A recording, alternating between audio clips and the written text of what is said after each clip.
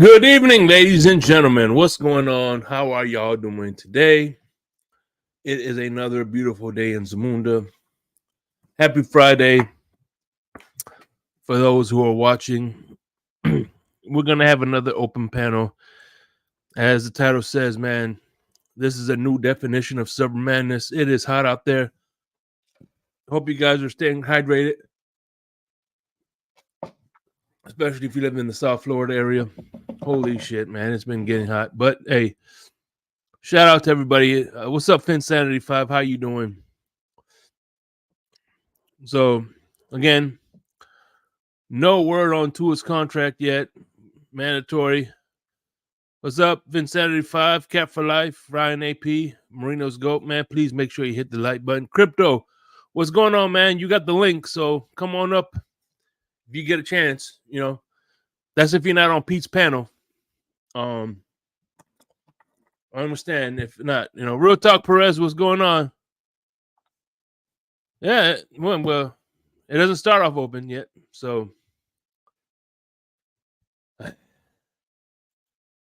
Anyway, here we go, baby. We'll be right back.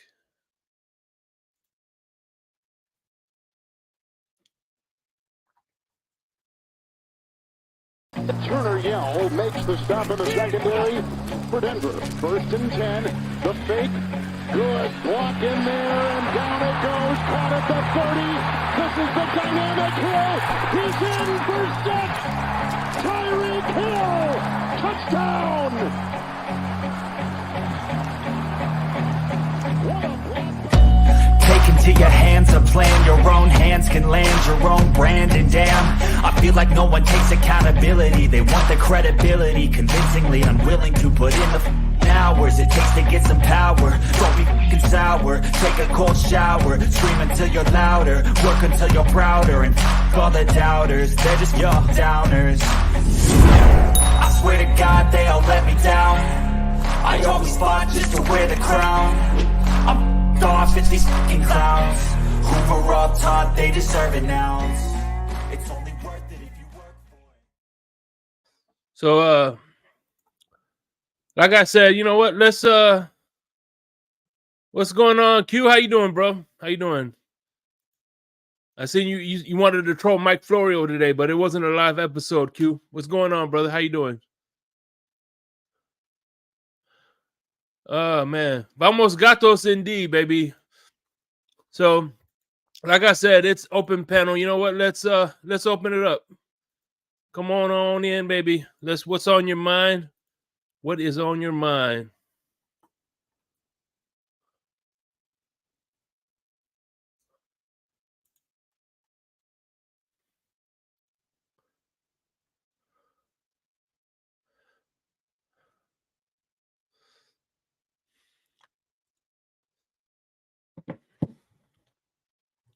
Go ahead. There's the link.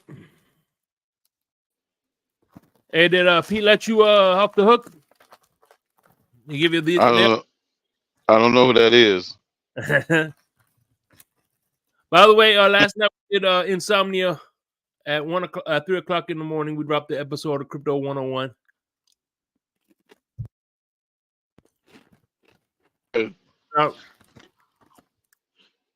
I don't know. I don't know if it was paid time off or not, but Lewis has got all the benefits, you know. So I don't have that many benefits from Pete's panel like Lewis got. So Lewis has got all these severances packages and golden parachutes, you know.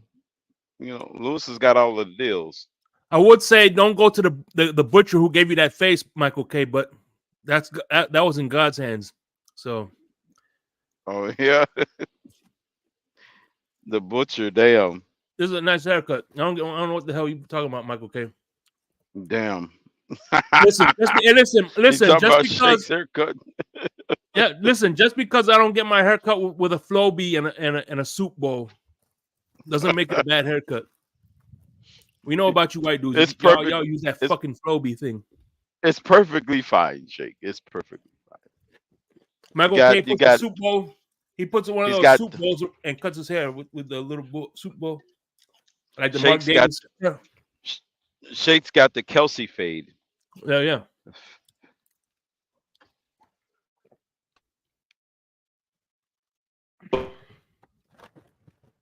That's right. Oh, copy. What's up? Michael K has the Al Davis haircut. Yeah, he does. Yeah, he does. What's up, Crypto? Shake, what's going on, everybody in chat? Hit the like button, everybody. I'm getting anonymous calls from Hawaii. Is Tua trying to give me a call? Tell me what. He's probably comes wrong wondering with when the you're deal? going to ask him. Probably wondering when you're going to ask him to be on the show, Crypto. He's been reaching out to me too. Athletes First put out a press conference today about the contract. What are you waiting for, huh? What are you waiting for? What are you waiting for? They're still waiting for Chris Greer. Checks out. Checks out. Yeah. Exclusive here on TFTG Network. Yeah, they're still waiting for Chris Greer's response. So, yeah. Uh-oh. Getting called from Hawaii. I'm like, damn. Good, Michael K. The hell's going on? Why am I getting phone calls from Hawaii? I just got, you know why, Crypto? Because the market is whatever the market is. Oh, shut the hell up. Shut up. Ever since I said I hate hearing that, Michael K has been putting it in this group text that I'm in. He's like, hey, Cap, just let you know, it's the market is what it is. It's like, you know what? When people who say, let me just rephrase this for everybody, and Shake, if you don't mind, I'm going to go on a solo screen real quick. I just want to explain to you people, for you idiots that ring the bell, the market is what the market is. You're the same people that buy cars sticker price. That's it. You're sticker price buyers. So if you guys, you want to be a chump, and an imbecile, by all means. And don't get me wrong, I got plenty of that in my fan base. That's more for Buffalo Bills fan bases. How much does that lemon cost down the street? So, let's get down to brass tacks here. Crypto has suffered the legend of Michael K. First of all, that sounds highly erotic, and I don't like it. Dude, he just mentioned my name at a different show yesterday and got banned from being able to chat with the other. Yeah, what's up with this? Michael K's name so toxic. I get freaking arrows because of mentioning his name. Really? Maybe that's like, what the hell is going on? Show that TD does on Bet US.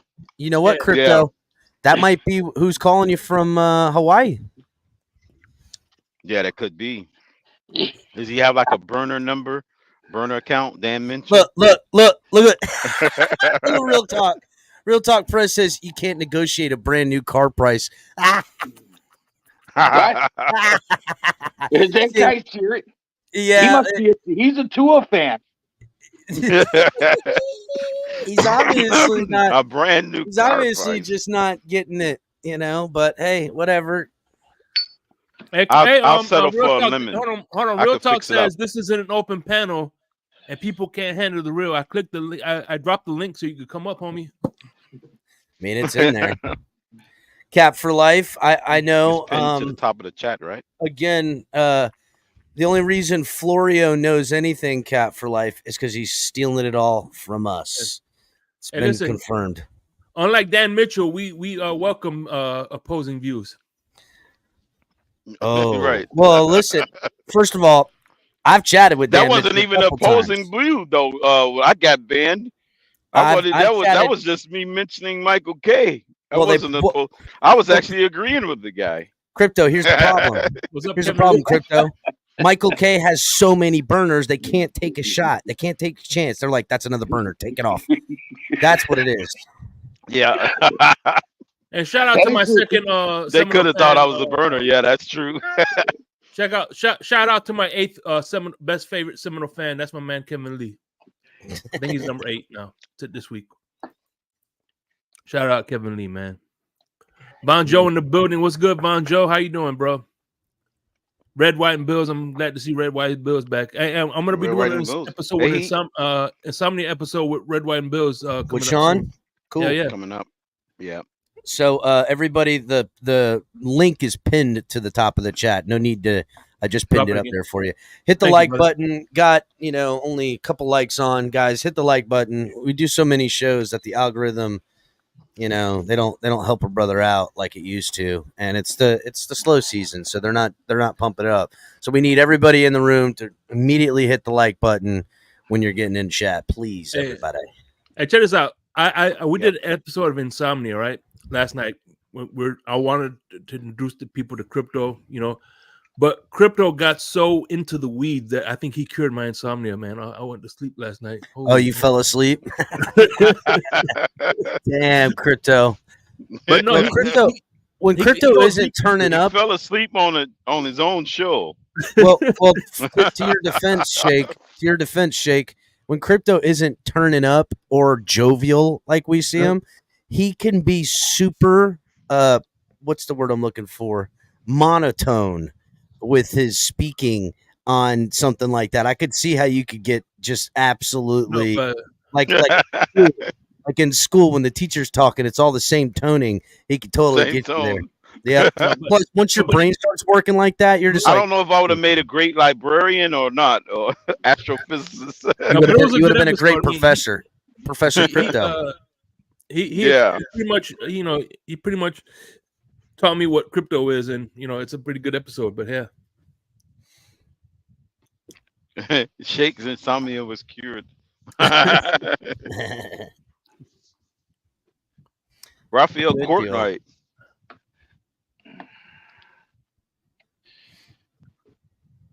So what's on the docket? Stop today, it, Von Shake? Joe. Von Joe, stop it. Cut it out. I had to bring out Brian Terry's old word. Cut it out. cut it out. Cut it out, Von Joe. Cut it out. Knock it off. Yeah, man. That was exciting though when Color brought back the late night Yeah, color commentary. Yeah. So Michael K, you changed your name, but you didn't when your avatar didn't show up under the name you said you changed it to. So how did you do that? Which one? Like you said you was another name, but when you typed in the chat, it came up something different. Oh, PBS You had Kids. two different names. Don't say it out loud, Shake. They haven't. If they got spies now, they know it's me. That's the only one that's active. Right. That's the only one that's active right now. Wait a minute. The TD Frauds Talk wasn't one of his avatars? No, They I'm thought not that was one of you now. No, I'm not TD Fraud Talk. TD Fraud Right. Talk actually got a hold of it. But did he get banned? Yeah, he got banned too. Well, let's put it this way. They got banned. Oh, the TD They Fraud got Talk. banned? But see, he got the admin guy. They use new Says pronouns. TD admin. Who says admin? No, I'm just not confirming that Be a it's a group. guy. No, it could be a group of people, meaning they. But Could you know be a what's crazy is collection they're of look, You know. TD Fraud Talk is banned on Bet US, TD. but it's not banned on TD's channel. Nah, TD don't ban unless you're Not on TD's actual channel. Yeah, No, he probably banned on the Bet US. No, I'm banned on TD's channel. On TD's actual channel? Yeah, Suicide Hotline is banned on TD's channel. He went on a 15-minute rant about me. Oh, he did? He did? Yeah. What did you say to him? I was just putting stuff. I don't even know what I said. I was just being me, and man, I was throttling him. I don't. That was Yeah, you like to 6 throttle months ago. guys, don't you? That was dude. You can't go there after the Buffalo Bills started the football game, the football team. I'll do whatever I want. This is America, and you can't stop me. You can't go there. We just had our. We were talking about it at the fish fry today. I'm a little liquored up right now, but we were talking I can about hear it in your voice. Yeah, Shake's got some brandy for you. it's Friday. Oh yeah, Friday night. We'll all get together for fish fry. Ooh, But anyway, maybe we'll have a Right. couple of shots. Maybe we'll turn on the donations for shots here in a little bit. Yeah. Right. You know what I'm saying? Yeah. hey, I want to give a shout out to Scott Jackson, man. I see him. He's a cool cat. He's, Oh, yeah, he's Scott's good, definitely yeah. a real one. Yeah, Scott Jackson. Scott will come at you in chat like a son of a bitch sometimes. Scott But- Jackson. What about Sal? You didn't have no Sal too. No, Sal will come at you. fish fry listen, with him, Michael K. No. There's 6 of us that go out that we all played hockey together. We've there's been doing it for literally a few years. there's literally like 25 regulars that are always in chat that are banned in several other places, but they're here doing their thing. We like it. Yes, G. This is the Eichenberg jersey.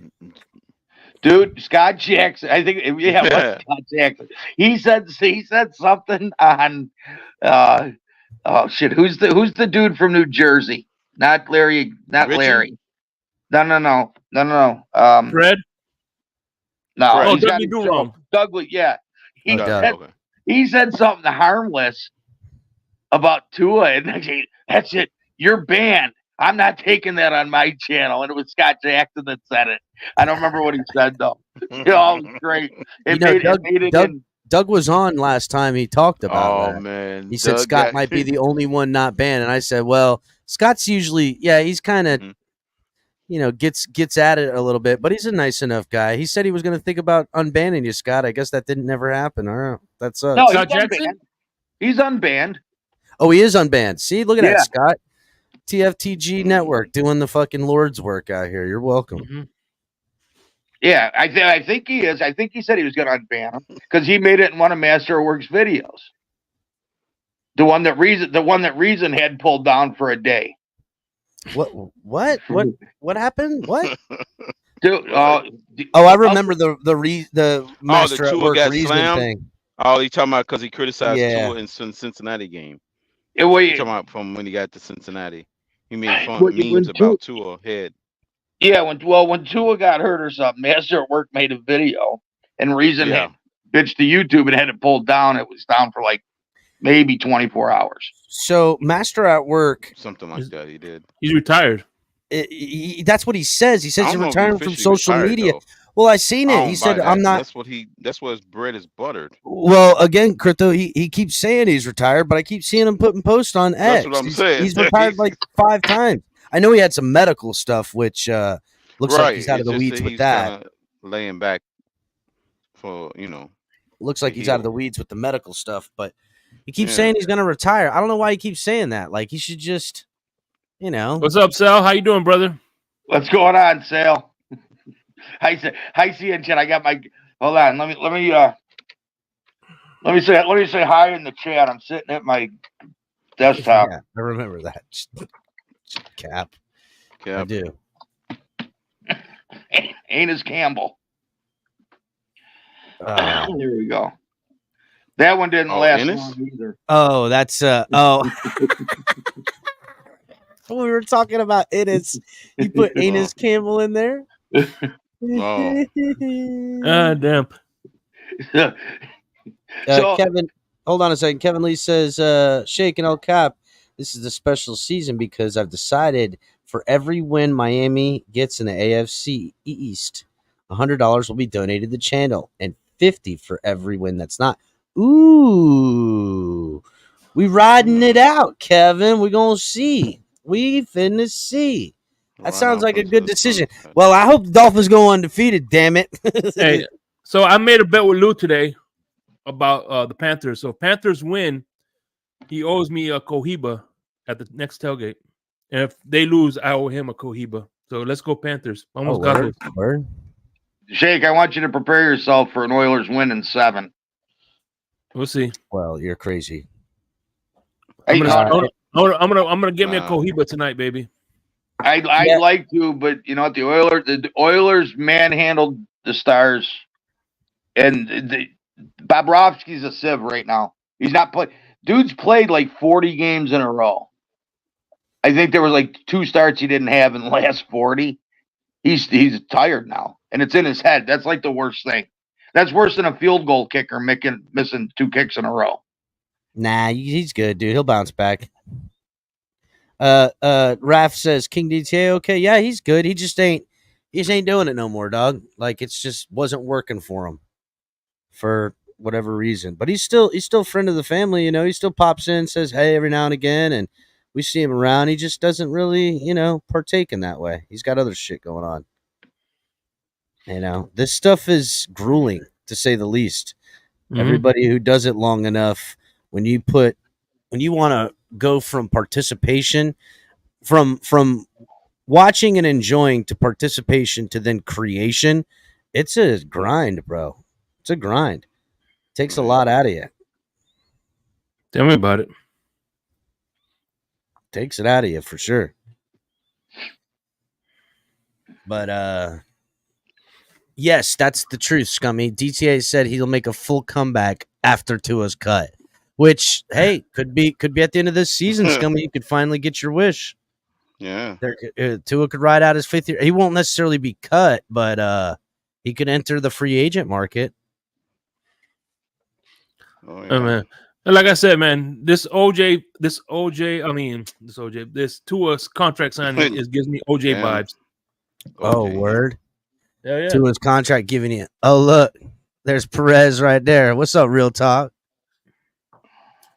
Look, Real What's Talk going on? doesn't tell me What's that you come in here and tell me that I got to buy a sticker price car. If it's brand new, you got no negotiation.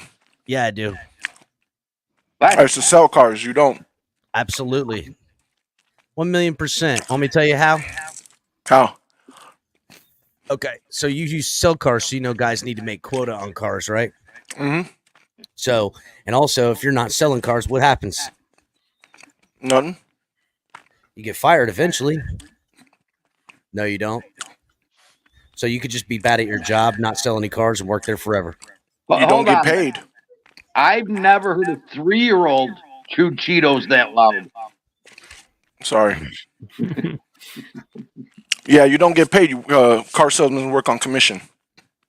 So So you go in knowing what car you want, what type you want, type of stuff like that, and then a price you think is fair for that vehicle. And now you can't say, look, that $50,000 truck I want for 35. no, of course You know not. what I'm saying? But there is wiggle room for negotiation, and you can wait until somebody's on the balls of their ass enough to take it. If you're talking about a brand new car, you can't negotiate the price. It is what it is. I'm talking market is about the brand new market. car. You're the first owner. Yeah, Well, the market is the market. Here's the problem with that. Bullshit. You can do that. There's more than I there's more negotiated than my one. Volkswagen.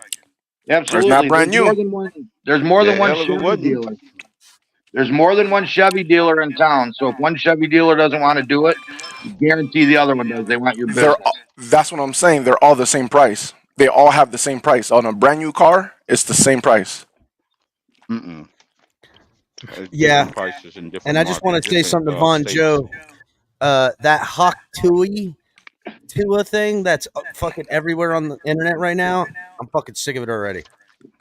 I didn't see it. Sick of that What shit happened? already. Wait a minute, Cap. What happened? The little blonde girl saying that you got a Hawk Tua spit on that thing. Yeah. You didn't see it, Crypto? No. Of course he's seen it. He just don't know what it is. I know what it is. I didn't see it. He doesn't know what we're talking about. Shake sent it to the group chat. Yeah, I want to see it. Insanity, yes, I am. So what are we talking about today? Well, there is a couple things that we can get onto. First of all, the Dolphins seem to have made a really great deal with Calais Campbell, taking pretty much veteran minimum, which is amazing. And Is that a team friendly deal? Super friendly, bud. Super friendly. Now it is a little bit of home cooking, hometown discount. Him being home, all that good stuff, and then him being on a team that is a good team that feels like he can go far with. In the latter part of his career, he wants to be on a winning football team, right? So, good news is, I gotta imagine the pitch, right? It's like, listen, Calais, we need you in the beginning with these young guys. We need you to help Weaver install the language, all that good stuff, right? That's got to be the plan here. But we're going to also need him early in the season to not just be a part of that plan and play a role player, but be an impact player and hold it down in the first, 5 games or so. And because of that, I would imagine afterwards, after the bye week, which is week 6, he can then reel it back and kind of be more on a snap count. And I'm guessing that's what it looks like. Because if he was brought in as a full-time starter, he wouldn't have wanted that money. He'd want more.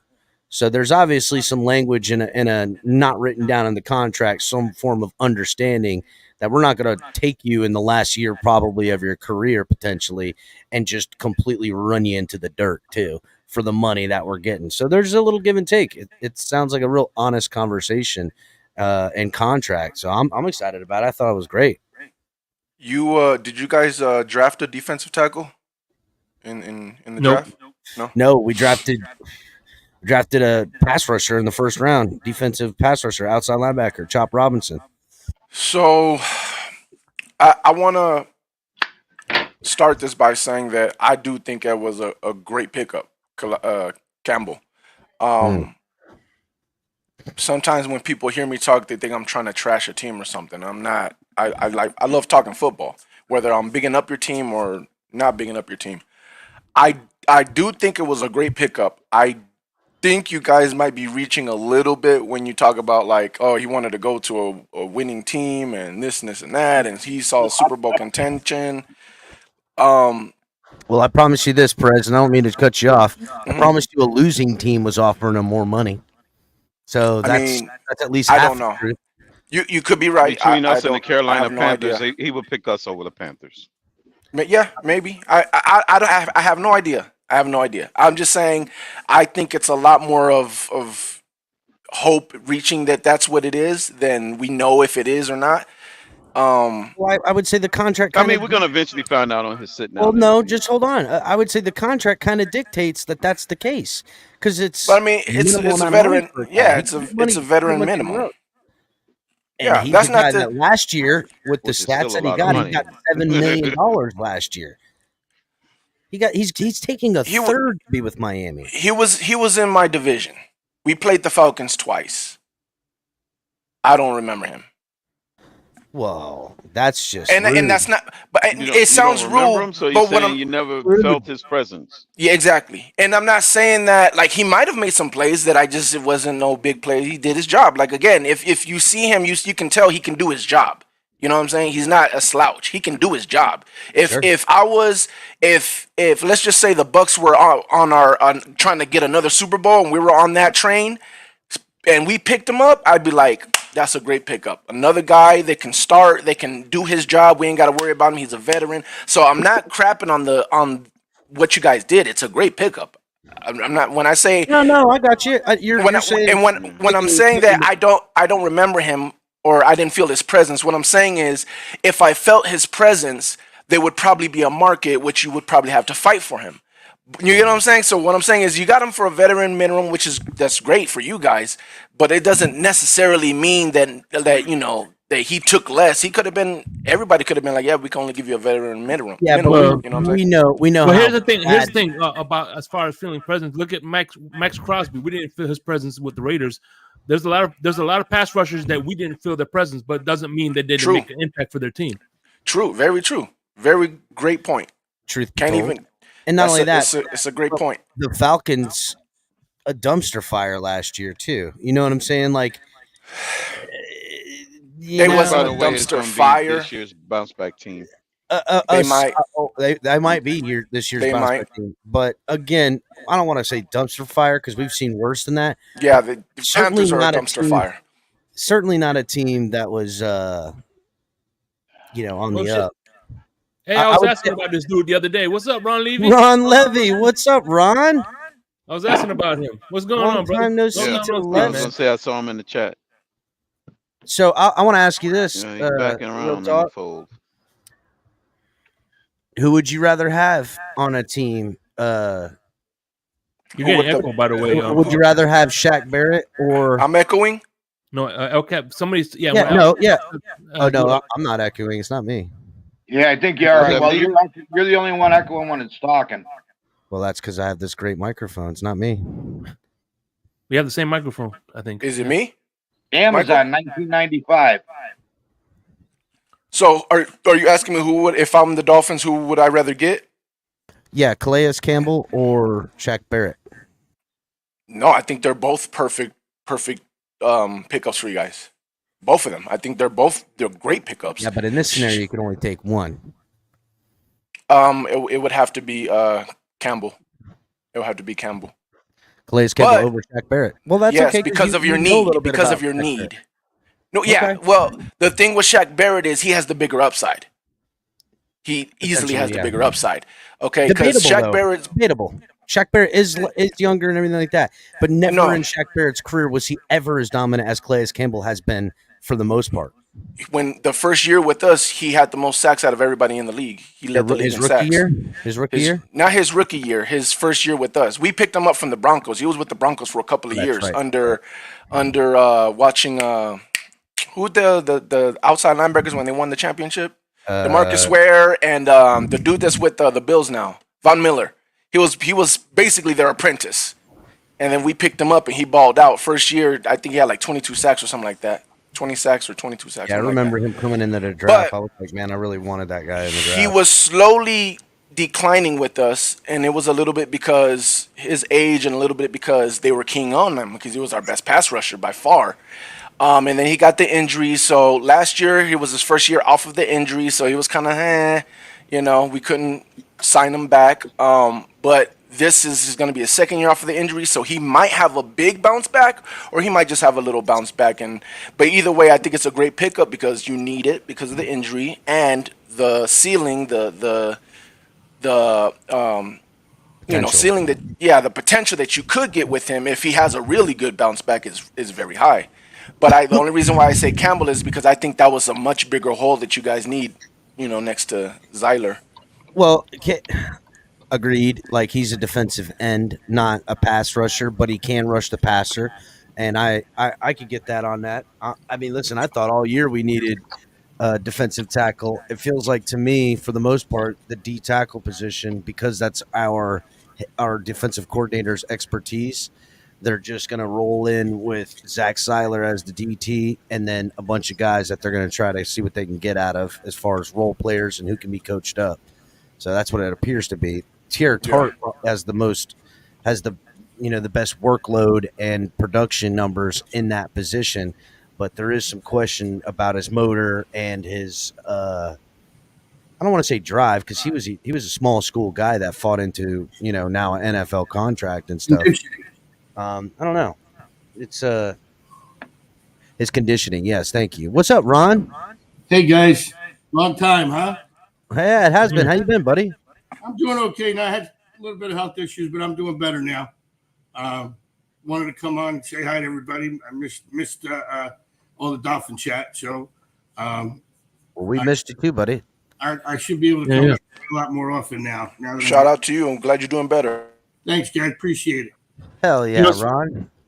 I got a question for you guys, and no one has brought this up. Okay? Yeah, and man. it's been on my mind. When Georgia. Tyreek Hill's contract wasn't restructured, right? And there's a lot of talk that he's gone after this season, especially Big O is like emphatic about it. What do you guys think that Devon Achane is being groomed to be his replacement? I mean, remember, Hill was drafted as a running back and converted to wide receiver. They drafted Jalen Wright for the running back room. If Devon Achane is being coached with the wide receiver room right now, running routes, what do you think about that happening? I'll tell you what, Ron. That's a very astute take by you. That would be an interesting wrinkle. That would be crazy, right?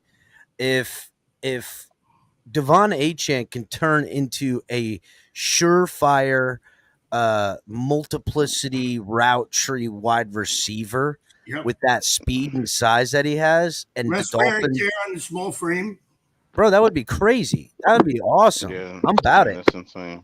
I mean, KC did it with Hill. He was drafted as a running back. And Yeah, he was. and you figure Initially he drafted his. Achan's body isn't gonna take a pounding in the NFL. I know that's why they have 3 running backs, but not only that, but it would be in his best interest money-wise to switch to wide receiver. Running backs don't get paid, receivers do. But I just heard the truth. I just heard that he was learning how to run routes, the whole route tree with the wide receiver room, and he's even said it. So it started to make me think, well, maybe they got Hill's replacement on the roster already. It's easier to draft another running back than it is to draft a Tyreek Hill.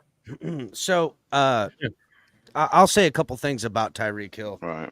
First, like right here. Number one, we're talking, I think it's $2 more million that we'd have to pay him next year on the salary we're already paying him, which would be, it's like, I think we're paying him like 34 and he's going to get like 36 next year on the salary. The guarantees and then the cut and the money gotten back, you're only going to get $20 million back by cutting Tyreek Hill. Is it something they may need to do? Yes. I just don't want to live in a world without Tyreek personally. Believe me, I don't either. And that's why I keep thinking about this whole Achan thing, thinking it could be a solution because maybe you don't lose as much if he learns to be, a top quality receiver. Well, listen, I mean, look, if you're telling me if I can replace a majority part, because you're never going to replace the entirety right away anyhow, but the majority, the lion's share of that with Tyreek Hill's loss in Achan, that would be great. But here's the thing, right? Odell Beckham's only on a 1 year. Tyreek Hill's only on a 1 year. Is this team really going to be in a position to go with just Jalen Waddle next year? Quarterback making the money he's going to probably be making? Because if I'll tell you what, they go with Tua and they pay him the money, upwards of $55 million a year average salary, not guarantees, like the quarterbacks are getting. And we roll out next year with just Jalen Waddle and some projects at wide receiver, and Tua's numbers flatten off or nosedive a little bit. You are going to see this fan base foam at the mouth at the quarterback for the money he's making. It's going to be fire and brimstone. And you're also going to hear about, well, you got to give them weapons, but there's going to be no stopping the recourse to go, you don't get weapons when you pay quarterbacks this money. You know what I'm saying? So there's going to be the fighting. Right. I can see the forest through the trees, gentlemen. And when that's our life. Mm-hmm. Well, here, I'm looking at over the cap right now, crap. With the rookie signings, 2025, your active roster is 56 players, and you're over by 9.3 million. Yeah, but there's a couple things about that, right? Number one, we still have millions that we're rolling over with next year right now. We're still after Calais Campbell and Marcus May, I want to say we have like 11 million to 12 million right now that will roll over, much less before the cap goes up. And the cap's going to go up. You don't roll cap over. Yes, the market is what the market is. Yes, you can. You can roll money over to the cap for the next year. You can most certainly roll money over, buddy. You 10 million. As of right now, the cap space is 274 million in 2025. That's right. It's supposed to go up 30 million. So if you don't use all the cap this year, you can't deduct that from next year. We have 12 million in plus cap right now. We haven't used it all. Everyone we have right now is signed.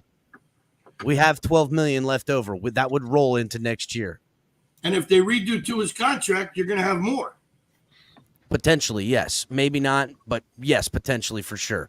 I will say this, right? The Dolphins were projected net negative like 11 million heading into 2024, and we turned around and we had like 12th most cap space or something like that, and we were just under 60 million in cap space. So to me, that says negative 10 million. Even if we didn't carry a dime over, we would turn that into a net positive of 48 million in the blink of an eye. So that negative 10, the number I'm going to be scared of when it says we're negative 65 million next year. That's the number I'm going to be scared of. And then it shows us negative, $71 million the following year. Now you've put yourself in a must-win and then blow up scenario, which teams do a lot, and it's Yeah, paid it off for a happens. lot of teams that do that.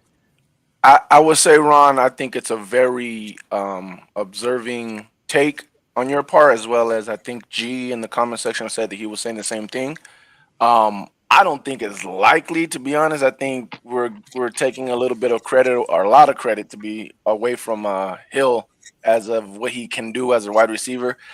But the good news is, I think it's a better chance and easier to just draft a youngster in the draft. You use a first round pick on a wide receiver. You talk about giving Tua tools, and that you can't afford it because he's on that contract. Just draft one. I think it's like a 75 to 80% chance that you can hit on a good wide receiver if you use a first round for it. It's never that high. Draft picks are a crapshoot. Okay, if you hit 50%, you're doing well. And has proven draft picks, yes, play in the NFL. Draft picks proven he can do it in the NFL, and if he learns how to run routes, why not use him?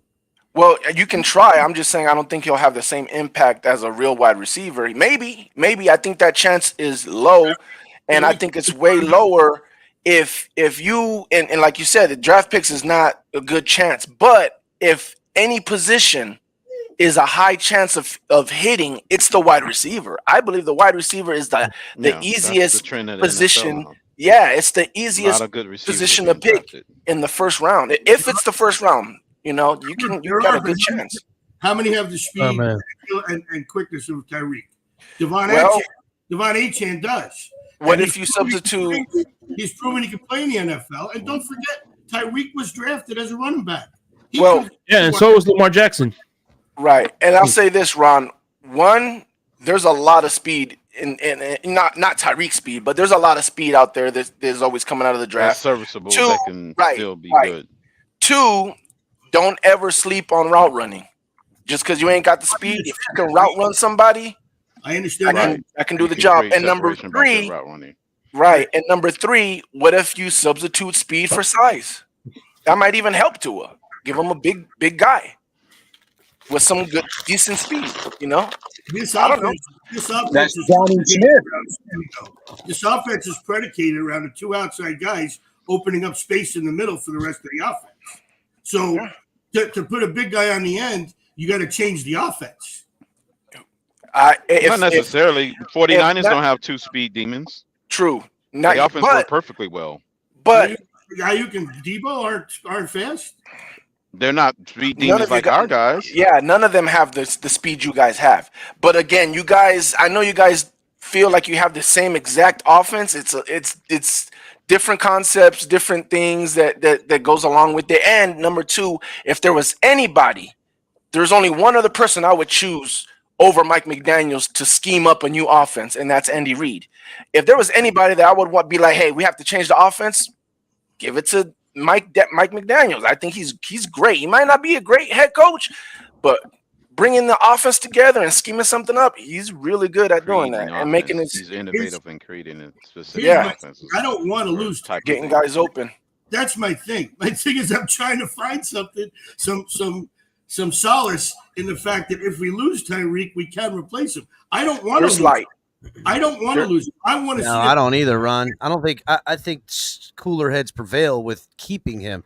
But if we're living in a cap space paradigm where tough decisions have to be made, right? If you're telling me we're drafting a wide receiver in the first round to be behind Jalen Waddle, you go and pick up somebody for 7-8 million, Odell Beckham-esh in the wide receiver room, along with a mixed bag of nuts of rollover guys, and then also implementing Achane into the game plan and passing targets to combat the loss of the production of Tyreek Hill. Right. Schematically, yes, it works. And I think the Dolphins are pivoting to that type of game plan anyhow this year, with targets to running backs, number one, and targets to tight ends. So they're going to be looking to mix it up a little bit. I just wonder what kind of coverages and what kind of defenses will be able to scheme up and hold firm against the Dolphins without Tyreek Hill on the field. It's just he's such a dangerous threat, and everybody knows it. That I mean, just being on the defense with, say, a young defensive coordinator, right? And he's all week long. He's nervous about Tyreek, and he's projecting that energy on his defense, talking about him, showing him Tyreek Hill. You can't let him do this. You can't let him do like that. Shit gets in motherfuckers' heads, bro. It gets in their head. He don't even need to do that. All they need to do is be on the field and see him run by, and they already know, like, oh, this guy's different. Like, Tyreek is different. He's the only non-quarterback that defensive coordinators game plan for. Think about it. Wait. Actually, I disagree. Maybe Chris McCaffrey. Okay? I would say Justin Jefferson too, but there's a lot of players. There's a lot of players. Yeah, there's a lot. I would say a prime Derrick Henry. I don't think that they sleep over like they do trying to game plan for Tyreek with Waddle. Tyreek has what I call the gravity effect. He sucks so much oxygen out of the room. He does. Draws attention. But I do agree with you, Chris. I think that they're going to be more of a spread the ball around instead of being so Hill and Waddle centric, and that's going to make them a better offense because there won't be as predictable. Right now, everybody keys on Waddle and Hill because there were no other options last year. Our third option was Durham Smythe. But now with Jonnu Smith and with the running backs getting the ball more. Oh, don't forget OBJ. And if Tua's able to spread the ball around, they can't concentrate on our top two guys, which is going to even make them more open in the open field because they have to spread the field more to cover the other weapons. So I think everybody in here agrees that it would be in the best interest for the Dolphins to spread the ball around a lot more this year, correct? Absolutely. So if that isn't the case and the offense still looks very Tyreek dependent, does that say a lot about Tua? There's everything about Tua. I think it would say more about the game plan and the coach. Okay, that's what I wanted to hear. That's what I wanted to know. If you feel like it says more about Tua or more about Mike McDaniel. It would have to appear as such. I'd have to really. It's contextually, right? If I feel like defenses are teeing off on Tua, and he starts feeding it to Tyreek, then I'll know it was Tua. If I see Mike McDaniel getting inside the 30 and 3 out of the next 2 plays or 2 out of the next 3 plays, he's trying to go to Tyreek Hill, I'll know that was coaching. So there is context to that, but you know, good point. It's there to me. Well, let me ask you this, Capitan. Yeah. Did you feel any of that this year that just passed? Was there any games where you were like, okay, this is obviously Tua going to him, or obviously Mike McDaniel? I can't remember a time where I think it was Tua going to Tyreek in the manner which we just discussed. I can remember plenty of times where I felt like Mike McDaniel was force feeding. Those fades to Tyreek in the corner of the end zone. Well, when you see the triple coverage, that'll tell you that it's the quarterback. Those fade because he's not looking off the other defenders to go to somebody else. That'll tell you whether or not it's the coach or the quarterback. Well, that's not true. He's forcing the ball into the triple defenders. It is. I've seen play action where there's no routes off of like a leak, like a wheel route or a. They have the same basic plays. Cap.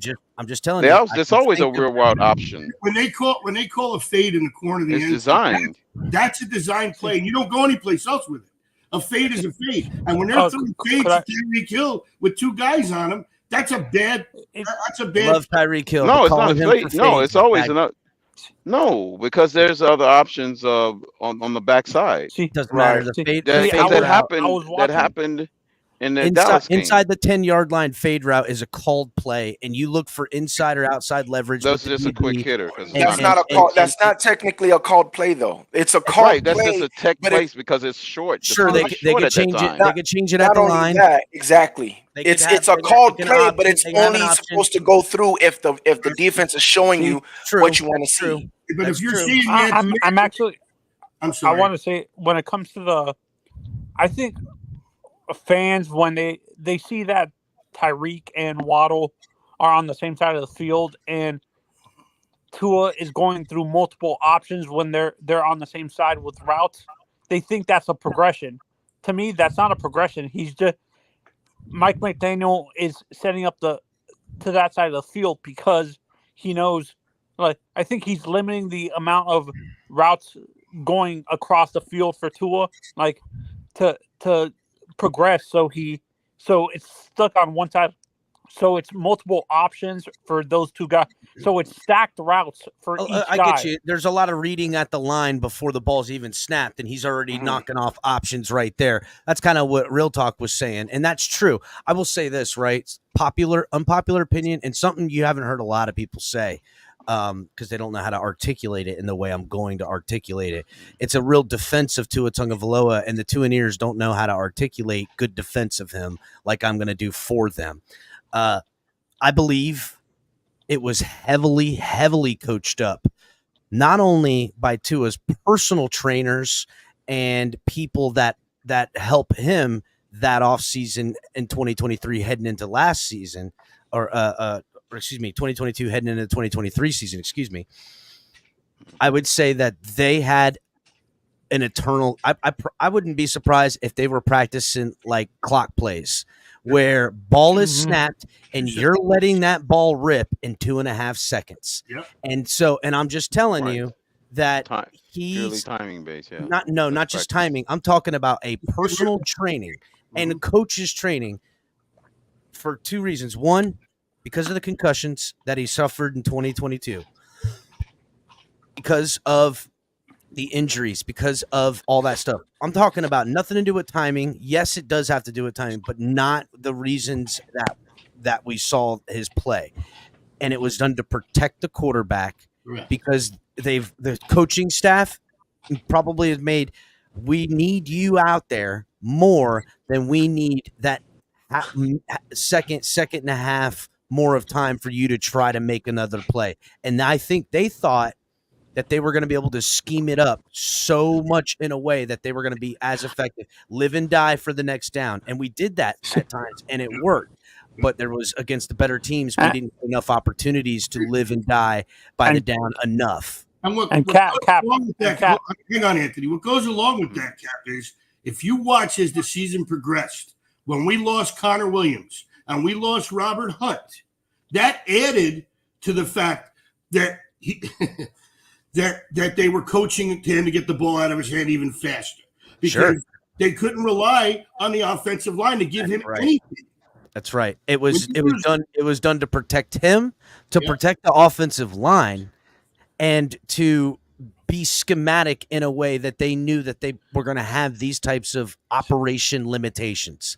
Now, in certain opponents that the offensive line was holding up on and they weren't blitzing in packages and we were putting it on them and they were just dropping back into zone or playing base defense, we were roasting their asses. But if they're stacking the line and if they're a type of defense that can pin their ears back a little bit, they have coached, practiced, and prepared for such. The problem is that they got in such a way that you got to be able to do something else. You got to be able to take a play and have it break down and then make them pay for the breakdown.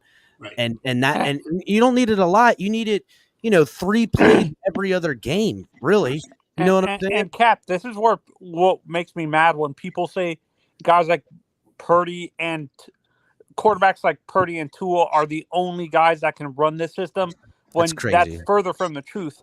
Because the West Coast was invented before those guys was born. Thank you. Yeah, but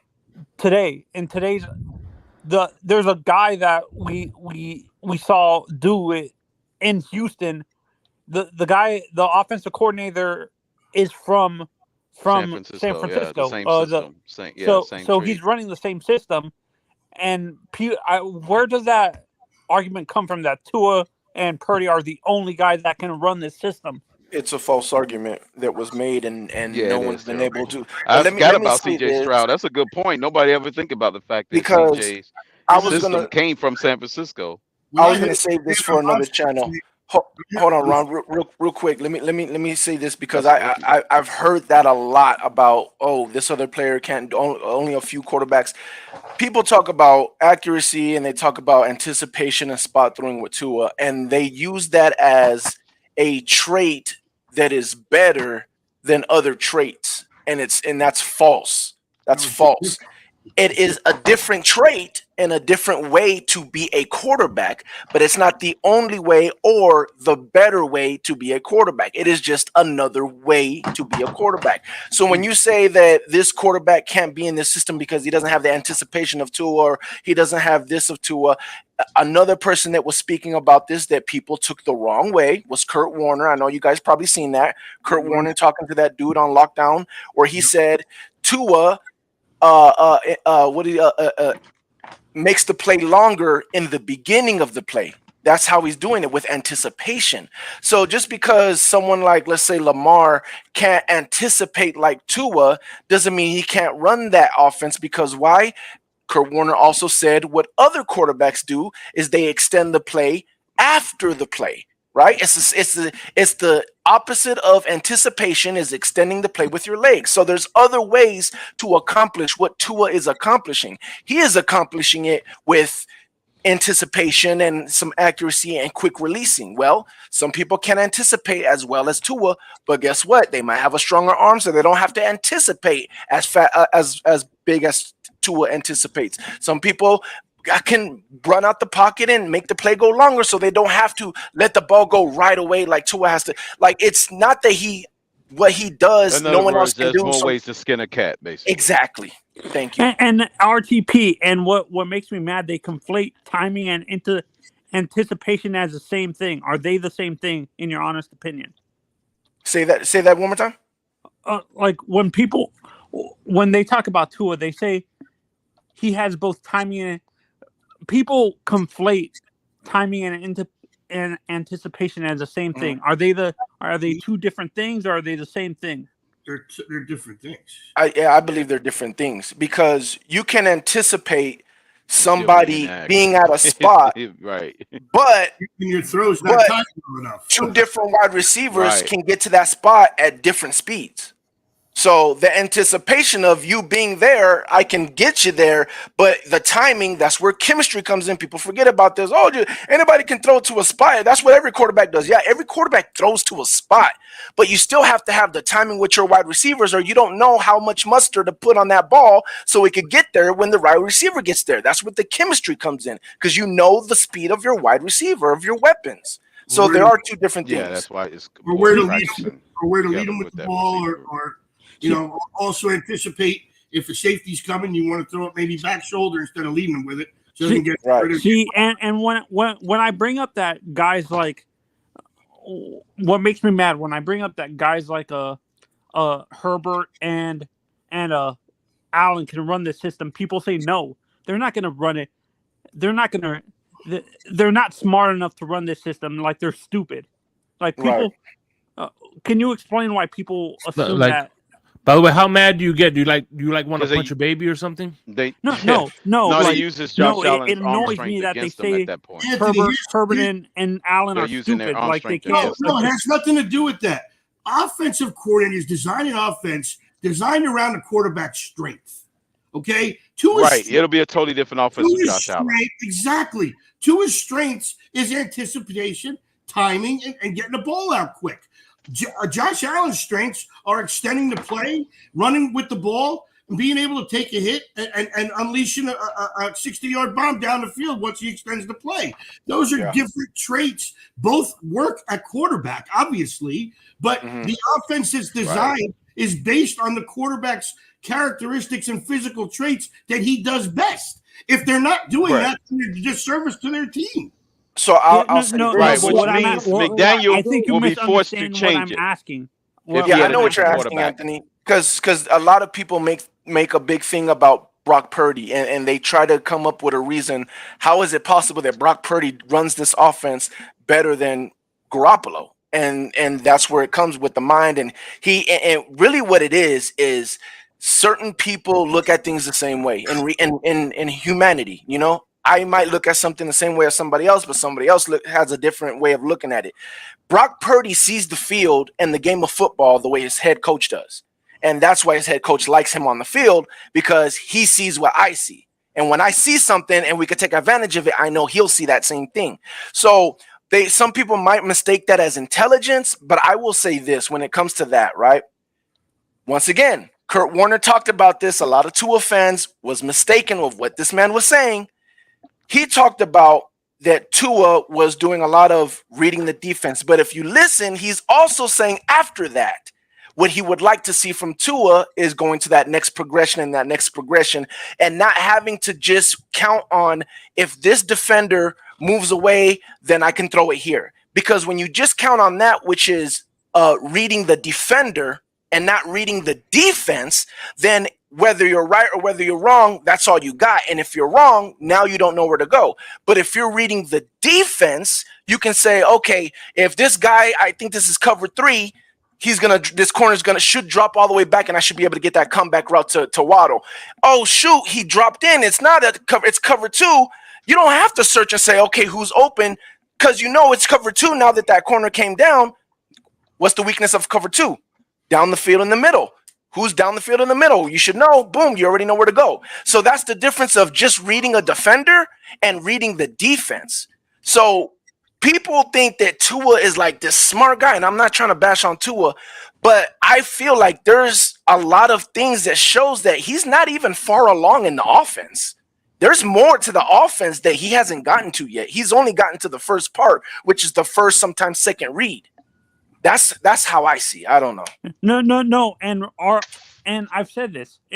He's not what I've said. He has options. He's not reading the field where he's not doing progressions. I think McDaniel he's looking for the open guy. Yeah. No, McDaniel is setting up options on one side of the field because he knows Tua can't read the whole field going across. So he has to have all the routes and all the his options I don't think on one that's side. what it is. I'm not buying it all. How many deep ends did Tua throw to Tyreek and Waddle this year across the middle of the field? How many deep in routes? A lot. Yeah. I mean, that was the first initial. No, and option out someone of, and Kurt Warner says one of the deep That ends. doesn't make any sense whatsoever, Anthony, because that's where he goes with most of his throws. The deep in route is their number one route. No. That's why I'm saying he has options, but they're more between the numbers and the hashes instead. I don't think that's what it is, Anthony. Outbreaking routes. You don't see a lot of outbreaking routes with Tua. By the way, not that on number, the that touchdown that he threw to Again, Waddle was breaking. outside the numbers against the Jets. Yeah, But he doesn't do it consistently. I don't think he's doing that, First you Anthony. say- hold on. First you say he doesn't do it. Now he doesn't do it consistently. Which one is it, They're trying Anthony? to pigeonhole him, Anthony. The guy's an all-around quarterback. He can make the throws. Can he make an out throw 30 yards down the field like Josh Allen? No. That's why he has to anticipate. He has to overcome his shortcomings. And that's what he does with his anticipation and his timing.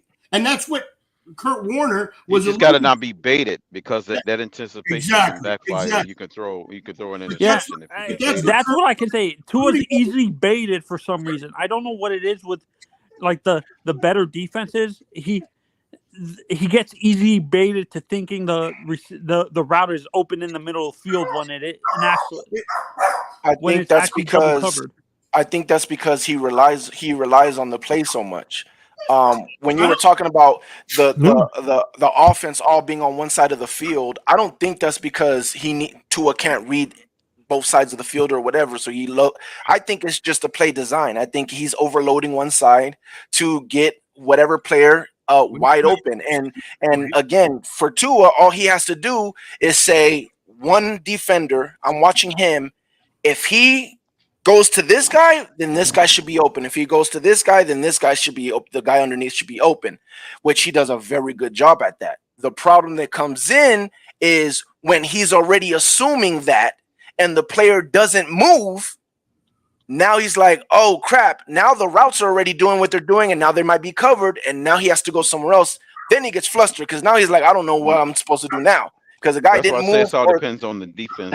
Right. The defense and almost someone in the dictates chat what's says going- what's about to happen. McDaniel's using level routes. I don't see him using level concepts like you see Disciplined in a defenses traditional is West what Coast. that's our biggest issues. That's been Exactly. our biggest Exactly. problem. That's what I was telling defense people. that's disciplined. Right. I was telling people that Titans game, bro. If you watch the all 22 on that Titans game, you can see either the nickel or the linebacker, whoever was in that position. You see them backpedaling, and then you see the flat route, and you see them like, oh shoot, and they go to cover the flat route, and then they stop and like, no. We're supposed to ignore that. And then they keep backpedaling, and you see Tua like, oh, he didn't buy it. Okay. And then that's how they were stopping Tua. They were just sitting there and not letting Tua, move them with his eyes or taking the underneath route that was baiting them to cover it. They were just, nope, we know what routes you want to take. RTP, keep in mind, the first half of that game, Miami was controlling it until Connor Williams went down.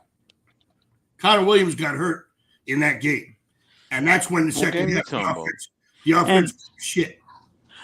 No, RTP. No, that was the wrong game. Earlier when I was talking about, when I brought up, I understand the traits, but what I'm saying is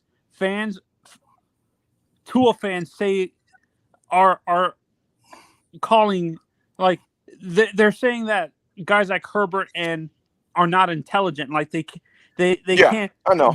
They're pitching. They're doing what I'm doing with Tua. Anthony, they're just saying that because they have to pick on him for something, and it may, you know what I mean. They're just saying they're finding reasons why Tua is better than other people. They're trying to find reasons why you can't replace Tua, and they're using a myth of that Tua's smart, these guys are dumb. It's not true. It's just what they got. It's incoherent. Traits and characteristics of quarterbacks. That's what it is. Tua uses what he's good at to be a professional quarterback. Other players have more physical traits, like a Herbert or a Josh Allen, that they can rely on, or a Lamar. That's why they would be two different offenses. That's why the argument is kind of like disjointed. Exactly. Because if you're doing your team the right thing, you're going to design an offense that's built around your quarterback's strengths. So, Anthony, no one's saying that Justin Herbert is stupid or that these guys are stupid. They can't run that offense. That offense would not be fitting to their style of quarterback. You know what's funny, though? Yeah, in 2020, Josh Allen was throwing to Cole Beasley just like right across the middle, 3-5-step drop and just slinging the ball across, no wait, no thinking, quick release, and it's the same thing Tua was doing.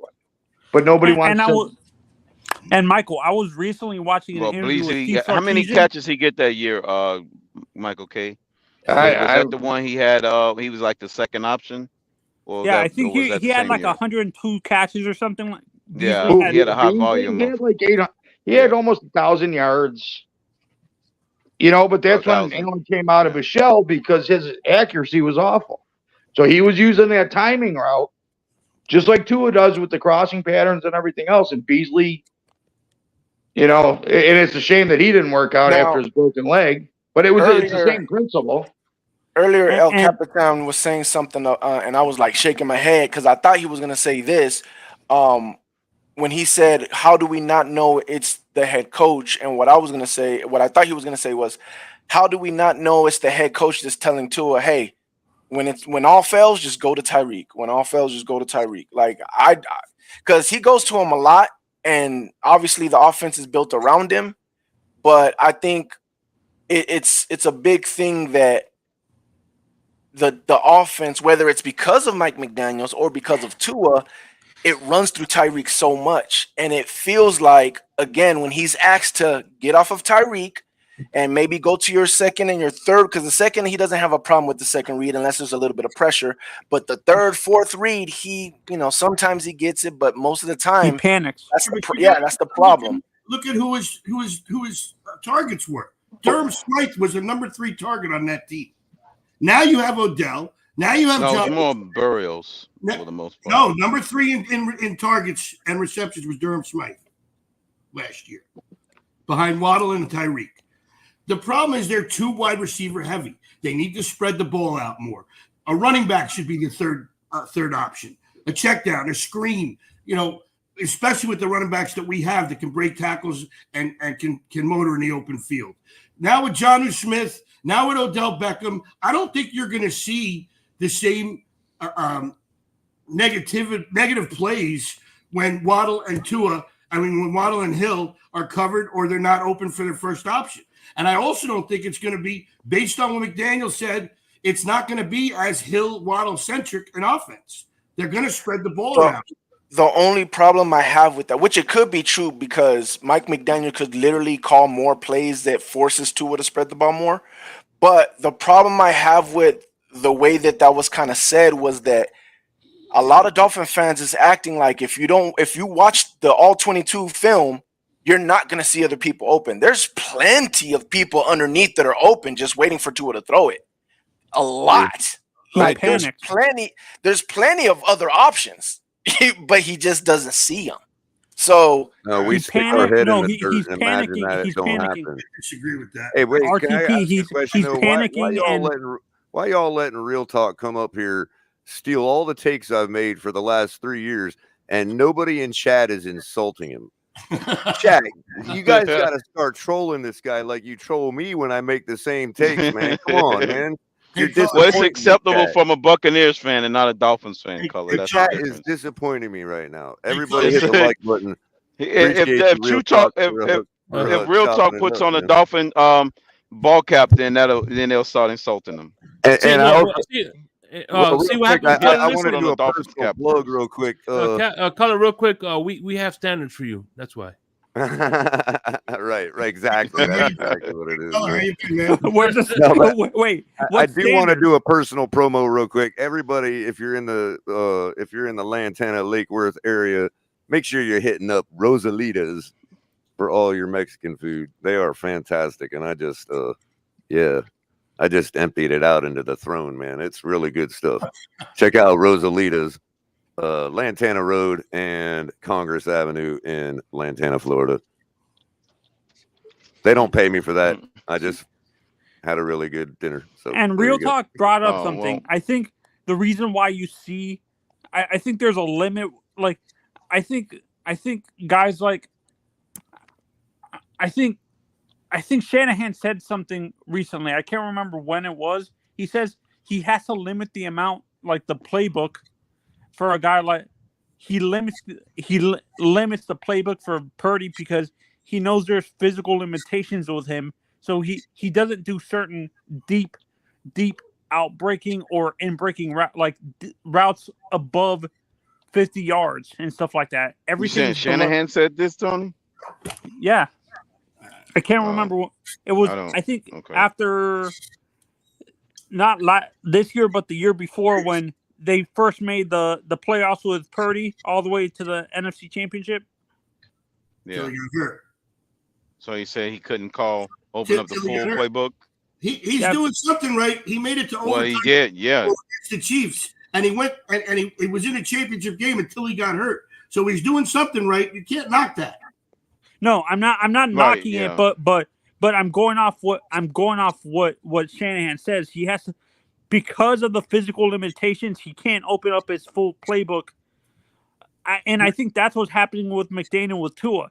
He can't open. He wants to open up the full playbook, but he can't because there's certain routes he can't. What coach is going to say that about their starting quarterback? Come on. No one's going to say that they're limited the team to its plays because of my quarterback's limitations. I'm not going to say that. All right, Ron. Hey, by the way, Ron, I haven't seen you in a while. I actually wanted to say hi. How you doing? Hey, good evening. How are you, man? How are I do have to ask you a question on that note. Yes, sir. Isn't that the same thing as Calais Campbell came to Miami because he wanted to win a Super Bowl and he believes in this team and believes in everything, like he's been here for 4 seasons or something. You know what I mean? Like, is he going to have you ever heard a player come in and be like, no, I just came here to get a check, bro? Right. We got to keep the same energy with that, man. You know what I mean? Like, I'm going to a contender. That's what they all say. Or have you ever heard a coach be like, when they ask him about his quarterback, no matter how bad the quarterback might be, have you ever heard a coach say, yeah, man, that guy's just straight garbage. We're off of him, man. No, Ron.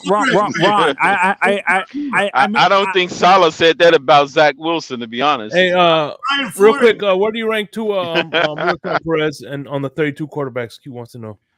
I don't like ranking like numbers. I like ranking that was a question. Okay. Tiers, right? So I would put like the different tiers of elite. They make an app for that. Real talk. What for? What for them tiers, bro? You could probably make your own little tier list. I've done it before, but there's the elite tier, right? Then I think there's the good tier, and then I think Tua is in the next tier after that.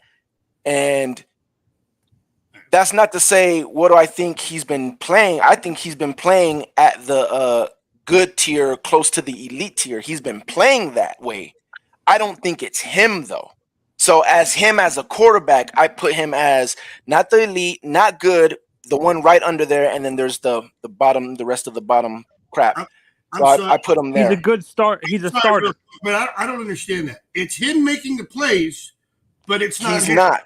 He's not making the plays. That's what I'm saying. How would you ever prove it is him if Tua is always surrounded by like really good weapons? So then how would you know? You do exactly what I did last year, which was compare the quarterback production with the wide receiver production, and you say, okay, this quarterback over here was X number, let's say 4th in production, and his best receiver was 21st, while quarterback Y was 9th in production, and his best receivers were 2nd in production. So it's not even necessarily production right there. No, it's not necessarily even production, right? Because to me, no, I'm just saying, bro. If your quarterback sucks, hear me out. Quarterback suck. Hear me out. One at a time. If somebody just took 9 metrics that they, in their honest opinion, okay, subjectively, yes, picks 9 criteria that they think speaks to production, averages out their rankings for all the quarterbacks, you can clearly see, at least garner some kind of objective reality as to which quarterback is producing more than the other. Now, there's always circumstances. Quarterback Z could have only played 8 games. We can all determine that for ourselves when we're looking at the list. But what I'm saying is when you do the same thing for the wide receivers, and you can see plain as day that quarterback A has all kinds of production, and so do his receivers, but quarterback B has all kinds of production, but his receivers don't, or it's spread out across 3 receivers who didn't make it into the top 20, then what are you telling me? That doesn't tell you who's doing more with less? I look at it like this, and that definitely does. I'll use and that particular apples for apples metric. Yeah, that's exactly why I did the exercise. Real talk. You were in the conversation last season with me and EM when we were all talking about whether a wide receiver can make a quarterback better or not. It can, but that's why I don't look at. And I want to do the last year. If you give me the criteria color, do that. I want to do Flores's last year with numbers. I'm not saying they're the end all be all, but it's plain as day when somebody like Herbert, his best receiver was Keenan Allen at 21st, and Mike Williams at 27th, and Tua's best receiver was Tyreek at 2nd, and Waddle at 10th. And Tua is sitting at 9th in production while Herbert's sitting at 5th in production. You tell me he's doing more with less receivers. But you still, even that's not valid because you got to put in the factor of a play call. You got to put in the factor of. Valid is an opinion, bro. Because there's a lot of people that would agree that that's a fair measure, man. I get how it looks like a fair measure. What I'm saying is, there's another factor that can benefit one of those wide receivers over the other as well, which is the play call or the play design. We all can agree. Okay, let's give them that color. We all can agree that Staley is a lot worse than McDaniels offensively. Hold on, Crypto. You're right. There you go. That real talk. So I'm not gonna say huge difference if the guy's top receiver was 12th and the other guy's was 8th. I get what you're saying, but when you're talking about a guy whose best receiver in production was 21st and the other guy's was 2nd and 10th, you're not telling me that his receivers ain't doing more for him. Color, I get it. I get what you're saying, but he's trying to add the coaching element. No, that makes your argument worse, real talk, because our coach was a lot worse than Staley offensively. Crypto. That means the quarterback had a burden to do more. I get what you're saying. You're making sense what you're saying, but again, there's a lot of factors. There's a coach could be a bad head coach, but a good play caller. A coach could be a bad play caller. Wait, let me finish. Color, let me finish. Let me finish. A coach can be a good play caller, a bad play caller, but a great play designer, right? They could have a bad play design, bad play calling, and a bad game plan, and a bad game plan or a good game plan could be the same thing. A bad game plan can be that all you're doing is trying to feed this one wide receiver, and the defense is like, "You're stupid. We're gonna stop him," but you're just feeding him and feeding him and feeding him, and it's a bad game plan. A good game plan could be, "You can't stop him, and I'm just gonna feed this one wide receiver." I got what you're saying. So what I'm saying is there's a lot of different reasons why a receiver can have the yards they're having. That's why I don't just throw out 4,600 yards and say he's the top passer in the league. But I use 9 different metrics averaged out. That is gonna mitigate what you're talking about. But every metric you used is based off of numbers, right? Right, but they're metrics that also are the numbers are involved. So what I'm I didn't use interception percentage because that to me doesn't speak to Daniel Jones would have got a real high score if he'd have used that. Number of first downs. He was the best in the league at it. Completions per game. Average. There's certain things that you can say, yeah, that's productive. I get you, Color, but what I'm saying is if you're using anything that has to do with numbers can be skewed for so many different reasons. But so what I do, them. I'm not saying ignore them. The alternative is just I'm not. No. I'm not saying ignore them. You're also assuming that I'm trying to make them gospel.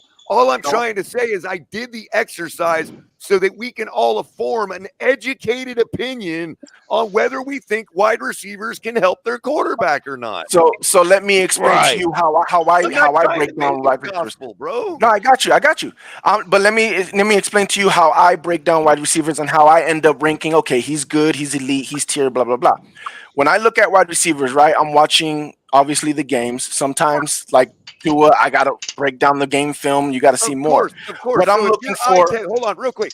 On that point, if your eye test supports when you look at Tyreek and Waddle duo compared to Keenan Allen and Mike Williams at the point in their career, okay, when you're looking, when your eye, and then the numbers actually support your eye test. That's all I'm trying to say. I get you.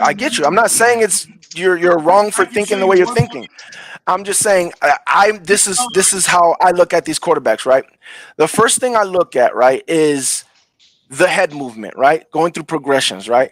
You can tell when you watch enough game film, you can tell the difference between actually going through the progression, calm feet in the pocket, or someone just looking around for someone to be open, not really going through progression, but just looking around, shifty feet, stuff like that. That's one. Number two, when you see a quarterback that's going, and you can tell that they're reading it, they're that means it's more the quarterback. The quarterback has more on his plate. When you see a quarterback, and this is not the fault of a quarterback. Sometimes they just have a Andy Reid, and sometimes they have a Mike McDaniels. That's not their fault that they got a great play caller or a great play design that number 1 and number 2 is going to be open most of the times. That's not their fault. But when I see a quarterback that's like, oh, there he is, boom, and I see him doing that a lot more than the other quarterback, I don't care what the numbers are. I'm looking at this quarterback has a lot more on his plate to do and has to handle than this quarterback. Of course, but again, I'm just coming in with the numbers to support that. Right. I hear you. Look, I hear you. Hey, look, not only that, but look, even the numbers are showing that I hear you. Doesn't have to go a couple times. I hear you. Because he's got Tyreek Hill and not Keenan Allen. Yes, and that's and the reason. Let me finish real quick, Ron. The reason why I put Tua where I put him in the tier is because the elite players, I've seen them do what Tua does, and then when the play breaks down, do even more. And then when they take away their best people, they still do the same thing, right? Then you got the good tier, right? Those are the players that I believe that they have a lot on their plate, and they probably don't have numbers like Tua, but they probably don't have a roster like Tua, or they probably don't have a coach like Tua, or they probably just have so much on their plate and is asked to do too much. Like Jared Goff are still dwarfing him in production. And then you have trying to say Tua, and I say Baker's in the same boat as Tua. He don't really do much. He just Mike Evans. And then when you take Mike Evans away, he's like, oh, shoot, where do I go? Okay. Real talk, so that's why I put Tua there. Would it surprise you, and I don't think it will, but would it surprise you to know that Justin Herbert also had 3 receivers that qualified on my production list, Josh Palmer being number 35th. So even though he didn't have top 10 receivers, he had 3 of them in the top 35, which tells you that he's spreading the ball around more. Herbert's that guy. On the other token, when I say spread around the ball, I mean he's manufacturing more of his own yards. No, the other thing is when you look at Patrick Mahomes had 1 receiver in that top 35. Real talk at 21st. Right. That was Juju Smith-Schuster. Okay, here's another example. To your point, where are we going to get Patrick Mahomes 4,000 plus yards from if Juju Smith was the only receiver that was productive for him? Because I did a favor in retrospect. I factored in Travis Kelce's numbers as if he was a WR. Okay, right, and he landed 7th. So Mahomes did have a receiver in the top 10. He just happened to be a tight end. Let me just say one thing. You're talking about the fact trying to measure whether a receiver makes a quarterback better or not. It's real easy. Look at Josh Allen pre-Stephon Diggs and post-Stephon Diggs. Stephon Diggs made Josh Wait just Allen. A second, Ron. I need to correct you. I never said a receiver makes somebody better. That's what started this debate last year. I said that a receiver can make a quarterback more productive, not better. Only Tua can make himself better. Yeah, but I think a quality, talented receiver can make a quarterback better because he's gonna learn from a receiver running routes the right way, things like that. Like Josh Allen, it's possible. Yes. We all know Josh Allen. He was hyped as not being accurate his first couple of years, and then once they got Diggs, all of a sudden he became an accurate quarterback. He was never accurate. Ron, do you think that Josh Allen's going to return to 2019 Josh Allen? No, I don't. Because he's more mature now. Okay, so how do we Crypto just said it. Hold on, Ron. Crypto just said it that Josh Allen is more mature now, right? So obviously part of his growth is having a great receiver like Diggs. But what percentage, Ron, would you put his jump from 19 to 20 just on the normal growth of franchise quarterbacks? Well, one thing that I was surprised that I never thought accuracy could be something that you could attain. I thought you either had it or you didn't. So he already proved the fact that I was wrong about that. I think accuracy. Yeah, because it's improved. No. You can definitely learn accuracy. Well, obviously that has to do with mechanics and stuff. You can get better with your mechanics and better with your footwork, and you get better accuracy. Obviously, I know that now, but prior to that, I thought you really. But you wasn't necessarily wrong. Is what I'm saying. It had to be a birth gene inherited in football. I think what Ron. I think accuracy is a skewed stat because to some degree, Michael K. Yeah, you can have a real good wide receiver that don't drop nothing. You get about 3 of them on your team, your accuracy would be like 80%. The only thing you can't learn is arm strength. Right. All you need is a good hand. Bunch of Chris Carters on your team. For many years, and I've seen quarterbacks just miss guys. I mean, badly. So, I mean, you guys remember the 4th down play that Josh Allen threw against us at home? That was a terrible pass.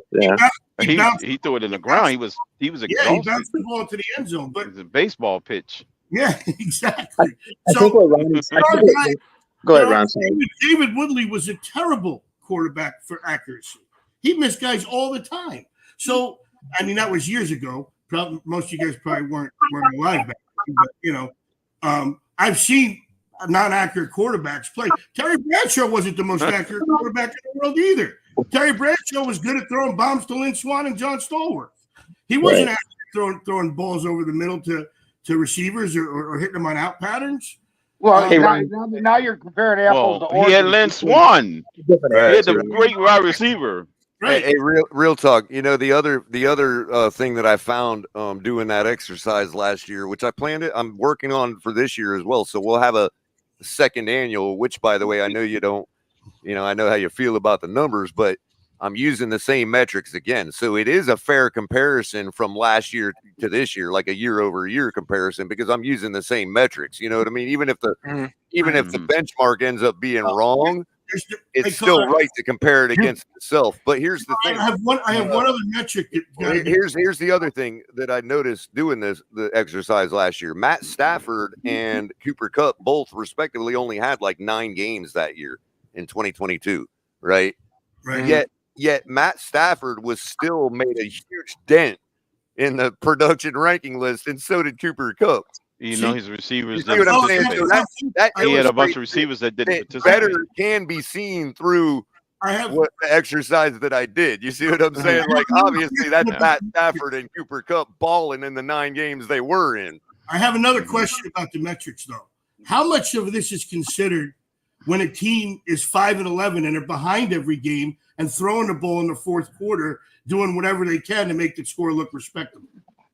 That's a good point. That's for everybody to decide. Like I said, Ron, I only did it so we could look at objective things inside of that subjective paradigm. You see what I'm saying? That's another agree, okay. Well, see, it's fair to take 9 different metrics and average them if they all are somewhat towards production. You would have to break down quarter by quarter to determine whether or not you can decide if it's for yourself, Ron. Game. That's hard to do. But that's what I'm saying. It's another way that the point of it is to look at it and say, what can we garner from this thing? Well, we know that, this guy only played this many games, but damn, he still look where he was at in production. Or I will say this guy played 17 games and he's lower than this guy that only played 9. He's probably a backup quarterback. Or I would look at it like this, Color. What you're doing is really good at giving you a ballpark of what you should be thinking. It allows people to make educated opinions, bro. Right. It gives you a really good ballpark to understand, okay, what am I seeing?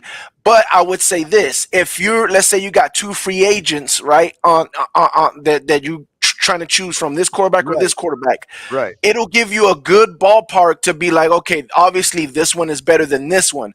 But if they're both in the same tier, as we would say, if they're both in the same tier, the numbers could definitely be skewed some way, because of just different scenarios. But it does give you a good ballpark. Jared Goff in 2022 finished 3rd in production, and Amon-Ra St. Brown finished like 4th or 6th or something like that. So you can say, well, no wonder. But that's one guy. Patrick Mahomes' money. You see what I'm saying? But see, that's only one guy though that's in the top 10 though. And that's what I'm trying to say though.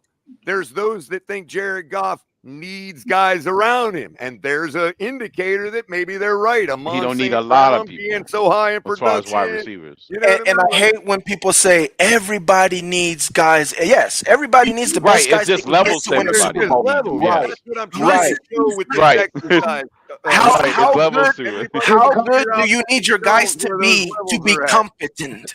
That's the thing. Patrick Mahomes, you need talent. That's right. Exactly. And real talk. Exactly. And once a person understands what I was doing, then they can say, okay, now I can make, like Ron just had an opinion about somebody that's on the list, and his opinion is valid because he made that educated opinion based on looking at real numbers. Like, okay, and I can't argue with him. I might say, nah, or somebody might say, wow, look at the fact that here, Waddle is the perfect example, because Waddle in 2 different metrics, one of them he was 33rd, and that was number of receptions or per game, and he was 24th in number of receptions overall.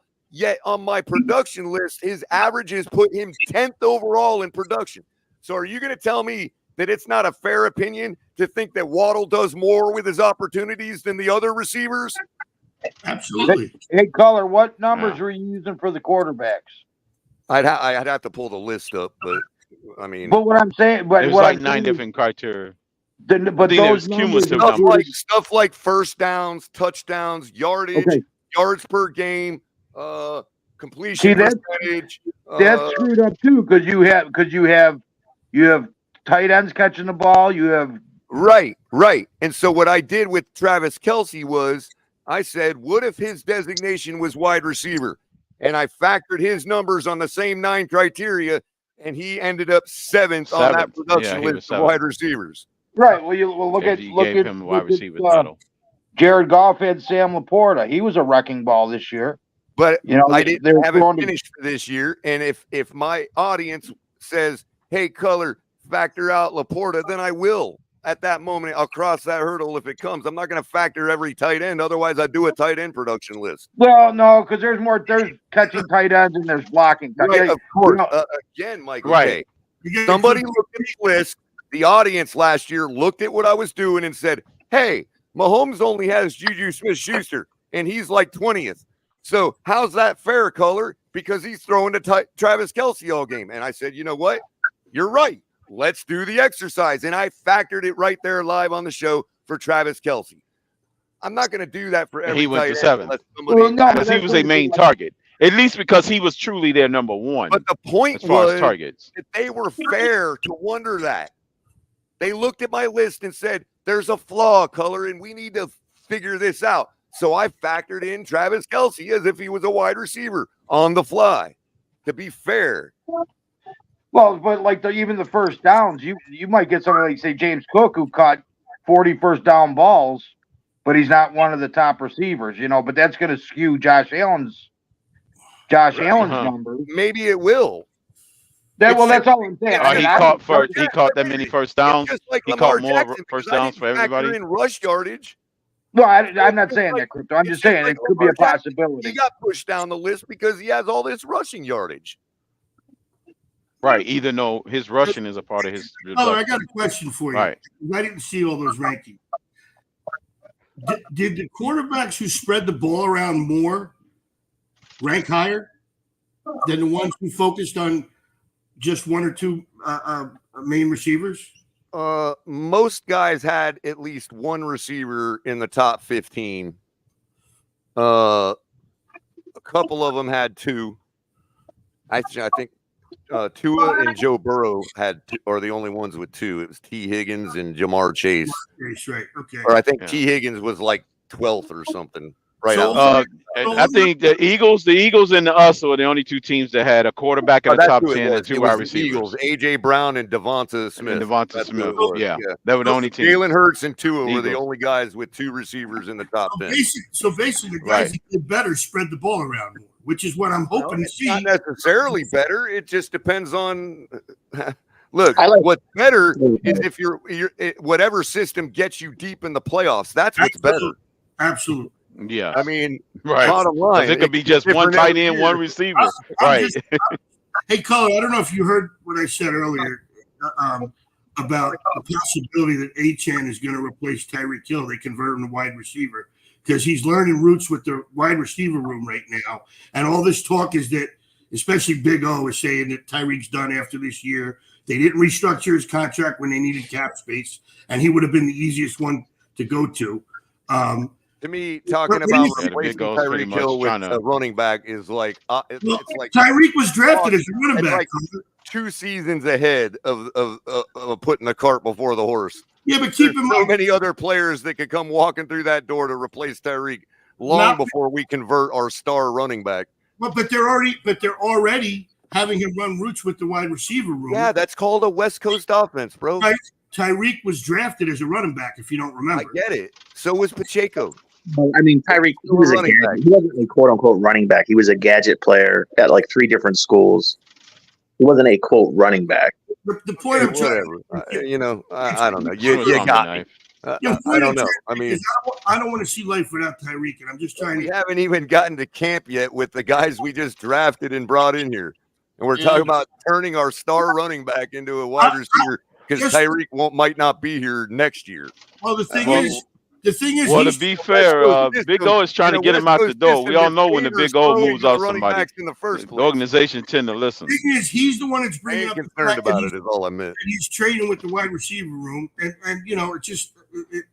it just crossed my mind that life without Tyreek may not be so bad. If you got an Achane who's just as explosive, just as twitchy, I mean, he's not Tyreek, but he could eventually become that. I think this year would be a good year to know if you should really panic or not if Tyreek leaves. Like, if you are able to spread the ball around a good amount, I think you'll feel a little bit less, crazy if Tyreek leaves. You'll feel a little bit more calm because you've seen Tua spread the ball around a little bit more. That's if it leads us far. If that's a solution that gets us far. If it doesn't get us far and it's the same, then We don't We know. should bring back the even- old terminology, flanker back, because that's really what Tyreek acts as, man. Crypto, even if it doesn't get you far, seeing Tua spread the ball might look like he progressed as a quarterback, which could be a good thing. You know? I think it's going to take him further, though. Well, teams won't be able to concentrate on doubling Tyreek and Waddle and taking away the middle of the field. You got Jonnu Smith now. You got But what if both? You got Odell Beckham. If you can spread the ball around to these guys, defenses won't know who to cover. Right, each but one of those there- guys What if getting both 40 catches Washington and guys Tyreek's make the getting team? under 100. I heard this said earlier, and I really wish we would get out of this mentality that some other name is going to be more open than Durham Smythe was. It doesn't matter who the guy is, what name you put on him, what number you put on him. If Tua is not going to throw the ball to the tight end, it don't matter who is our tight end.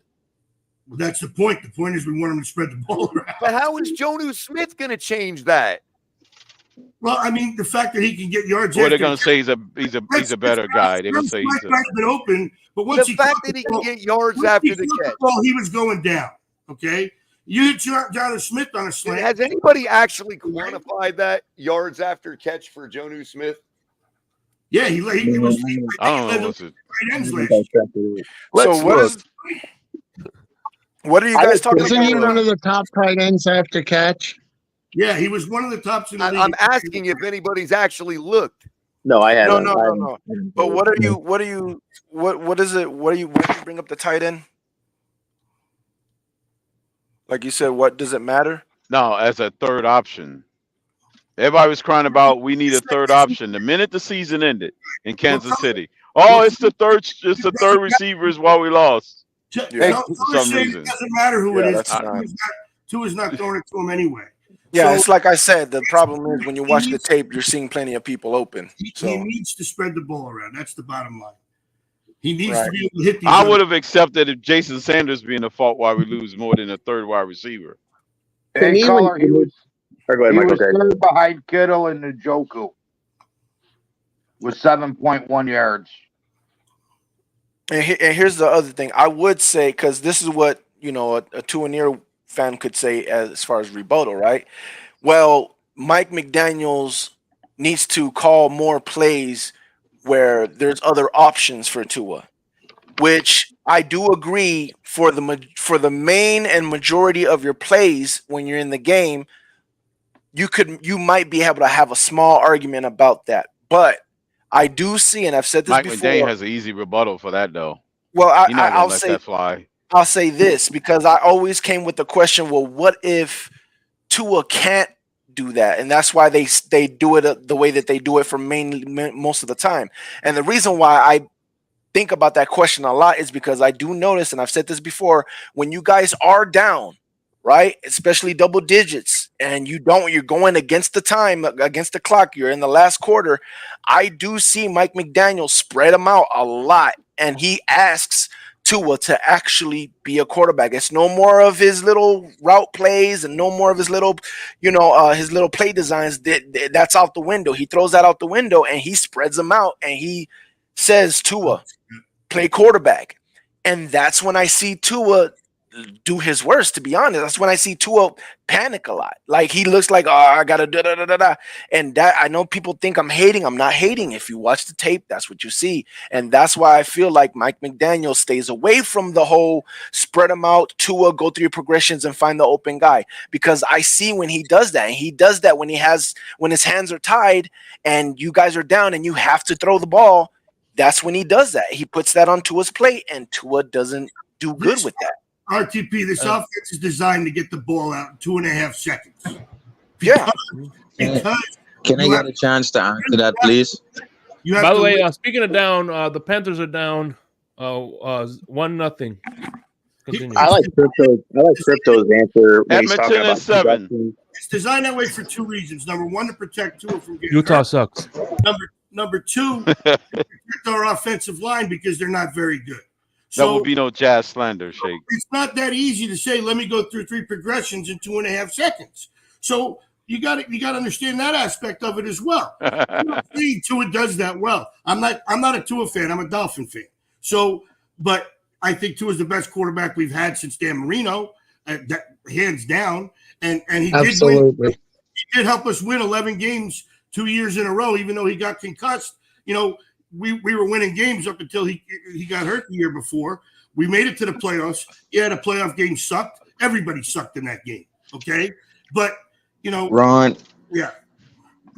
Ron, I got you. I got you. First of all, good evening to everyone. This is Hey, Sharif. Sharif, what's up? You know, I think everything's good, Ron. Hopefully everyone is all right. Tomorrow is my birthday, by the way. Happy But birthday. Oh, happy yeah, birthday man. to you, man. Yeah, Mine's is yeah, man. tomorrow. I'm celebrating it with the best fan base early. So I think when you look at it in general, right, from a because it's very good to be objective. It's a good feeling, and when you look at it straight down the middle from the outside in, right, like you say, okay, Tua's had the hip.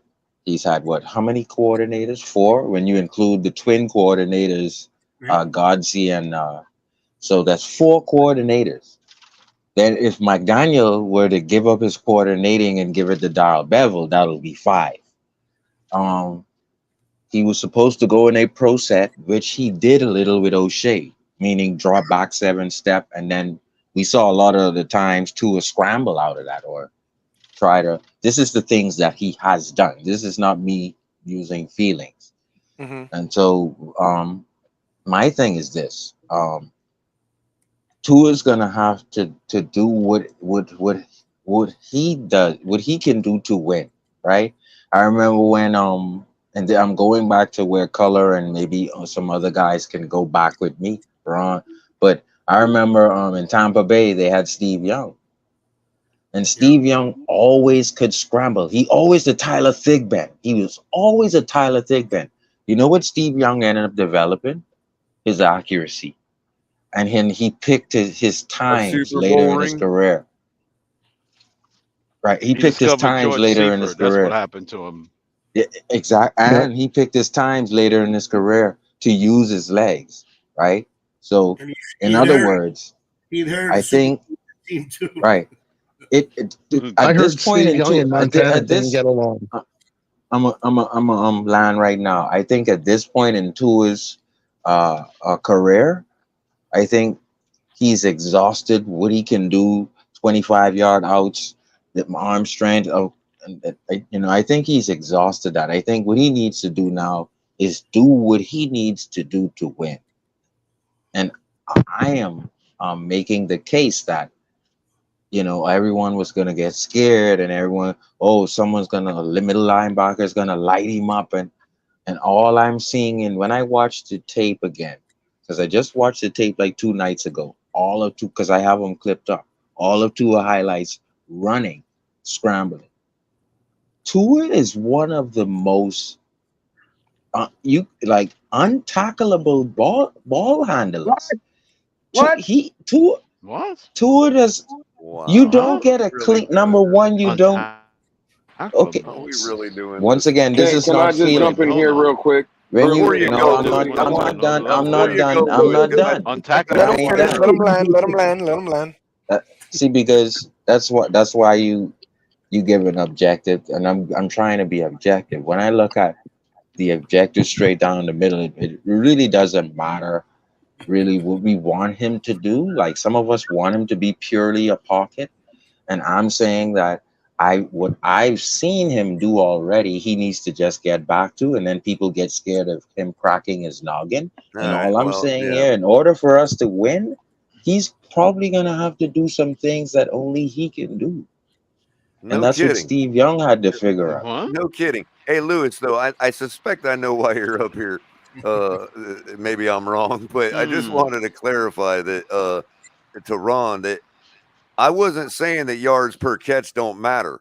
What I was saying was if the guy is standing there wide open and nobody's throwing him the ball, telling me that he's better at yards after the catch is not an argument as to why Tua don't throw the tight end the ball. Like, what's his yards after catch gonna do?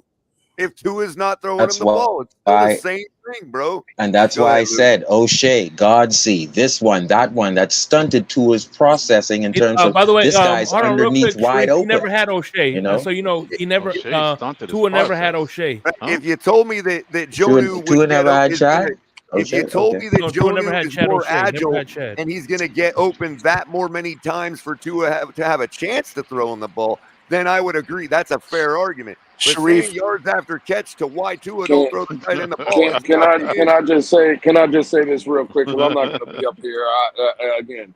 You know what? I'm not even going to say it. But what's good, everybody? Just real What's quick, going on, man?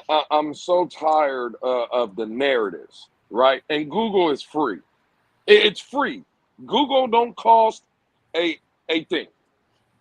All I'm going to say is, can we stop the tropes, to use Color's words? I love when Color says the word trope. Can we stop using the tropes that our offensive line is bad? And can we stop using the tropes that we have to throw the ball so quick because we're protecting Tua and it's because the offensive line and the system was designed?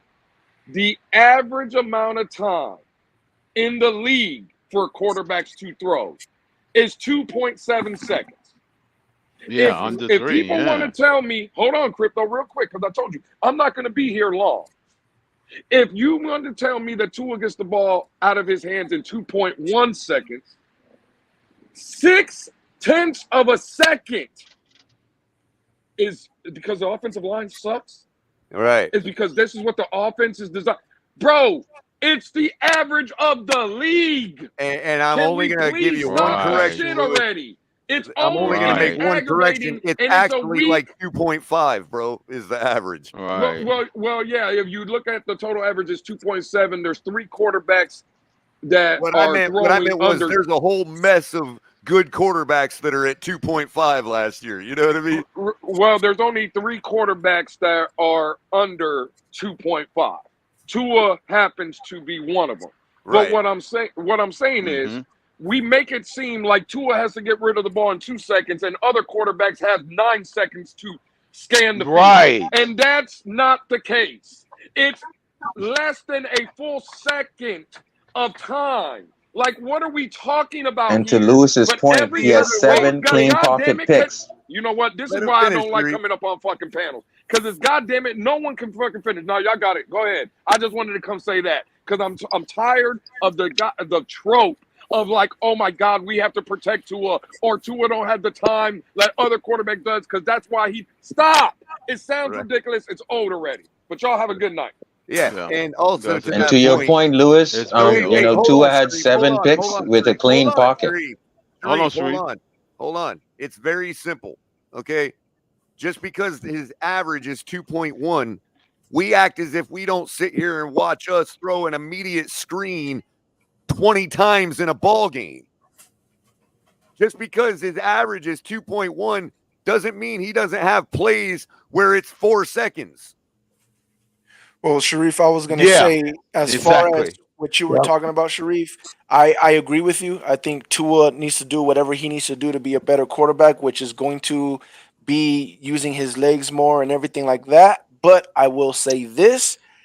If you don't get him in a contract, I doubt that he uses his legs this year. And here's the other thing. If the Well, pocket collapsing was the reason he had to get out that fast or throw the ball that fast, that would reflect in the pressure rate, because the statisticians would say, oh, 2.1 seconds and he's under pressure. The reason why he gets out of the pocket fast is because seconds with the he's trying to lowest slow pressure down the rate in the game. league tells you that he doesn't have to use, that he can use more than 2.1 if he wanted to, or if he could. My thing, Color, is right. Yeah. And I understand. And guys, Color In is other right. words, What Color is basically pressure saying, was right? causing him to have to throw the ball out quicker, it would reflect in the number of pressures the statisticians mark down against him. And he's of course he's the least pressure. If the 2.1 So- is the reason why, yeah. And he's Exactly. currently And so, sitting and to at Color's point, second lowest in the league last year at 15% pressure rate. and That means the 85% cross. of the time he was under no pressure. Now, color to be See, the problem, objective. How color, much when you use times that does stat, Douglas? you're Hold on, just crypto. you're Yeah, dismantling we their can't get argument a about the goddamn offensive first line. down to win a But game crypto, against but Tennessee. crypto. We can't How score much more than 7 times? points against Kansas City. But how much times, color Right. and crypto, did Dudley do wrong? Point out the crosser coming over the middle when Tyreek and Waddle are covered. How many times did Bro, a Dudley do screen wrong? play out Point. to Tyreek How, how takes many? But how literally many times? 0.3 seconds, dude.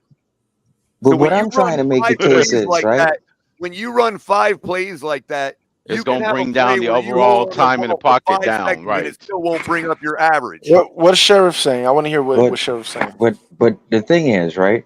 When you talk about a clean pocket, right? You had 7 interceptions with a clean pocket, right? And then you talk about the 2.1.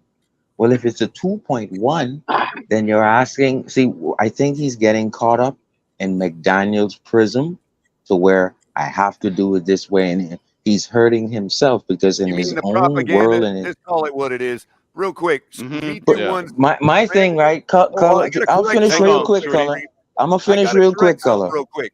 I gotta correct something. V21 says scrambling, extending plays, and throwing off platform helps that 2.7, and that's actually incorrect because there's 2 different stats. There's pocket time and there's time to throw. And 2 is time to throw is right about what 2? I think it's like 3 seconds or something. And the league average is a little bit more than that. That's where you're talking about guys like Lamar that have a really high time to throw, as opposed to a Right. low Because the pocket. scrambling is added into Pocket what you time call. is simply how long they're in the pocket from the beginning of the play to the time they either exit the pocket or throw the ball. How long is the ball in the pocket? That's what that pocket time is. Yeah. And what amazes me is, Dudley looks at the all 22 a certain way. I'm not even talking about TD. It was millions of times where Dudley pointed out, well, Tyreek and Waddle is covered here. Why isn't Tua catching the crosser over the middle?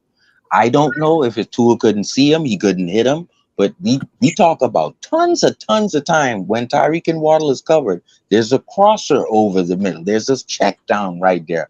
Is he seeing it or not? That's what color is saying, guys. Bro, I've 2.1 seen it. seconds ain't even I'm long not enough gonna to lie find on out if Tua. you're getting pressure or not. Think about it. You Think see what I'm about a saying? Are you So quarterback guys dropping back to forgetting that? throw. Think about a 5 or a 7-step drop with a quarterback, okay, and the play developing. 2.1 seconds ain't even enough time to know if you're under pressure yet. I could be wrong, but Tua was the Right. one that said that if and you're in the that's middle why of the you have the field, you have to seven. move or Color. I can't see you, right? That was That's why all Yes, pressures are He is the created one that equal. said that, real talk. Yes, he is the one that said that. yes, and this is why the crosses over the middle. When we watch the all 22, we see a guy open, but Tua does not even look sometimes that way, and we're at angst because we know what the hell are you doing? You're still forcing it to Smythe with a safety and a linebacker under. Why didn't you just look at Waddle? Waddle has green grass crossing right above the Right, lineman, right. and he And doesn't to see it. V21's Hundreds point, of you're right, times. V21. What I was simply saying was Hundreds of that times. scrambling and all that should lower their pocket time because it gets the ball out of the pocket quicker. So scrambling by and the all way, that would Bring effectively containment. lower a quarterback's pocket time. And by the way, Tua's Actually, exact just word buying them was more time. Total Tua's time. exact words was, "If he can't see me, I can't see him." Right. Crypto, Yeah, that that's was the his other exact metric, words. time to throw. They're 2 different metrics, and people are conflating them. Time to throw is Right. how long since the snap of the ball did it take for the quarterback to throw the ball. That's time to throw.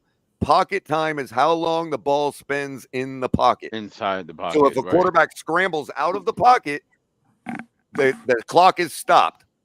So you're saying that Yeah. a quarterback could literally affect his own pocket time if By he runs scrambling out of the out quicker. pocket too early. These guys that bootleg Yep. every play have a lower pocket time. Yes. So that's another great point. The fact that there is a lot of teams that literally use bootleg a lot, so their pocket time ain't even a real time because they're just bootlegging most of the time anyways. Correct. And that's why Exactly. the He's breaking average containment. sits at Yep. about 2.5 to 2.7 seconds league wide. And if you look at the list, there's like 5 or 10 quarterbacks of the average to above average to even some good quarterbacks that are all bunched up at about 2.5 seconds, bro. Right. It's like literally And they hundredths of a all, second every that one they're of trying them, to split also, hairs every one of them are on. in the top 15 in pressure rate. Tua's sitting 31st. Well, if we're all agreeing right now, Pressure rate what is what was who was tells you an offensive line if Lewis it's effective disagreeing or with? not. What'd you say? Real talk? I said if we're all agreeing, what was Lewis? Who was Lewis disagreeing with? Because I what think Lewis is No, speaking because to is the entire rest of the fan base Oh, okay. that wants right. to sit here and blame the offensive line for Tua's low pocket time. In other words, we have to have a low pocket time to help the offensive line. It's a complete trope, and it's been going on for 3 seasons. Mm. And I'm telling And you the right whole now, I just preseason, think that our pressure rate has gone down to lowest in the league. Yet our offensive line's not improving. Nah, miss me with that shit. Right. That's a and so direct what I want line to the someone to do, offensive line color. success. How many of If those your bubble if your What I quarterback want is not someone being to pressured, attempt to do screens is to tell me reduce there is a higher level. Ron, real quick, I want someone to tell me in a discussion what level is higher this offense can get than Tua making a middle linebacker become a Mike watching him. If that happens, the tight end now is over the middle, the post is over the middle, the Yeah, but comebacks with Waddle is over the middle, but now the linebackers occupy. And so my point is, if we all want this offense to go to another level, Tua's What gonna I'm have to simply freaking saying run, is, bro. if Tua's Tua's gonna pocket have to time, run. if Tua's pocket, this is what I'm simply saying. If Tua's pocket time crept up to more of the league average, he likely would be finding Durham Smythe or Jonnu Smith or whatever the hell tight end you want to put there. right, because those routes are being developed later in the play. Yeah. Oh, like Yeah. Real Talk was saying earlier. Oh, bump. Aren't there? Then I'm going to go, but there ain't enough time for because he is trained to get the ball out in 2.1 seconds, whether Right. it's there or not. So yeah, the Particularly whole the third hitch in wide his step receiver. when he's So in still other trying words, to, that whole yeah. third wide receiver is the reason why we lost is a pure myth. Yeah, the hitch in his step means that he didn't see That's a Tyreek or pure, Waddle. basically them numbers There's a purely play against debunk the Kansas third wide City. receiver There's narrative. a play against Kansas City that Tyreek ended up being triple covered in the end zone on a bomb. Why are you even throwing that ball? Throw The the pocket Kansas was City, totally clean.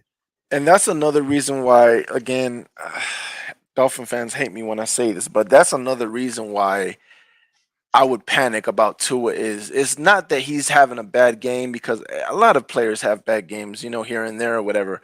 But one, when Tua has a bad game, it's like a really bad game, and two, it's like he's not ready for the moment. Like that Kansas City game, just throw it away. He didn't do nothing right, really. Like just throw that whole game away, man. I agree. So, And and it for seems fans like who the wants bigger the to moment, the wish, more he shrinks. Like, but the thing I is, don't right? know. Let's Playoff game say was not Tua has a a replica memorable Christian one. Wilkins, throw it back in the Dolphins' face, right? Let's say Tua has a this is the throw it back in Dolphins' face replica Christian Wilkins season for Tua, right? He runs career high 13 first downs, right? If Tua was to make a middle linebacker have to bite on our offense, now you have Jonnu all over the place. You have the post, you have Waddle comebacks wide open because Tua is now a A draw weapon with his play to feet. Achane can serve the same Sure. purpose, Sharif. That's wishful thinking, Sharif. And so it How do may we get be, this but you're done? telling me 14, 15 No. first downs rushing by Tua can't be done? That's A where I direct tell snap to Tuanon Achane can provide the same No, it effect. can't. that's where I tell can't. Tuanons he did it. What do you mean? He did can't. 13 rushing first downs. What are you talking It's about? it's He not did that.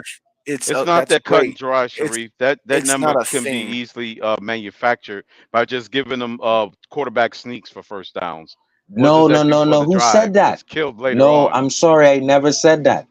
He did I'm that just saying, throughout the but you just season saying with blanket saying Fitzmagic. 15 first downs is not some magical numbers. So that could be But I'm manufactured just just by well, how quarterback do you get the sneaks. And line? there's your How do you 15 get the first downs. linebackers to not Even sink and drop on Waddle? You How do you dump get it the off to your linebackers to wide not? open tight end that they're vacating every other play. And that if you know Sharif, you won't be able to see him, then you run your ass out of the pocket. Because if you the know you reason won't be able to see him because I can't hit him, I'm a run. no, Sharif, the you reason realize You're going to the replicate the linebackers are same Just can't wide make a open blanket pocket number and throw it the out there. interception. linebacker is vacating the tight end No. because he doesn't fear Tua throwing to him. This is the reason why I say it's wishful thinking is because I don't think you're understanding the NFL that we live in today. Like the NFL is used to running quarterbacks. Like it's not something where a defense is gonna look and be like, "Now, what do we do? He runs too." Like that's not.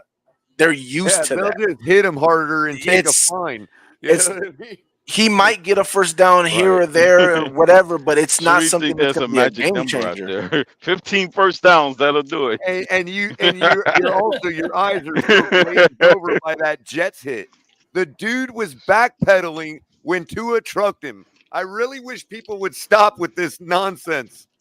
The guy was backpedaling when He Tua didn't run trucked him him. over, Color?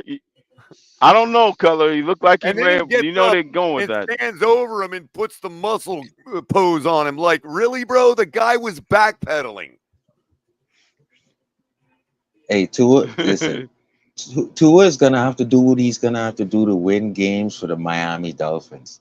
And for me, if that's 4 touchdowns, which is his career high rushing, if that's 14, Reminds me 15 of the first kid downs reminds me of the rushing, kid they give the ball that's to what, in like high you know schools what I where the mean? whole team lets him score a Sharif, touchdown. You know you what I better mean? sign him then. And then You he have to spikes the sign him ball then. on everybody. You If know? you want him to do that, you have to sign him because if you don't sign him, But see, if he's you not want to, doing that. I'm taking us out of it. That's why I'm taking us out of it. If he does a Christian Wilkins on the Dolphins, that means he does everything the fans think he can. I can't get 9 sacks, won't. but I only could get 90 tackles. But then you get 9 sacks and you get 90 tackles. Now you pay him. And all I'm saying is if Tua does the same exact thing, you can't get mad, bro. You want to win, right? He won't do that. You Though. want He to can't. win, right? Yes or no? It ain't our money. Can't If do Tua that. does the same thing Christian Wilkins does, he will do the same thing you say he can, right? What do you Want him think? to grab What do Josh you You will Allen's shut up. crotch? That's Sharif, who's gonna get mad? It you ain't our fans money. are like you want the Sharif, worst for the kid. If the kid if you does the don't, Christian Wilkins, we win games. Sharif, if you don't sign You got Tua, what do you Sharif. think? It's No, not hold that on, hold cut on. Like and you dry. don't want that to Sharif, happen. Oh my Why? Sharif, Oh if my you don't God. sign Tua, what do you think his number one He job pulls is a this Christian year? Wilkins. Oh my No, no, God. no, no. What do you think his number one job is this year if you don't sign Tua? If you don't sign to Mike what is McDaniel's gonna get Square's number one 700 plays job? from Skylar. What That's is what he's Tua's gonna number do. one job? If you don't sign Tua to a contract before the I season listen to starts, him. what is Tua's You number do one the job? Christian Wilkins. If I'm Tua's Wrong. agent, you do the Christian Do the Christian Wilkins. You Wrong. Wilkins. do the shit that Is they that like a said you dance? can. Wrong. That's a dance. Wrong. Shake. Do the Wilkins. His Do the number hustle. one. There it is. G said it in the comment section. His You're right, number one Shake. The job hustle. is stay healthy. Do That it. is Tua's number one job if he don't get a contract this year is stay healthy. That is all that matters. The numbers, you have Tyreek and you have Waddle and you have A-Chain. The numbers will take care of itself. Trust me. A couple plays here, the numbers are going to be there. He ain't I even got to respectfully try to disagree with that. Mm. I promise you. I So think 13 I first had this downs, is that discussion. because of Dan Marino? Say what? No, Is it that's his 13 first career downs high, because of Dan 13. Marino? 13 first downs. Yeah. Yeah. But he did that with flow. My thing is this, right?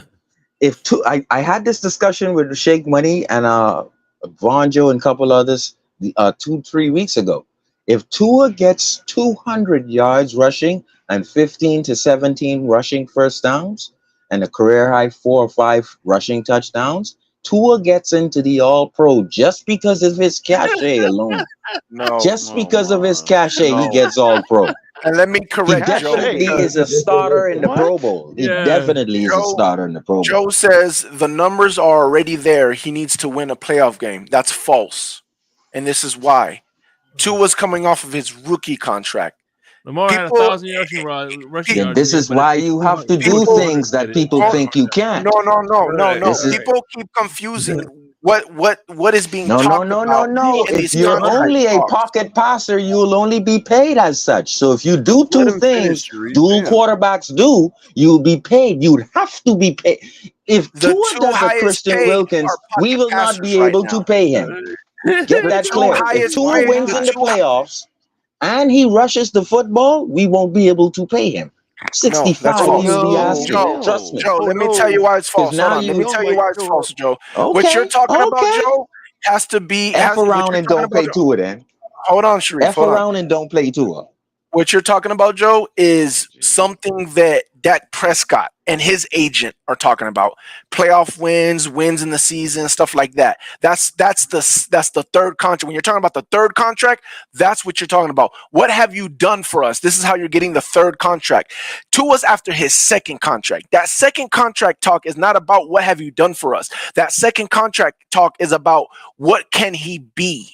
So when you're talking that second contract, that contract after the rookie contract, that's, hey, this is what Tua is right here, and he hasn't even touched his prime. He can be this, and that's why you're paying him. You're not paying him for what he's done.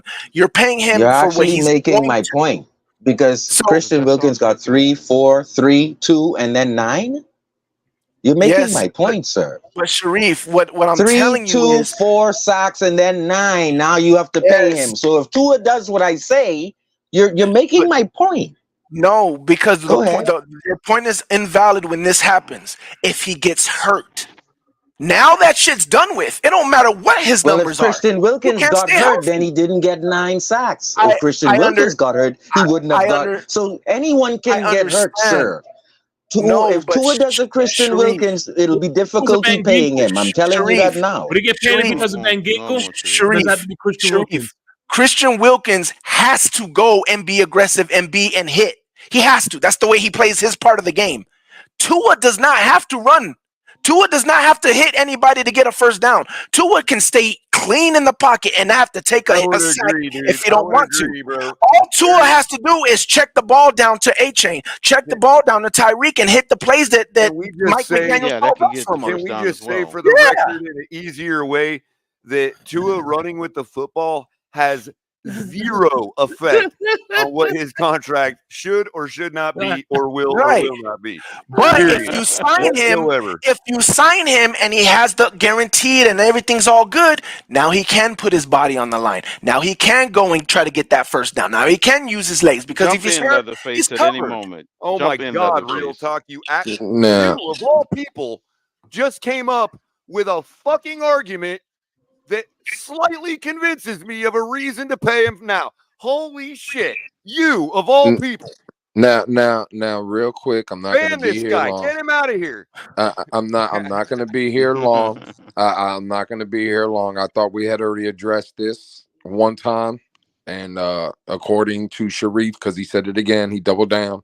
We have to address it again. He said if Tua ran for 200 yards, he would be an All-Pro. Now, I just want Sharif to realize that Josh Allen had a total of over 40 touchdowns last year. Yes, Passing. yes. Hold on, Sharif, real quick. Right, I'm not going to be here long. So, running and passing, he had over 40 touchdowns. I believe he had like 700 yards rushing. I think maybe Yeah, a little about less than 7 under, or something. but Yeah. In but his around. figure is 738. Yeah. But let's call it. And he didn't win All Pro.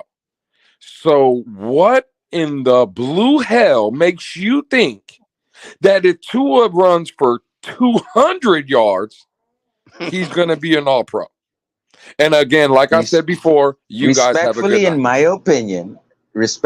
my opinion, is cachet.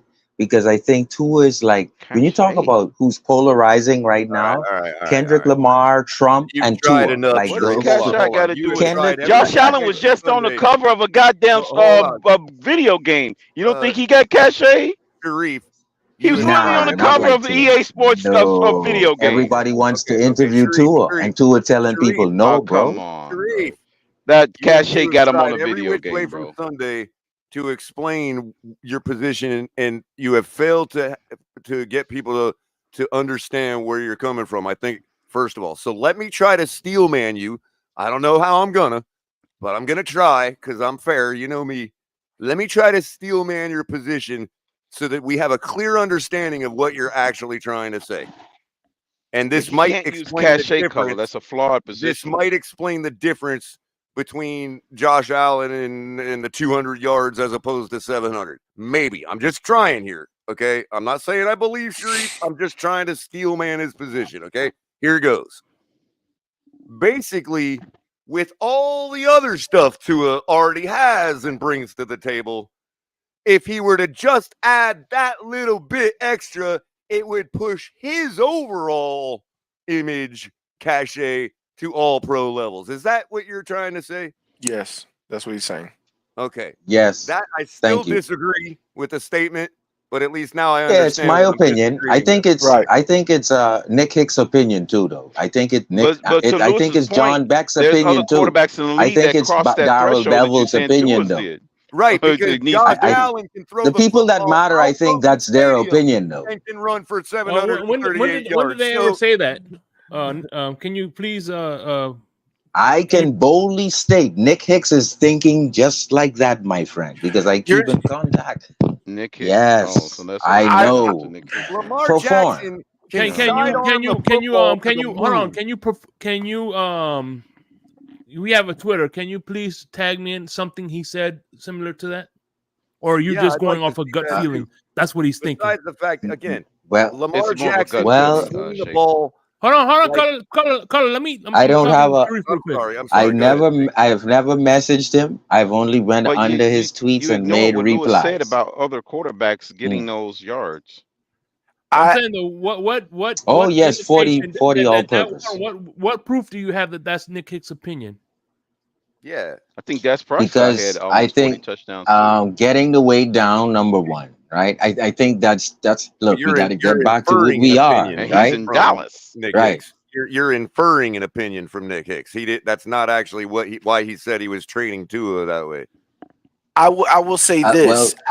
I okay. can see what you're That's saying, what Nick's Sharif. trying to Overall, in my opinion, what I believe Tua is doing is going back to what he knows, which is Yes. if I don't see that, let me just finish because see, Colors and Lewis is saying y'all can't be complaining about the O-line we had. We had Ted Karras, we had Calhoun, we had Jesse Davis, Not and last Tua year we ran for didn't. 138.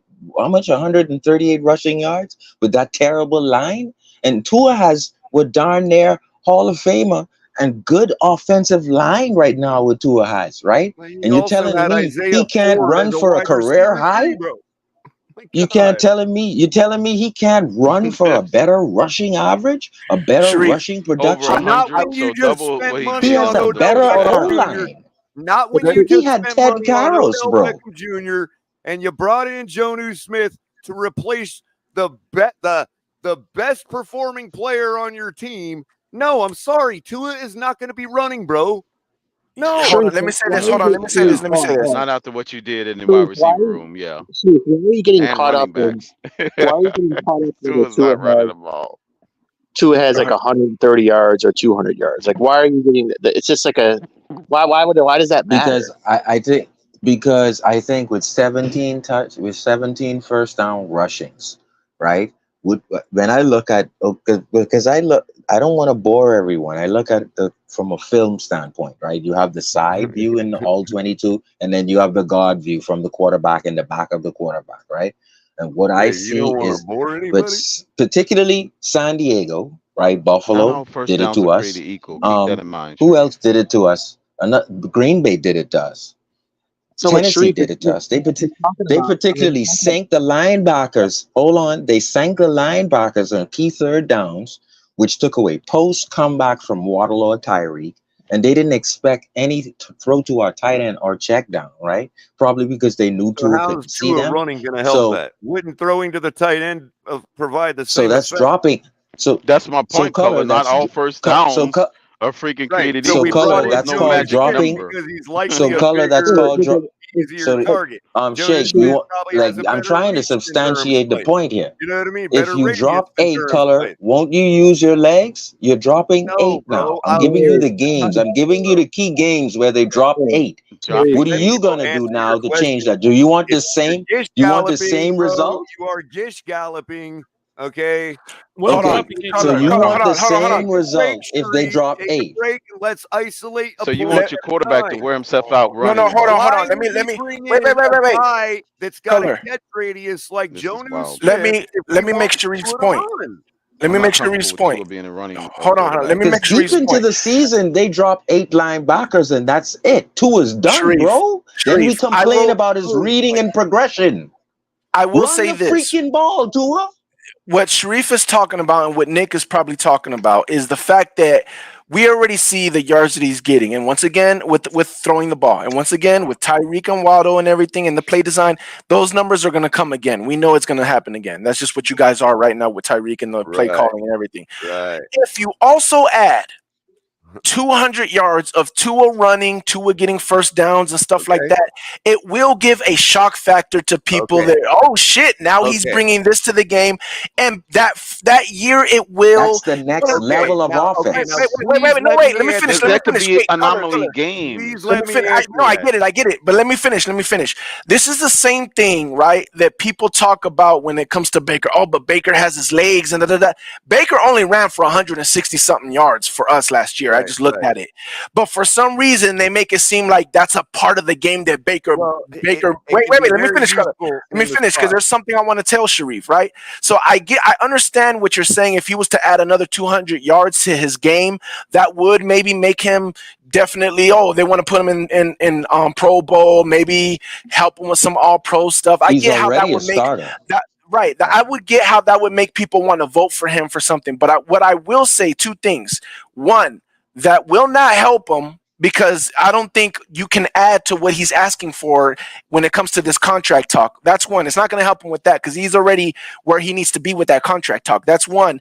Number two, I still stay with the fact of everything that I said, that I agree with you, what you're thinking and why you're thinking that. It makes sense. But it's not going to come to that. If he don't get a contract, he's not going to try to use his legs. You He think is he's going to not going to protect risk it. himself? Okay, Yes, fine. the whole season. Okay. Now, to your other point, real talk. Here's the thing. It's not the I'm necessarily disagreeing with anything you said.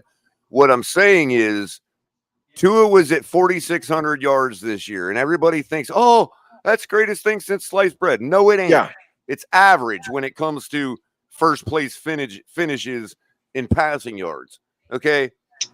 What I'm trying You're to going to say make is Tua non-come for you. what I'm trying to say is Chris Greer didn't bring in a new offensive lineman that can kick out better and help block for when Tua decides to scramble for the first down.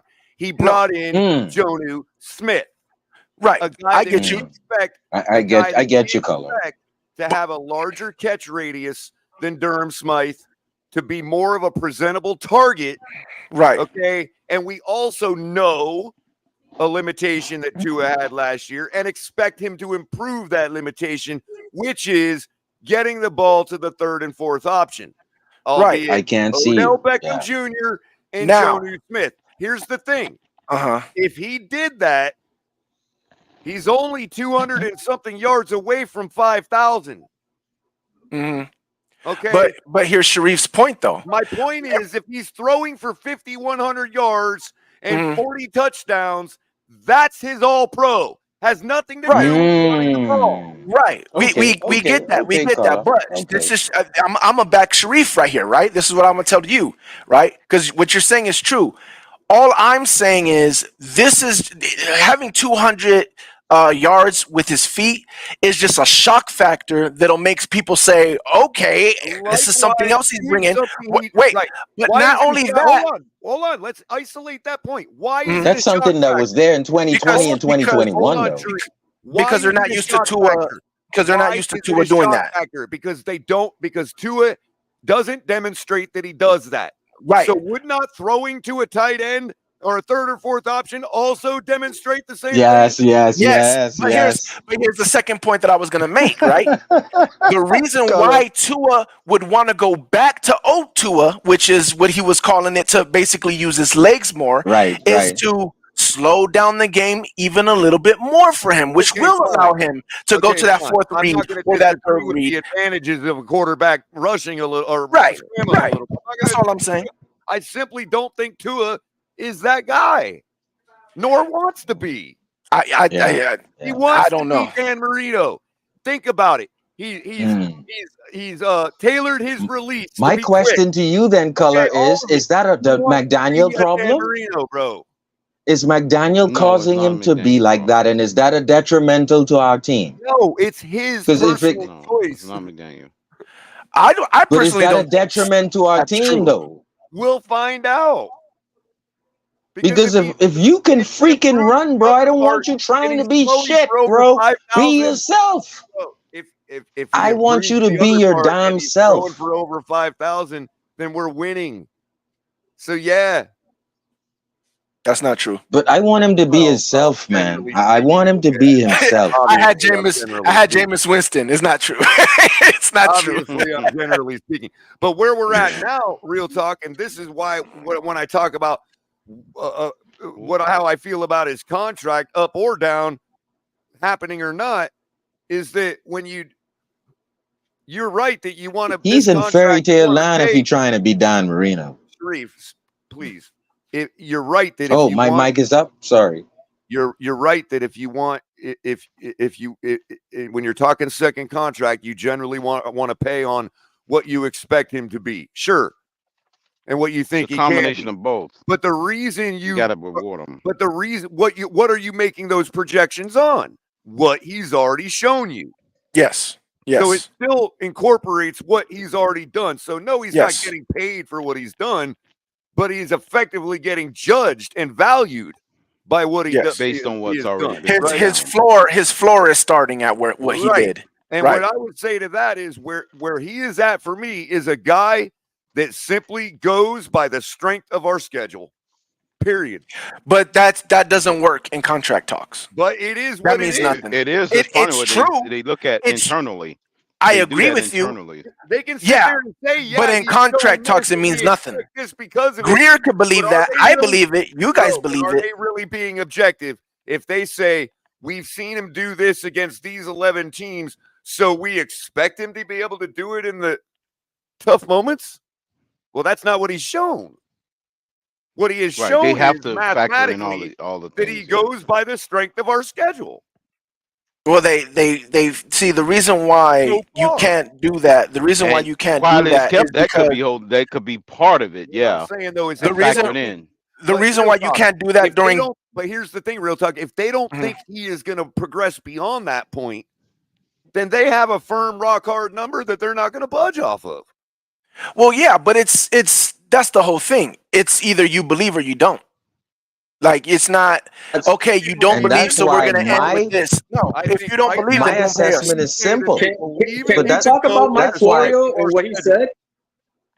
They believe him to be able to go with the strength of our schedule. That can still be lucrative if we have a nice schedule one year. So I'm not saying that's a reason to not give him a contract. But it's I'm not a saying reason, to period. You say can't say we're nothing. standing firm on what we are willing to pay. But you can't use that in negotiations because then you would have Who's no. saying You that? You can't. can't win. Where's You that can't use written? it in negotiation. You Do we have can't because is the there a agent. rule book on that I'm not aware of? It just negotiation wise, it doesn't make sense because you can't compare Well, you can't negotiation hold on. wise, if they ain't using Sun Tzu, then they ain't good negotiators. No, it's not about that. It's because you can't compare your schedule to other quarterback schedule. Remember, when you're talking about the market, you're comparing quarterbacks. You can't compare quarterbacks' schedules. Yeah, but those quarterbacks' market is set based on who they played against. No, it's based so you on can't. it's based on the production. Right. Right. That production is affected by who they play too. Right, exactly. That's a part of the compensation. It's affected by who they played, but the bottom line is the production. That's the only thing you can I got compare. a question for you, real talk. Based on results and your eye test, do you think that if we had the schedule we have this year, do you think we have 11 wins last year? Last year? Take this year's schedule and give it to no. last year's team. No. Or do we No. have 11 wins? No.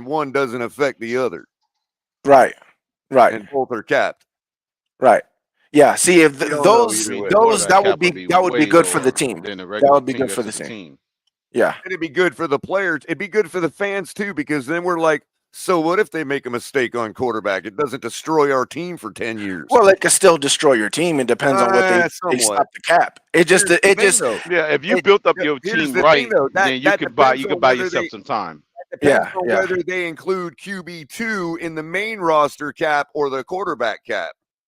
Hold on, I'm gonna You look could it buy up yourself because some time. I swear I could have thought it was Like, the is other it way going to around. But be let a me check it cap out. on how much you can pay your quarterback's total, your quarterback room? Because then you can start to have real competition in the quarterback room where it's like, yeah, well, QB2 kind of earned half the percentage of cap, you know? Yeah, they can really wrestle between the two Yep. within the quarterback room You can cap effectively have two above average quarterbacks instead of one elite. on the same roster. Right. Right. Well, that's the way it was in the 90s. Most teams had a very good backups. Why you Yeah. think Frank Reich was able to do what he Okay, did when Frank Reich. Jim Kelly went down? Frank Most Reich. teams had really good backups. Frank Reich, Doug Yeah. Peterson. Exactly. We okay. had Scott Jeff Mitchell. Hostetler. He won like 9 or 10 games with Yep. us when Marino Jeff went down. Hostetler. Yeah. That was the era where everybody's backup was Neil good. O'Donnell. Steve Young was a backup. Jay Fiedler. Yeah. Steve Young. Yeah. That was the era. Now it's just like you got one good quarterback and then you just a big drop off. Yep. I think Yep. that's by design. Yep. Most quarterback twos back then were like your above average quarterback ones now. Ones now, exactly. Real talk. That was common. Why can't the Dolphins just give Tua the Baker Mayfield contract? Oh, because it's a second contract. That's why. You don't think? But I don't understand. Why would that matter? What contract is this for Baker? This is his the third real contract? question is there, why This does is third. Mayfield fire his agent? That's the Yes, real it's question. third. Well, No, it's not. that's a good point. It's That's not. his third It's like his contract. fourth. It's like his fourth. He ain't That's been in his the first league. He contract. got His first picked up in contract was his rookie. 2017. His first contract was his rookie. Then he signed again with somebody else. Panthers. It's his third. And then the Rams. But the Browns never. Real talk. Well, the those are Browns not never, real the true Browns was contracts. part of the second contract. Browns never gave Those are him- not the real Browns- contracts. That when he hit the Okay. 1 year Yeah, stints. those weren't. Well, Those his- weren't. And those along weren't the real way, second he's So contracts. technically, racking up this is how his many third playoff one. wins along the way. Okay, with this is his third different one. teams. So I'm just saying the real question is, Yeah. when is he going to fire his agent? Right. Ooh. The Baker Mayfield gave it. He probably could have got a lot more. If the market is the He- market, he was the next That's guy up. that's He's two got different 2 markets playoff though. wins. He It's should have not got two the bag. different markets. Real talk. Yes. Again, No, it's not, dude. there's the market of the quarterback, your franchise quarterback. Hold on. Baker Mayfield has won 2 playoff games. He's had like Mhm. really good playoff moments, and Tua has it. Now I like Tua. People know I like Tua. How is it not the same market, dude? Because again, it's not your was the coming off of a rookie contract. No, he It's was a the first different overall contract. pick. It's Baker Mayfield never got a second contract with the first Browns. overall pick, yes. That's the second contract. That second contract off of the team that drafted you is the only time that you really can get a contract that you didn't deserve. After that, it's But that's what the have you Browns. done? Real talk. That's the as long Browns as you being just retarded, admitted- though. As long as you That just no, admitted he it's didn't get a contract that's from the not Browns. deserved, then we're Is what all I'm in saying. agreement. I know he When didn't. That's why the Browns are doomed. When you get the second contract from the team that drafted you, that is the only time where you can say, hey, he's here, but he can take you there, and you get paid for that contract. That's the only time. After that, if it's not the team that drafted you, if it's not your second contract, you don't get paid like that. You get paid off of what did you do or what do you mean for us. How many of those guys have been paid without having done something great already? Whether Look it's at Derek Carr. 5,000 Take Derek Carr. something yards with shitty receivers, or whether it's a couple playoffs deep, or whatever. How many of those guys got that payment on projection without bringing something like that to the table? Derek Carr has never even won a playoff. Zero. Derek Carr. There's not one name. Not one name that what? That didn't bring something great to the table where you could say, we have a reasonable expectation that he's going to bring more. I mean, you see something, right? Name And 'em. everything. Name the player That got a good contract, that second contract that didn't show without anything. having done something Before to stand get out, it is what you're saying. without having stood out for some reason. Sam Yeah. Bradford. Yeah. Well, that's a Nobody different ever got it. situation, though. Name Yeah. That's a different Name the situation. guy. No, I mean You it's can't. You it's can't. hard. Yeah. It's hard. Yeah, that's nothing. Yeah. But I hope you're not saying that for Tua, because that's not the situation for Tua. In my opinion, it is. No, there's no way. He showed you a lot. He What? showed you he's number one here, number one here, number one here, He showed number you at two his here. very best. Did He showed you. but guess Look, what? look. Let me tell you something, bro. He showed you at his very best. The worst collapse in franchise history. I've had the same argument Yes. for 3 seasons, and I'm Yes, still not but convinced. So I'm just not. no. gonna do it tonight. Ain't no Color. buts, bro. I'm not If telling it you that wasn't I for think he's Skyler a the good year before that, quarterback. we would have had 2 collapses. We're on the same wavelength when we're talking about what we think Tua is. Only thing We you can think the say same thing. is that Ravens comeback. That is the only Cap. one you can say.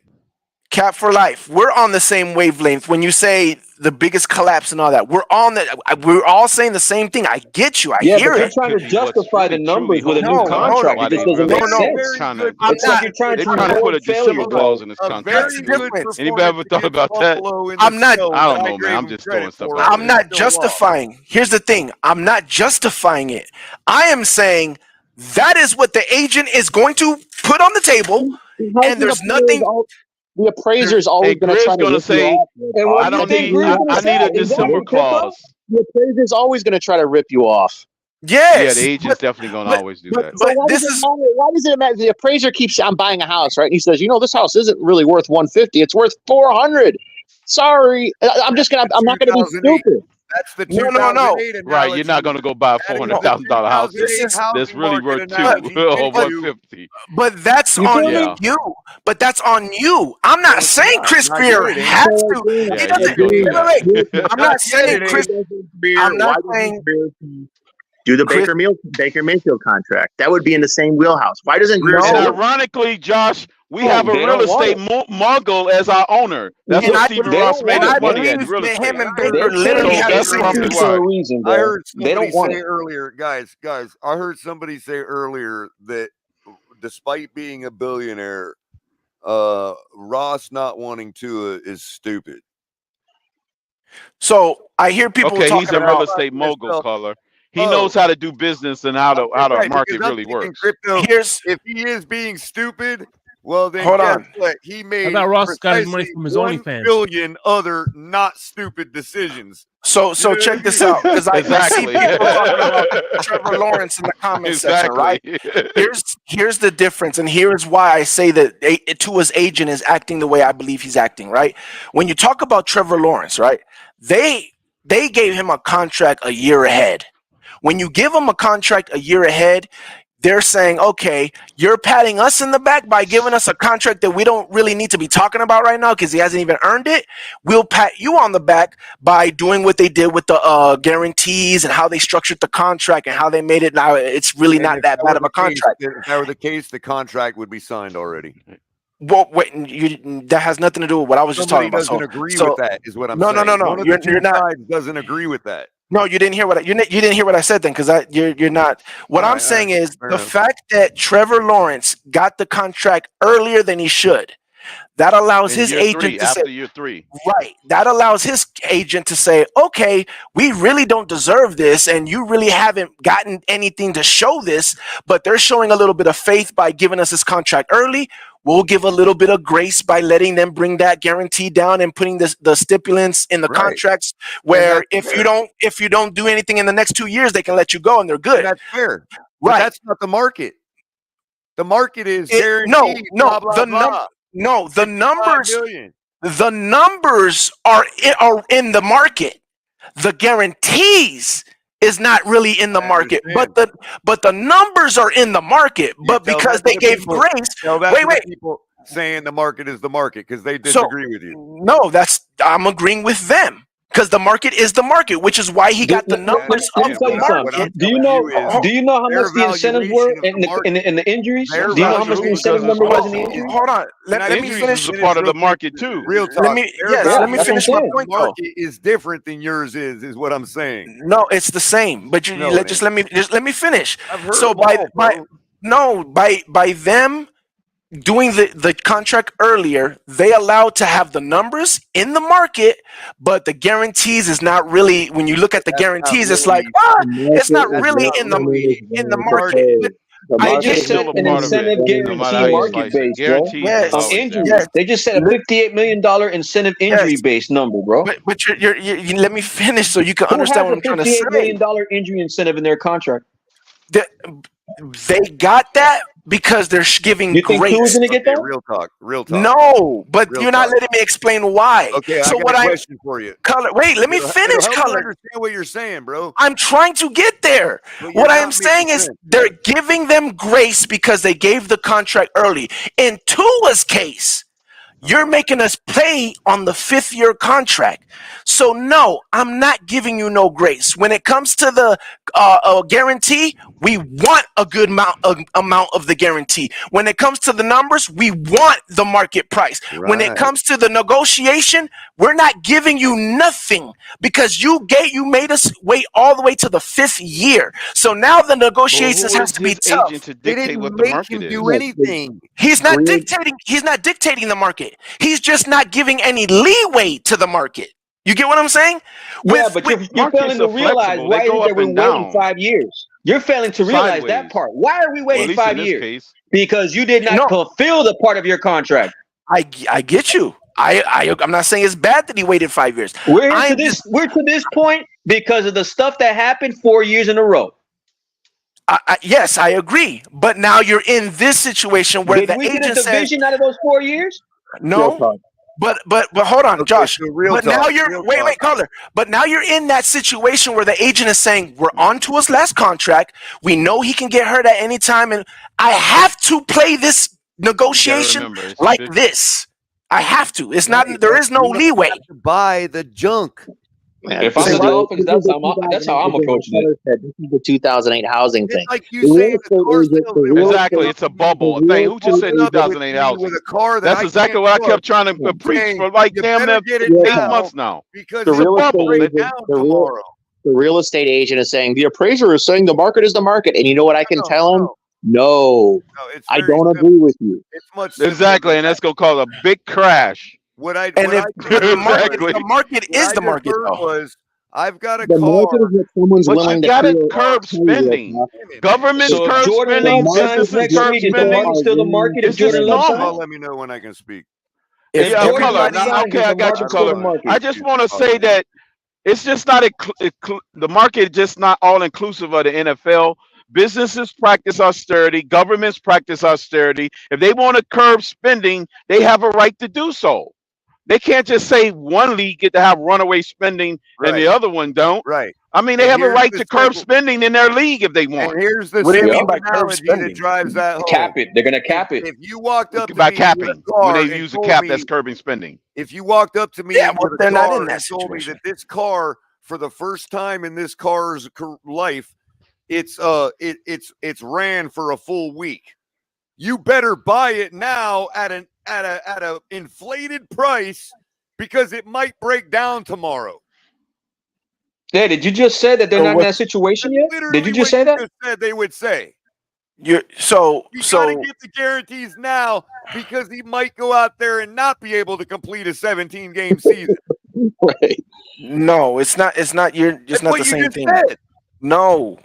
As what I am saying is, as the agent's job, his job is to protect his client, right? The quarterback. He has to make sure he doesn't get hurt. He has to make sure he protects his money. But he has to So be realistic, bro. that is realistic. No, That's what's the realistic? situation you are in. Real talk. That's What's it. This realistic? Amicus, Real I talk. can't What's believe Amicus. realistic? Amicus trying to kill our This is team. I know what Amicus is doing. this is what's realistic 400 about the million, market. really? This real talk. This is what's realistic about the market. The market Mhm. is what someone is willing to Crypto is pay kind of for. right.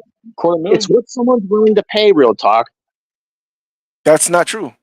It's not what people are willing to pay based on different Whatever circumstances and you want it context. to be, then who can because argue with you, bro? If I see a car, All I know is if somebody came to me with a car and said, "Hey, this car for the first time ever has ran for a full week. You better buy it now for 3 times its worth because it might break down tomorrow." I'm going to tell the guy to kick rock. Hold on.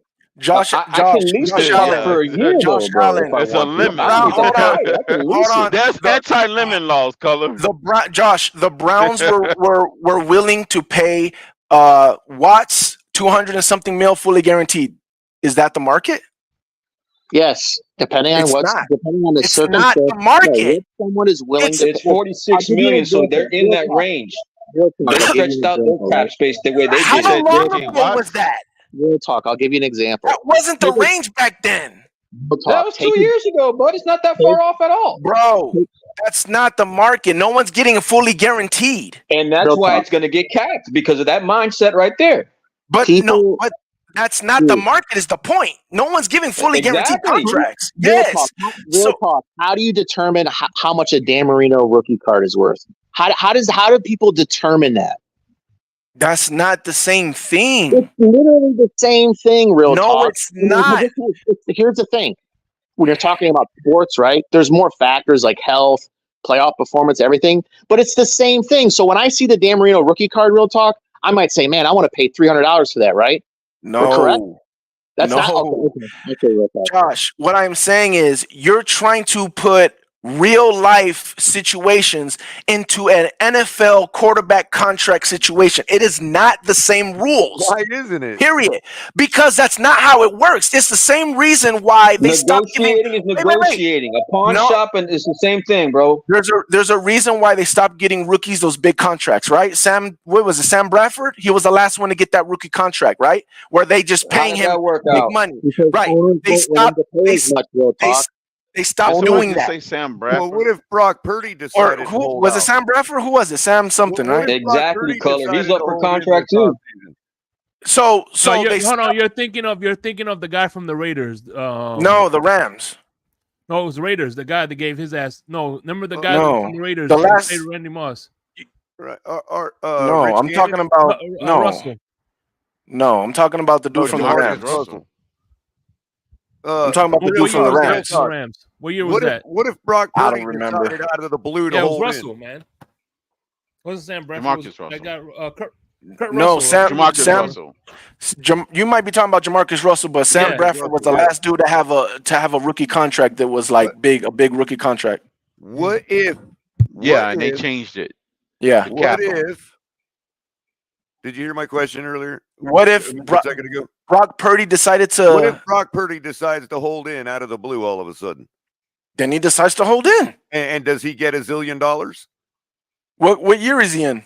I don't know. This is third year. It's going to his third Brock year. Purdy, Brock Purdy is going to get paid, right? Right. So what if he's going to get paid. So then he wanted what it. if he's doing it now? What if he did it early? And Got out of it. And he wanted it now. They would tell him to kick rocks. Maybe. Yeah. Maybe they tell him to. Then maybe they pay him because he's going to the championship. I don't know. They'll say fine. They'll call up Garoppolo and say, "Let's do this." But again, the market is the market. No, it wouldn't be because they'll call up Garoppolo and say, "Let's do this thing and try it again." Successful organizations. Maybe. I'm not saying they wouldn't. No, my point is successful organizations do function in reality. The ones you're talking about, Real Talk, haven't won a Super Bowl ever. That is reality, Color. That is the reality of the negotiations, is what I'm saying. It's either you want this quarterback or you don't. I'm not saying you have to take him. I am saying, as an agent, he is telling you, my guy could get hurt at any time and lose it all. We're on our last contract right now. It is my job to say, this is what you're going to pay him, and if not, then do what you got to do. And I but that's the price. I submit to you something I heard in a space earlier from a good friend, the Rabid Dolphin, aka Leatherface's twin. You didn't hear that from me. He said that he really thinks that it ain't Greer or Mike McDaniel. They're all 100% committed. He thinks if anybody, it'd be Ross that's holding it up and doesn't believe. It could be. And could be. all of the evidence he laid out, I could go through it, but we all know what the evidence is over the last couple seasons, up to even the fact that we're still waiting on a contract to be signed. If the owner was completely bought in, Tua would have already reset the market and the contract to be signed by now. Could be. You could Not be to right. mention The a lot owner of, not himself, to right? mention Could a be lot the of, also When reason. it comes to, look, the biggest part of that evidence that I wanted to, I wasn't able to get into space earlier to put my 2 cents in, but one of the pieces of evidence I wanted to add was Stephen Ross has shown he has no problem. See, everybody thinks that Tua has leverage because we're on a run and we're ready to go this year and we need a quarterback and blah, blah, blah, right? Okay. But what they forget is that we were already on that way, and the owner helicoptered in and torpedoed our freaking head coach and fired him. Okay. Right in the middle of that, we're on the way. Okay. And ready to go. So, I don't think the owner cares one bit whether we're ready to do it this year, and not signing to a new contract hinders that or stops that train for whatever reason. There's plenty of options that some could argue would get us just as successful a season this year, up or down, Super Bowl or not. And one of them sitting on the couch right now, all we'd have to do is find out if Waddle wants to give up his number or not. Well, I'm the not only thing, disagreeing with any real of that. quick, look, real quick. I The only don't thing I find have to that say Tua is has leverage because we're on a run this year and we'll be without a quarterback. There's no other option. Bullshit. You all told me for 7 years that all we needed to do was give that's Tannehill this team. And his agent is just going to say, Yeah, they're basically saying that. then They prove told it. me You that can do for it. 7 years, that all we needed to do was give Tua and Tannehill this team. So why is Tannehill not an option? Like I said, the agent's just going to say, well, do what you got to do then. That's all the agent's going to say. Do what you got to do. They just said Tannehill, we got to give him this Stephen team. Ross has a special place in his heart for Mr. Tannehill. Stephen Ross may say, good, I will do exactly what I want to do. Yeah, as a billionaire. that the agent would say, just do whatever you got to do. It has no power. Why? Because the Dolphins don't have to do anything, dude. No, but that's what I'm saying though. It's not. Oh, I'm saying do what you got to do. So now you got to pay me. It's I'm not putting my quarterback, my client, in risk. Not when he doesn't have a contract. I'm not doing it. He's going to hold out. He does. He's got $23.5 million guaranteed. What do you mean? Thank you, Crypto. Thank you, Crypto. Nobody can blame a $10 billion LLC for wanting the same for themselves. Right. Nobody can blame that. Liability insurance, baby. Like I said, they're just all they're gonna say is, we'll call your bluff. Reality hits, and you say, yes, it is a corporation, and it is a business we're talking about here that functions in reality. So then do it. Because I'll tell you this much. Like, I'm not arguing with you. I'm just saying that the agent's saying this is the price. You're not moving the price. If you don't want to pay it, then do what you got to do. I'm just simply exclaiming it. You know what I mean? Because the fact. Let me ask you a question, real talk. Do you feel that Daniel Jones did it prematurely and got paid prematurely? LLC will not let a contract be signed without injury incentives. Real talk. Do you feel real talk? Story. I hear you. I hear you. Real talk. Do you feel? I'm not sure. Do you feel Daniel Jones got paid prematurely too soon? I probably not. I think he got paid on his last. It could have been his last year of the contract. Okay. Do you know that him and Tua have the same agent? No, I didn't know that. Do you know that Jordan Love and Tua and Daniel Jones and Dak have all the same agency? Look, this is what you do. I knew. He waits till after we discuss something for 20 That minutes. I knew. And then he asks me and claims I'm not answering him. If Tua gets stuck with Daniel Jones' agent, do you think Daniel Jones' agent so far has been doing a stellar job representing his clients? I mean, I don't know if he has more clients, but those two guys, I think right now are having a rough time with the numbers being thrown at them. No. Who are you talking? Who's having a rough time? I mean, as far as with the numbers in the contract that Daniel Jones signs, a lot of people are saying that's a bad contract, even though Daniel Jones is okay with it. You know why Daniel Jones is okay with that contract? because he shouldn't have even gotten a damn Shorter, contract. Okay, He so shouldn't that's have why I gotten just asked shit. you. Do you think it was premature for him to get paid? No, I thought they he was able to got get out of it lucky that he early. It got worked out for the paid. Giants. Okay, so if he got paid right on time, do No, you the think that's not Giants the got same off the premise hook of because they didn't send him though, long Cap. term. Hold on, I We're want talking to about understand what Cap is decisions trying of an to get to. organization. We're talking about the decisions of an organization Yeah. that drafted a running back in the first round when everybody Mhm. laughed at them for doing it, and guess who they Mhm. don't have on their team anymore? Right. So are So- we Right, really that same running measuring back. ourselves against the decisions of the Giants? No, I don't think that's what Cap was trying to make another point. Oh, I get it. I'm just talking about overall or real No. talk. Why Yeah, are I they think drafted him the in the fact, first round and got rid I of him. think the fact that they got the same agent and that agent got Daniel Jones signed Giants were is fools. crazy. And the Yeah, they were Giants were fools fools. for it. Yes, I agree. Okay, They so were. don't I you, would have don't you never think the signed them. Dolphins are going to learn from that? Oh, again, I'm not saying that the Dolphins are not going to. I'm not saying that I know that the Dolphins are going to sign Tua. That's not what I'm saying. Taking No, but I'm asking you, do you telling think you, that yes, we're not going to it learn could from be- that? No, you could definitely be learning from that. You could definitely have learned from it.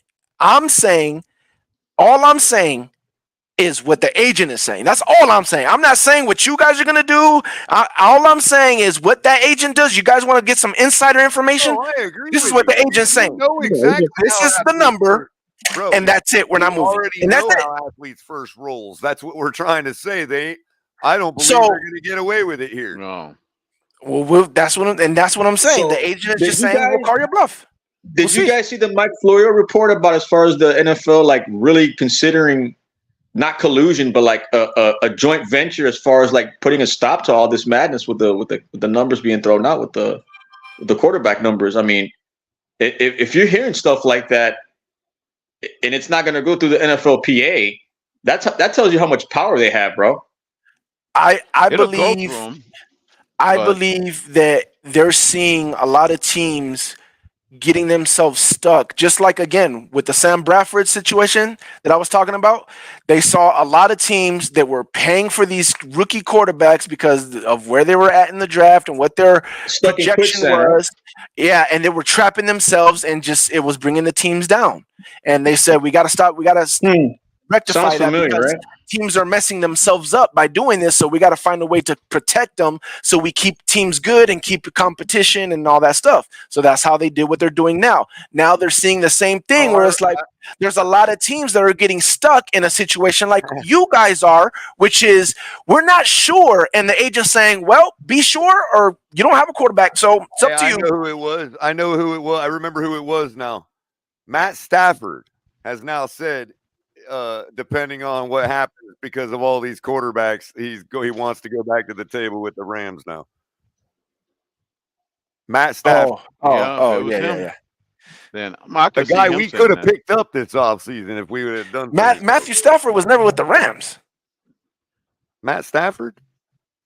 Matthew Stafford was with the Lions. Oh, you're talking about okay, never mind. Yeah. He's been with the Rams thought for you like meant, 3 like- seasons now. I thought you meant like he's talking about his other contract. He wants to go back to the table with the Rams because of what all Yeah, these yeah. quarterbacks are about to get. Oh yeah, I mean, Right. yeah. So, So, now he can And say we had a on chance his to third get contract, him, like he deserved do it. something to get him this offseason. He was on the market He for a was on the second. move. Yep. Yeah. I mean, Really? we spent 30 minutes. Everybody talking was about- talked off the ledge of any possibility, though. Well, here's I here's don't know, a it was instantly shot down. here's another point I want to bring up though. When you talk about we'll just tell Tua, hey, we'll go with somebody else. You think it'll affect Tyreek knowing that his 2,000 yards is not Nope. gonna be? You don't think that'll Nope. matter to Tyreek? Nope. Oh, that's Nope. bullshit. That's bullshit. What you mean, no? How do you That means we'll figure lock him in. when the quarterback I just referred to can put it beyond Tyreek's capability of catching up to the ball? It's Who you only going to talking about? enhance Tyreek, Who? a guy with a stronger arm. Talking about Stafford. No, I'm talking about Tannehill. Oh, okay, yeah. But I got Tannehill, Tannehill can Tannehill, throw a 40-yard ball on a rope into the end zone. yeah, but Tannehill might not feed Tyreek like Tua does. Well, okay. Well, then that helps out For the what offense reason, because I he's don't spreading the know. ball I don't around. Like, That means Waddle gets to cook. I don't know why Yeah. you would use your wide So receiver he one, can but feed DeAndre Hopkins and he can feed AJ Brown and he that's can all feed it's about. Jarvis No, Landry. I'm saying force feed. I'm not saying he can't throw to Tyreek. I'm saying If force that's feed all Tyreek. it's Like, about, then what are we even talking about? What do you mean? sign Tannehill, you give him a bonus to feed Tyreek, and you do the same thing we did last year. What are we even talking about here? Are we talking about winning a Super Bowl or feeding Tyreek? you're talking about winning a Super Bowl. I'm saying Tyreek cares about that 2,000. Oh, Jesus, man. That's hey, you got get over it Tyreek. anyway. Look, We're not even winning a if Super Tua Bowl with is him our getting quarterback, 2,000 yards. you think That's that not the Tyreek focus. is? I'm sorry. I'm not saying you will. I am telling you the Let me player ask that you you this, have in your real locker talk. room cares Real about talk. that. Did Tom Brady throw to Mike Evans more? Or did Baker Mayfield throw to Mike Evans more? Feeding the ball to Tyreek. Baker Mayfield. Didn't we all just Easily. say that Tua's got to Can you say that again? feeding the ball to Right. Tyreek? Baker so Mayfield much? threw to Mike Evans Baker way Mayfield more. threw Easily. more. And I hated it. Agree that in order for us to get to the next level, Tua's got to feed the ball to other receivers more. Yes. With the ball around. Yes. What the hell is the difference? The difference is that, again, all I'm saying is you have a disgruntled, you might have a disgruntled Tyreek You might in the have locker that room. anyway. They're already disgruntled, bro. No. Don't lie to yourself. What you mean? Well, you're not going to have a press conference to have your agent come out and say, "Yeah, I think we need to talk." Tyreek has been A1, top of the line, the best guy you can have in your locker room. Oh, I'm not arguing that. Going for his You're guy preaching to the Tua. choir. Why would he Going not for his be guy Tua. disgruntled if Tua stops feeding him the ball as much? Why would he not be No. disgruntled just the same? I don't, because it's different. It's his job was for the sit there and to cheer on for Tua. But if you got a guy that comes in there and there's not that, you know, like in feed me. fantasy land, bro. Feels like What a do you car mean? salesman. Is that not true? Car Has salesman. Tyreek not sat there and been Tua's biggest fan since he's been with you guys? But what does that What have does to that have do to do with with anything? anything? What does that Though? You're losing me. Because I'm trying to figure that one out. with Tua there, right? Since Tua's been there and since Tyreek has been there, there's been two things. Tyreek has been Tua. Tyreek was not a professional. No, he's not. He's not. Tyreek is Okay, not. you got both of them talking about contract. And that's That's fine. why the That's Chiefs- your opinion, and that makes your statement make sense. So you don't have to explain your statement now because you're No, it's coming from the perspective of you don't believe Tyreek's a professional. So I don't. We really no, need to hear the it's not. explanation. We don't believe is we know that Tyreek is not a professional. Okay, then It's not. I right, believe. that explains it. Man, what is, That So- explains so- your he's opinion. not a That's professional? all. He's not. What a, do you, he's what do you he's come not. up with that from? Well, there's a reason why they didn't want to pay him in Kansas City. He can blow up anytime. Whoa. He's a ticking time bomb. So, what I'm saying is, since I he's understand came, it doesn't matter. Real talk. I was trying to save your energy because you don't have to explain now because now I know your perspective is that you don't. so what's think my he's a perspective? professional. What am I saying? Why? You were about to Why would it explain matter? your perspective. So But why now would it that matter? you don't think he's a professional? You don't have to explain because it doesn't. So- it's not needed anymore. So why does it make sense that what I'm talking about? If you don't, If he Tua was a doesn't play? professional, he would conform to any quarterback if he was a professional. It But wouldn't you're matter not. that Tua is his buddy. It has nothing to do with Tua being his buddy. It's about Tua feeding him. Is what I'm Right, saying. Exactly. And you're Because saying again- the only reason he wouldn't be upset with Tua going elsewhere is because he likes Tua more than Tannehill. No, it's not that he likes Tua more than Tannehill. What Is that difference then? the difference is Tua's crutch is Tyreek, and since Tyreek's been with you guys, all he's been yelling about crutch would be is Tua. Tyreek. No, it that's sounds the way like it that's is with the Tua. reverse problem. That sounds like it's not his problem at all. No, he's Who's been Tua? yelling 2,000 yards. Exactly. Yeah. Thank you, Crypto. Thank you. Those are the two things he's been yelling. Tua can do it, and 2,000 yards. I can't do this, bro. If you're not even, bro, you just repeated the same thing that is irrelevant to my question. My question is why would it be different if Tua went elsewhere than it would be if another quarterback went elsewhere? Why Because would Tyreek be less disgruntled? Because Tyreek might know that Tua has to look at Tyreek. All quarterbacks have to do that. No, you're not getting me. You're not getting what I'm saying. It's just like Baker. If Mike Evans wasn't on the Tampa Bay Buccaneers, Baker would have not looked as good as he would have looked. No, then Godwin would have got a whole bunch of passes thrown No, at him. he couldn't throw to Godwin. He couldn't throw to Godwin. Why Godwin not? was You mad. got Scotty His wife was Miller, mad. who can go down the field deep. And who What was about the other Brady's receivers? number one target?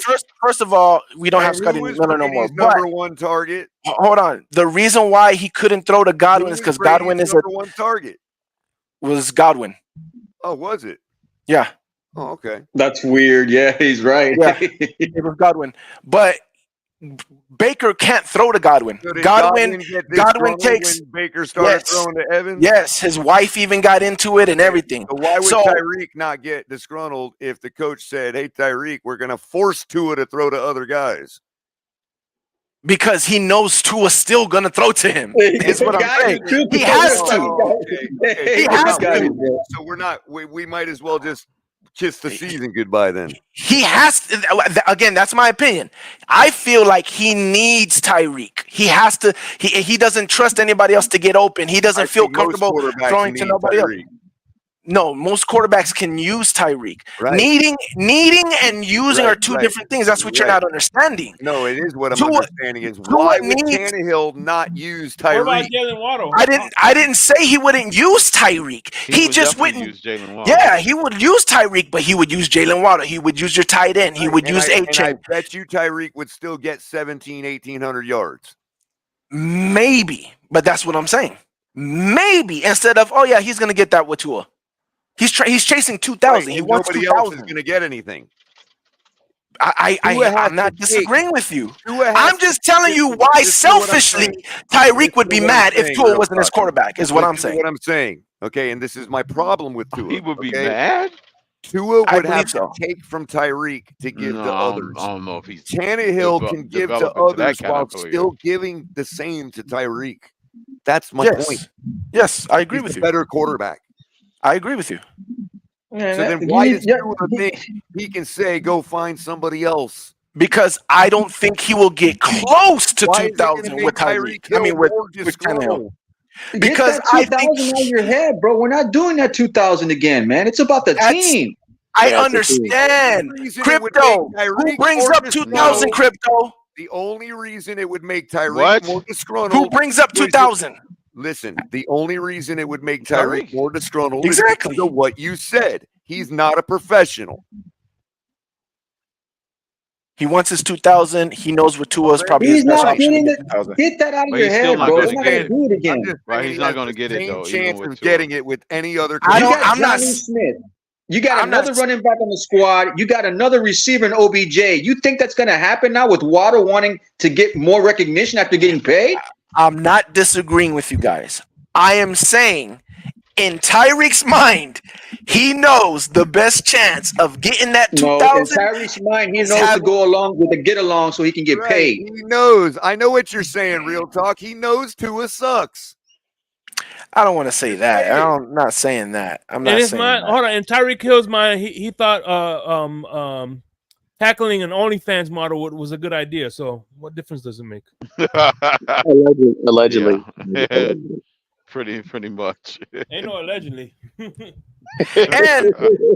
not only that, that would now be Christian Wilkins and Tua that they didn't pay. You don't think that locker room is gonna be like, man, this franchise? Locker room gonna be perfectly fine Dolphins have until the very demonstrated end they of don't their give a fuck contract. what the locker room thinks, to be honest with you. Yeah, right. I think the locker room will be the perfectly locker room fine. got over Ricky Williams leaving. The locker room got over Drew Brees leaving. I think we'll get over this. What's getting over it? Becky, should we We go? got We over got 5 years, man. JT playing for the Jets and coming back. See, when I'm saying when you're saying get over it, it sounds like you mean like the season will move on, the franchise will continue on, which is, of course, nobody's going to stop the franchise.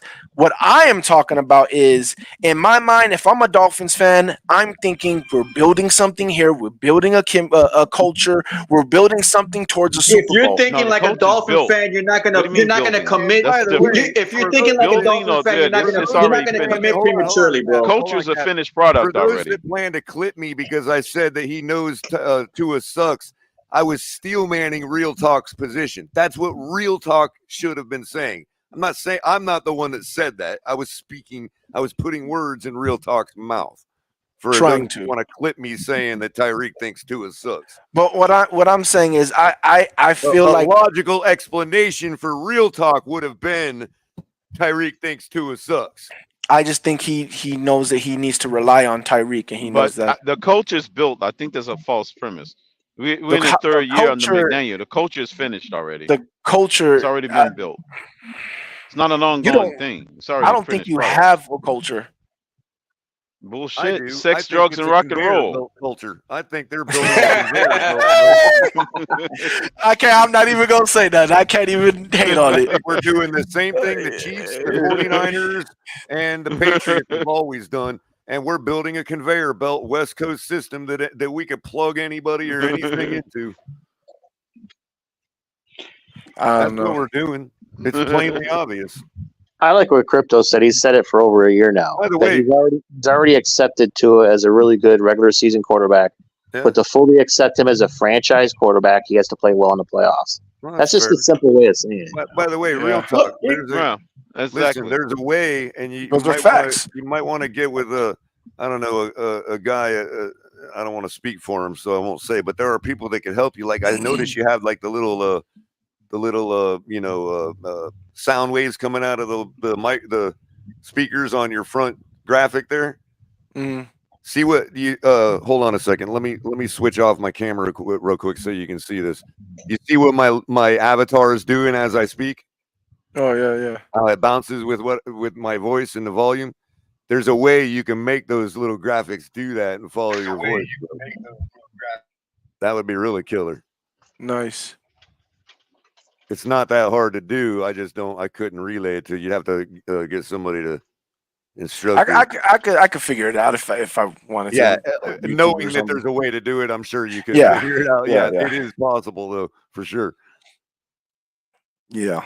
By the way, I haven't heard that red phone ring. Is it on silent? Yeah. It's the bat. It's the bat. The bat. No, signal. I like it. Is this your coming out, bro? You doing more Showtime stuff on YouTube? Nah, I've been had this. It's my Pewter and Red podcast screen. Is that what it is on Yeah, YouTube? he was on Pewter and YouTube, Red podcast? Yeah. He showed up on the smoke lounge with the setup. Oh, Cap dropped off. Okay. Why didn't you tell us earlier? On my phone. I'm having trouble with my phone. I've been said that. I've been had this podcast. Well, it's a year. It's about a year. I've had it for like a year now. Well, I YouTube started it ain't last doing year. you no favors, man. You got to tell us. I'm not. I've lost the fight. Last year, I had to fight with my own fan base and tell them how we're better than what you think. And this year, I'm fighting with my fan base and trying to tell them we're not as good as you think. That's when you know you're doing good, bro. You're riding the wave. Yeah, man. but I'm tired of fighting, man. I'm tired of fighting. Well, you got to go in those buck spaces and get them straightened out. There is no buck spaces, and they all know me, and they're all afraid of me. So I'm just tired of being right, bro. I'm tired of fighting and being right. That's my problem.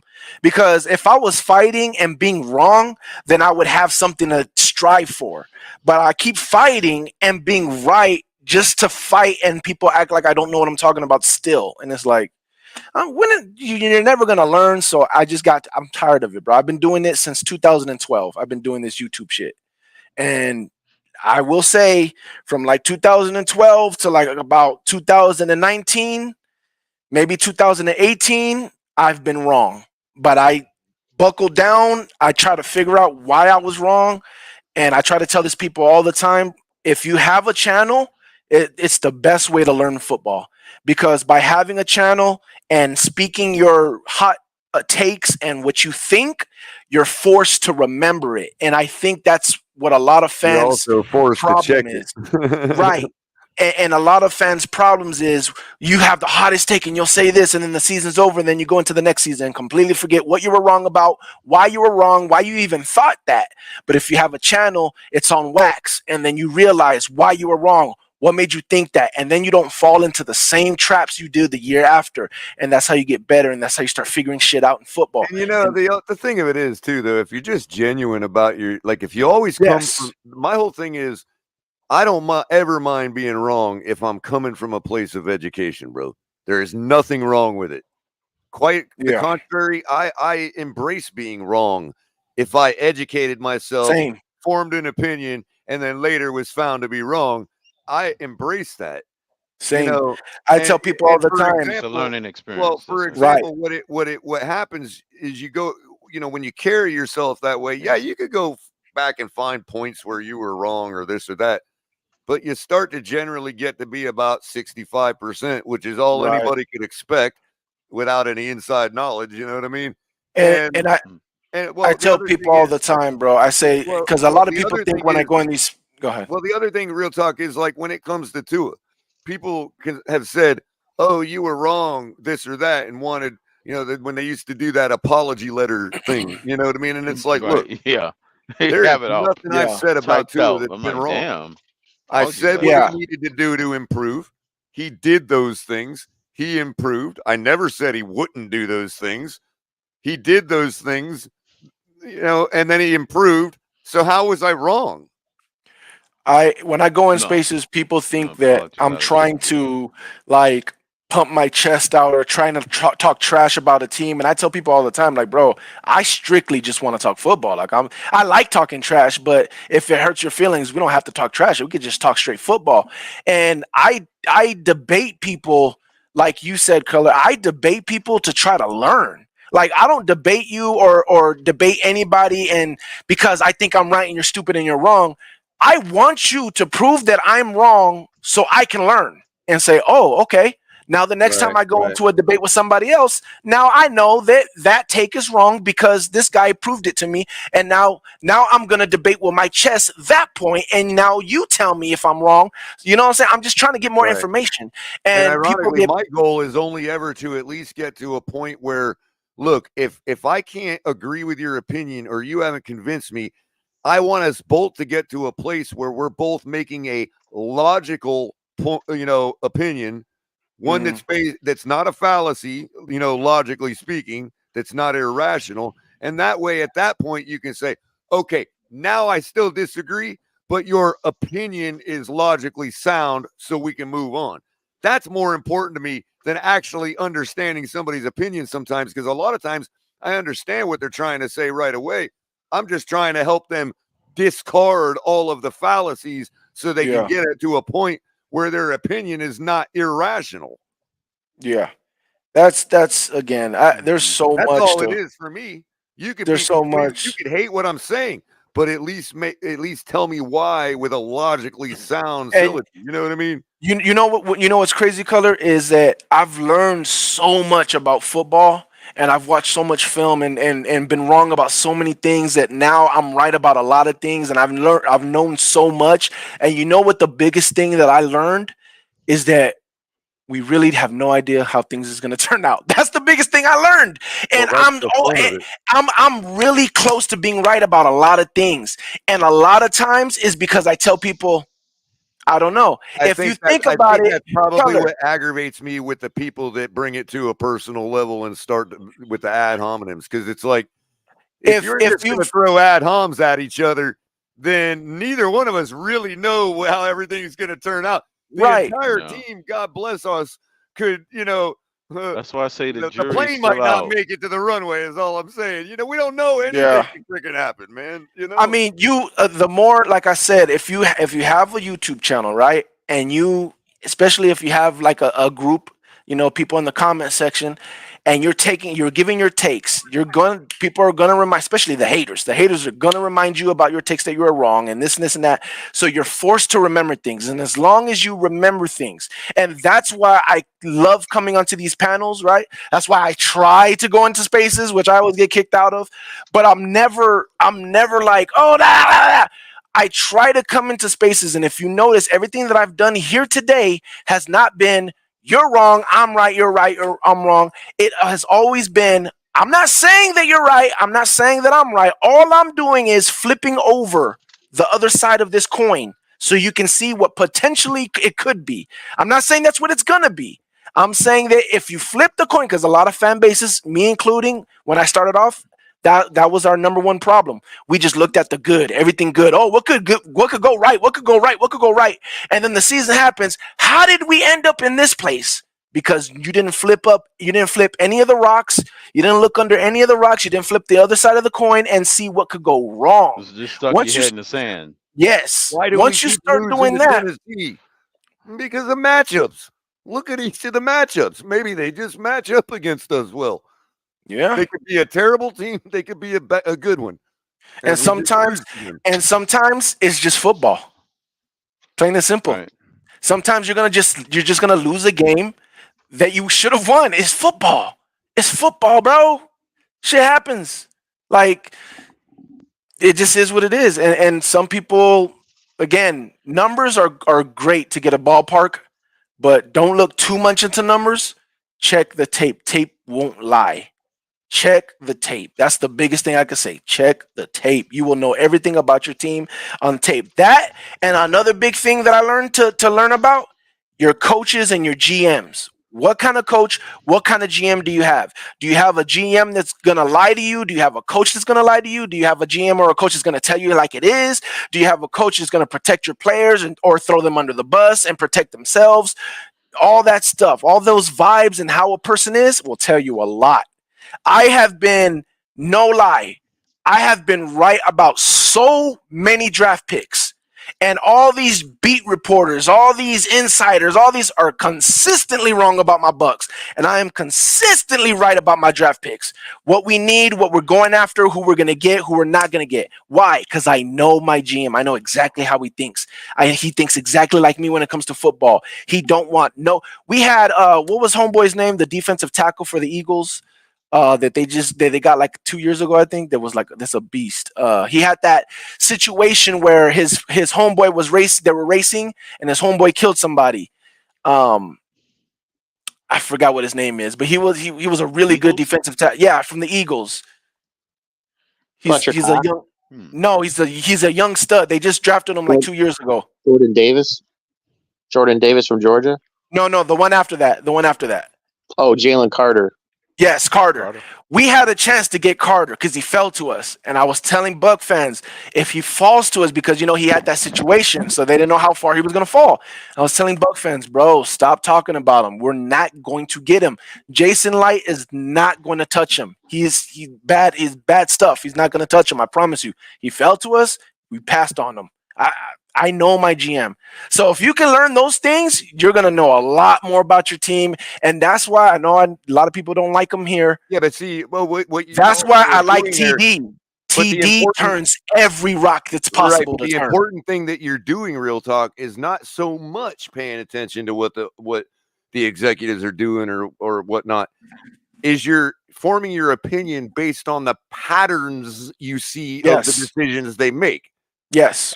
All right. And it's hard. And again, it's hard to remember those patterns that's if you're not making videos. Thing to do. You see what I'm saying? So what happens for me is because I really base most of my, I try to perfect my logic, right? So what happens is it really seems all the time like people, even bigger talking heads like Florio, we quasi joke about this all the time, how he steals our takes, and it's like, because what happens is when you're making your takes based on logical, sound logic all the time like that, it eventually starts to seem like everybody in the world is stealing your takes because they finally come to the same conclusion, the same logical conclusion, which reason would dictate the only conclusion they can come to eventually. And so a month later, everybody seems to be saying the same thing you did.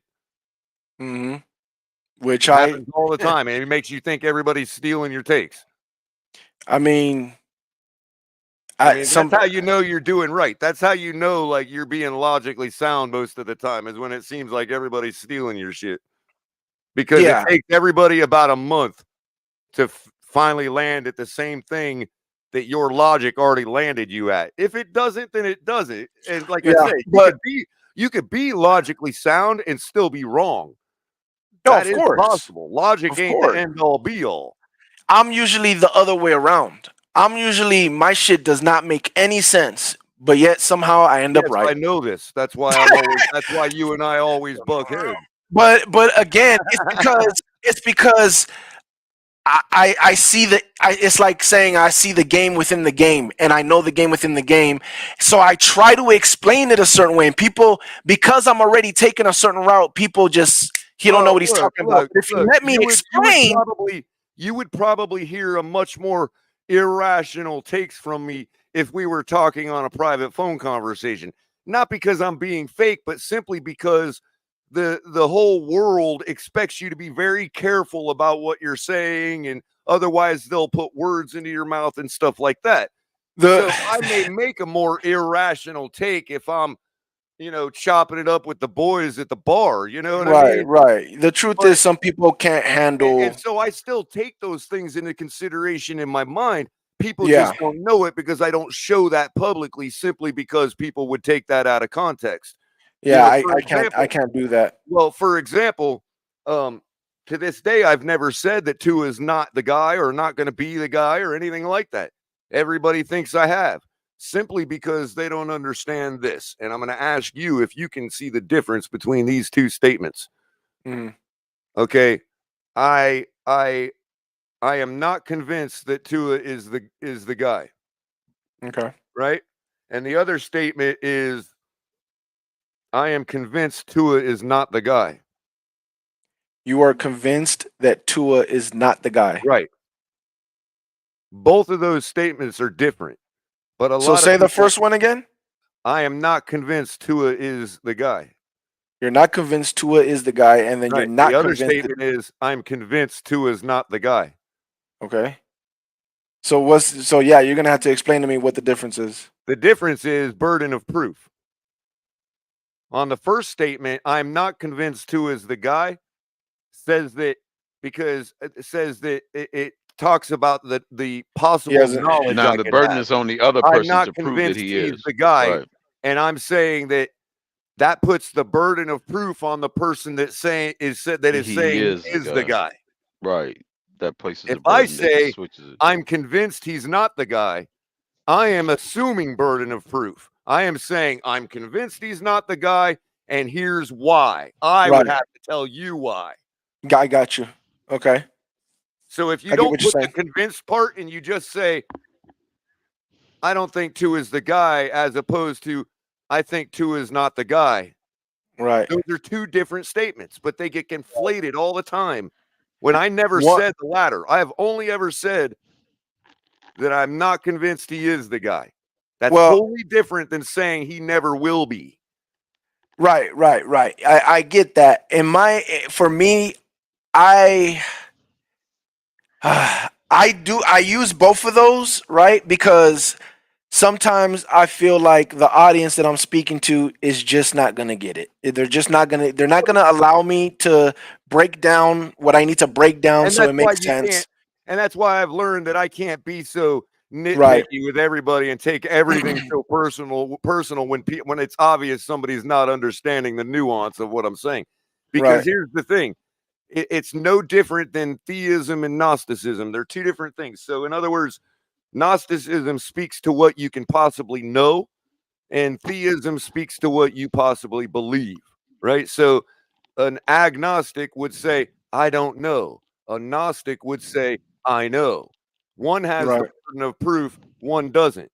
Same with Right. theism. A theist would say, I believe, and an atheist would say, I don't believe. They're not saying, I believe not. That would make them a Gnostic atheist. An agnostic atheist would say, I'm not convinced he is, and as such, I don't believe he is now.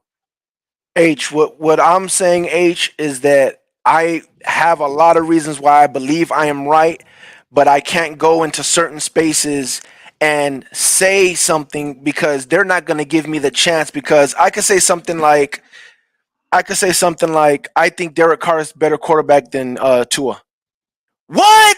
Derek Carr and it's crazy because the numbers and everything on the outside shows that I have no idea what I'm talking about. So now I cannot sit there and articulate. I can say they actually don't, but you didn't have me there that day. Otherwise, I would show you that they do support what you're saying. But go ahead. Anyway, Well, but you get what I'm saying. There's like, if we're really sitting down and talking football, I can actually break down to you why I think another quarterback is better than another quarterback. Now, if you look at the numbers or you look at the winning to losing ratio, you might say there's no way, that don't make sense. But if you give me the chance to sit down and actually break down what a quarterback's job is, what this quarterback is supposed to do, and what this quarterback is supposed to do, and what both of them do, and how this other one is better, you'll be like, I can see how you say. You might not agree with me still, but you'll be like, okay, I can see why you think that.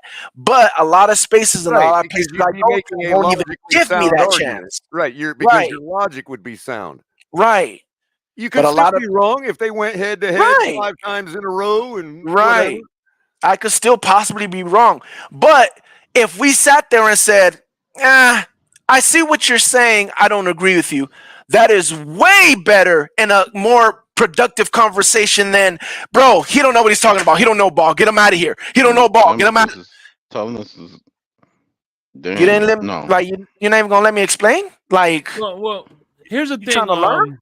Here's the thing, Real Talk Perez, and the one thing I observed, and this happens with a lot of people, is the fact that you could be spitting the truth, but because it's you, they don't want to hear it. It doesn't matter. Yeah, I know that. Yeah, I know that. Same thing with Color. Color goes to the same situation. I was just gonna say Color could make a point that is valid, but because he's a so-called Tua hater, they don't want to listen to what he has to say. A month later, they're all saying the same thing I said, and nobody's insulting him for it. I love it. You were so right, Shake. As a matter of fact, to some extent, that's the same thing. I know Sharif says a lot of off the shit wall, but when he does make, I listen to when he does make logic sense. People are not listening to the logic sense because all they're focusing on is the other off the wall shit that he be saying. Sure, but he does make logic sometimes. They'll totally like. I can can't detect when he's saying probably it. Write a decent essay on how many times Pete has actually been right.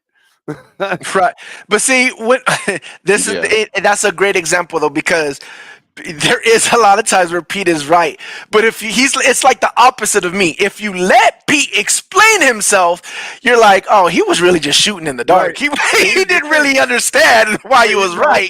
He was just shooting in the dark. Sometimes he does. Like last offseason, he was ringing the bell saying, F Jonathan Taylor, we got A-Chan. Haven't you seen him? Yes, again, he's right. Yeah, he was saying but that, if you let him explain why he felt the way he felt, you'd be like, that's not the reason we wasn't getting Jonathan Taylor. It was pure karma was my logic of why it wasn't. He would want Jonathan Taylor if he was being genuine. Like, in other words, if he genuinely thought Taylor was a better option, he would want that because he knows the Tua needs it.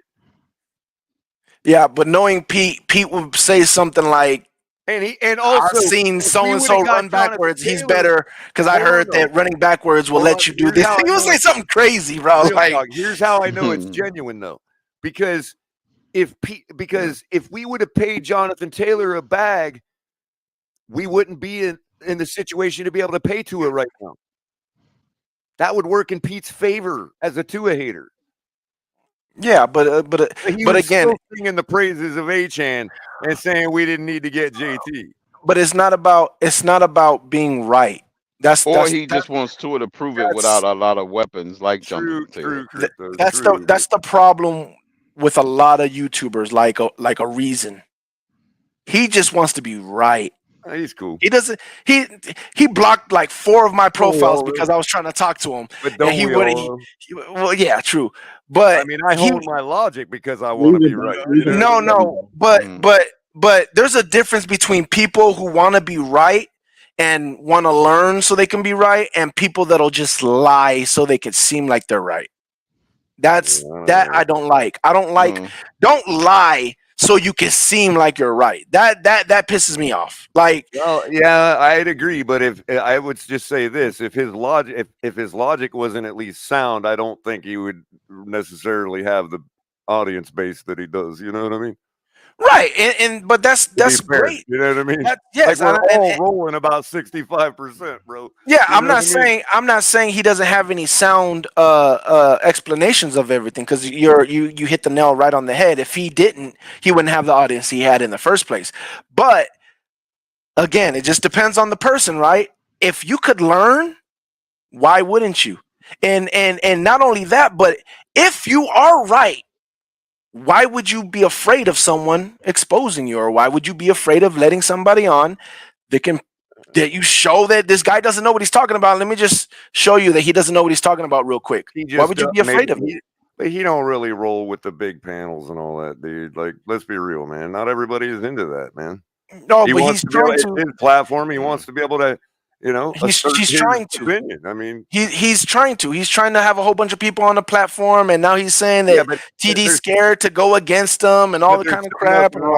There's still nothing wrong with wanting to assert your opinion on your platform over everybody else's. I mean, it's your platform. You know what I mean? No, of course. But again, if you're claiming something, then show it. That's true.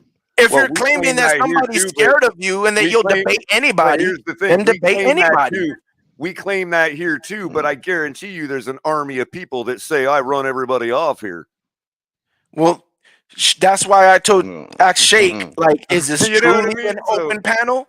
And he was like, yeah, here's the link. It was an open panel. Cool. I came in. You poked the bear, but bro. I just want everybody to know we are a free speech platform here, but in no way does Ben's Tailgate share the opinion of its panel guests. How you doing? That's not an opinion. That was a fact. I'm good. You and EM have spoken on Twitter Spaces, so I ain't. I'm sure I've spoken to everybody. EM, how's it going, EM? I am very good, Color. What's going on, man? Who's that? EM, I know why you up here, so. Come on, EM, come on with it. Who's the visitor? Friday night. Hey, what? Listen, man. Hey, what? What you mean? Visitor? What you mean? Let's go. Come on with it. What you mean, Shake? You know why I'm up here? What? I can't come say hi? Who's a visitor? I'm trying to figure out this visitor, Shake. Hey, man, I had a little time to kill, and I jumped in the chat 5 minutes. I do this. And so Hey, listen, I just wanted to say what's up. What's going on, brother? How you doing, though? Good to see you. Are you going to tiptoe? Texas, man. I'm enjoying this lovely evening here in Fort Worth, Texas. It's breathtakingly beautiful tonight, by the way. But no, I'm just, I grabbed my phone and I'm just listening to y'all a little bit. And yeah, man. I just wanted to say hi. Did you say Fort Worthless? Is that what you said? I tried, Cap. Nothing like that. Yeah. So, but yeah, we can all learn. That's what I'm saying. We can all learn. So it's just if you're scared to learn, So. I don't know. So correct me if I'm wrong, please. Feel free to do that. Something did pique my attention. Something did get my attention. It was. Is it True Talk? It's Real Talk. Real Talk. Okay. Real Talk. You know what it is. I get them both confused at times, but sure you do. So at the end of the day, man, like, are you up here implying that somebody is afraid of you to debate you and somebody's running from you? True Talk. I'm sorry, Real Talk. No, is that the implication? Is that the implication here? No, I was stating a simple fact that Reasons on his channel was scared of me, and you better than to go back and forth with me. I should say that. So stating a fact. So the implication is that somebody is running from you, and they're scared too. They're scared of you. I would say the fact is yes. Oh, okay. Can you explain why? I mean, for me, I don't know who you are. Like, Well, it's funny that you don't know who I am because Reasons obviously knew who I was, so you can stop with the bullshit. But if that's No, the game you no, want no, to no, play, no, we can no. continue. So, anyways, No. I'm just keeping it 1,000, right? I don't know you. First off, I'm not active on the internet like I used to be, so I'm not. You know how many people coming in and out of these chat rooms and come up on these panels and come up in and out of these spaces. Yeah, we've literally been on here before together. Well, Come on, man. forgive me, please forgive me if I don't know All who right. you are. I mean, All right. listen, Well, I don't know what else to say. What happened was I went on Reason's show. I was watching Reason's show, and he said something about people are scared to debate him, blah, because he was talking about TD. He was trying to, pull TD string or something. And I said, well, shit, I'm right here. You can debate me because I got a lot of things that I think you're completely wrong on. I didn't say that, but that's what was in my mind. I said, I'm here. You could debate me. And he goes, oh, I know who you are. Real talk. You were the one. And then he started lying on my name, which I hate. I hate when people say that I said something that I did not say. So he lied on my name and said that I was the one that said that Tom Brady didn't have a good year when we won the Super Bowl or some stupid shit like that, and then blocked me so I couldn't respond. So I figure when you have someone, he could have been misinformed. He could have thought I said something and just got it wrong. Could have been innocent misunderstanding. But then when you block somebody so they can't respond, that tells me, oh, okay, he's being a bitch. He's scared. He's trying to. He don't want to. He don't want to engage. Okay, I get it. Because I didn't say nothing wrong. I didn't call him out of his name. I didn't. All I said was, hey, you could debate me, and then, hey, I know who you are. You said this, and try to make it seem like I didn't know what I was talking about. You don't know ball. You're the one that said this and this and that. I said, okay. And then I replied, and then I went back. Oh, he blocked me. And then I went to another channel, and I replied again, and he said, oh, you said this, and that. I wasn't lying, and then blocked me again. And I said, oh, okay, he's scared. So is that enough evidence for you? Oh, okay. Well, I haven't been privy to that information. I don't know what has transpired between you two, but if that is something, that engagement is something that you're seeking, I can try to make that happen for you if you're willing, if you're down. Oh, I'm always down. I'm in these YouTube streets all the day. No, I mean like right now. You down? Oh yeah, right? we can do that right now. Oh, shit, okay. it's the All right, weekend. well, got nothing but time. I can't promise anything, but yeah. You know it's funny, EM. I was about to shut it down, but you know what? You know me. I damn, I am my happy bad, to oblige you. Listen, hold on, listen. I am happy to oblige everybody. I'm a pleaser that way.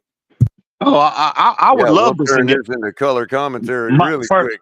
First off, Shake, yeah, I really, if I would have heard you say you was about to shut it down, Shake, I wouldn't even came up here, bro. Like really, but listen, listen. Listen. Anything for the show, baby. I will do it, baby. You know me. We even got the special format now. Right there, see? We got the special format for it. It's the 1v1 format. Yep. Everybody, when it's like this, everybody below has to shut the hell up or they get put in back. Yeah, why does Reason block so many people? What's up with that? Again, I can't answer. That's another grown man. I'm not going to even attempt to answer questions for other grown people. But the purpose for me up here on this panel at the moment, again, I heard what you said in the chat, and again, I just want to. I asked you a question about maybe we can make that engagement happen. You obliged. You said absolutely. So I can't promise anything, but I'll tell you that I will reach out because I would love this engagement. By the way, I think it would be must see TV. We love right now, even though I don't know who you are. This is the first time that I've seen you. A good faith interaction between two grown men, man. Yeah. So listen, give me about 5 minutes. Let me, let me do my thing and let me reach out, and I'll be right back, gentlemen. Stay tuned. All right, that's what's up. All right. We'll be here. What are you guys going to be debating? Like Tua or whatever? Who knows? I would like to debate everything he has been talking about for like the last 2-3 streams because his streams. There's some that particular boy, that ought to be good.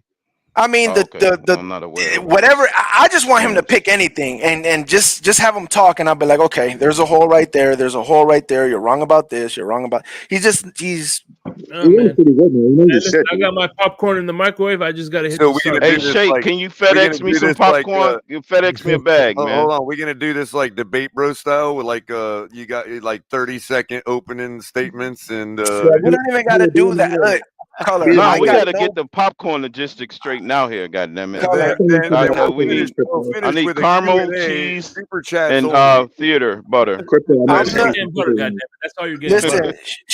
shake. I'm the type that I'm gonna shut up and let him talk. Like Color starts talking, I stop. Okay, whatever. Let him talk, and I'll let him finish. But y'all gotta tell him because he's not gonna let me finish.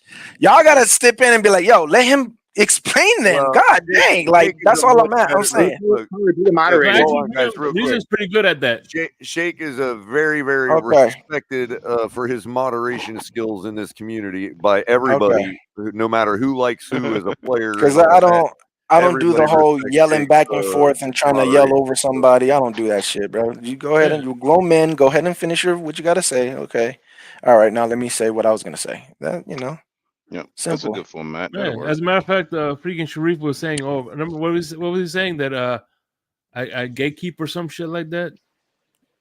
Oh, Damn, you? Shake said you gatekeeping. You was. No, Damn, what 'cause I happened? put What day people in was the back this? and on the Twitter No, space. you regulate. On There's the a Twitter difference space. between Oh, regulation and gatekeeping. See, right. what Yeah, people that's a don't difference. realize is the word regulation means to make regular. So when shit ain't regular, it calls for regulation. Mm-hmm. That Exactly. ain't censorship. Yeah. You know what I mean? Yeah.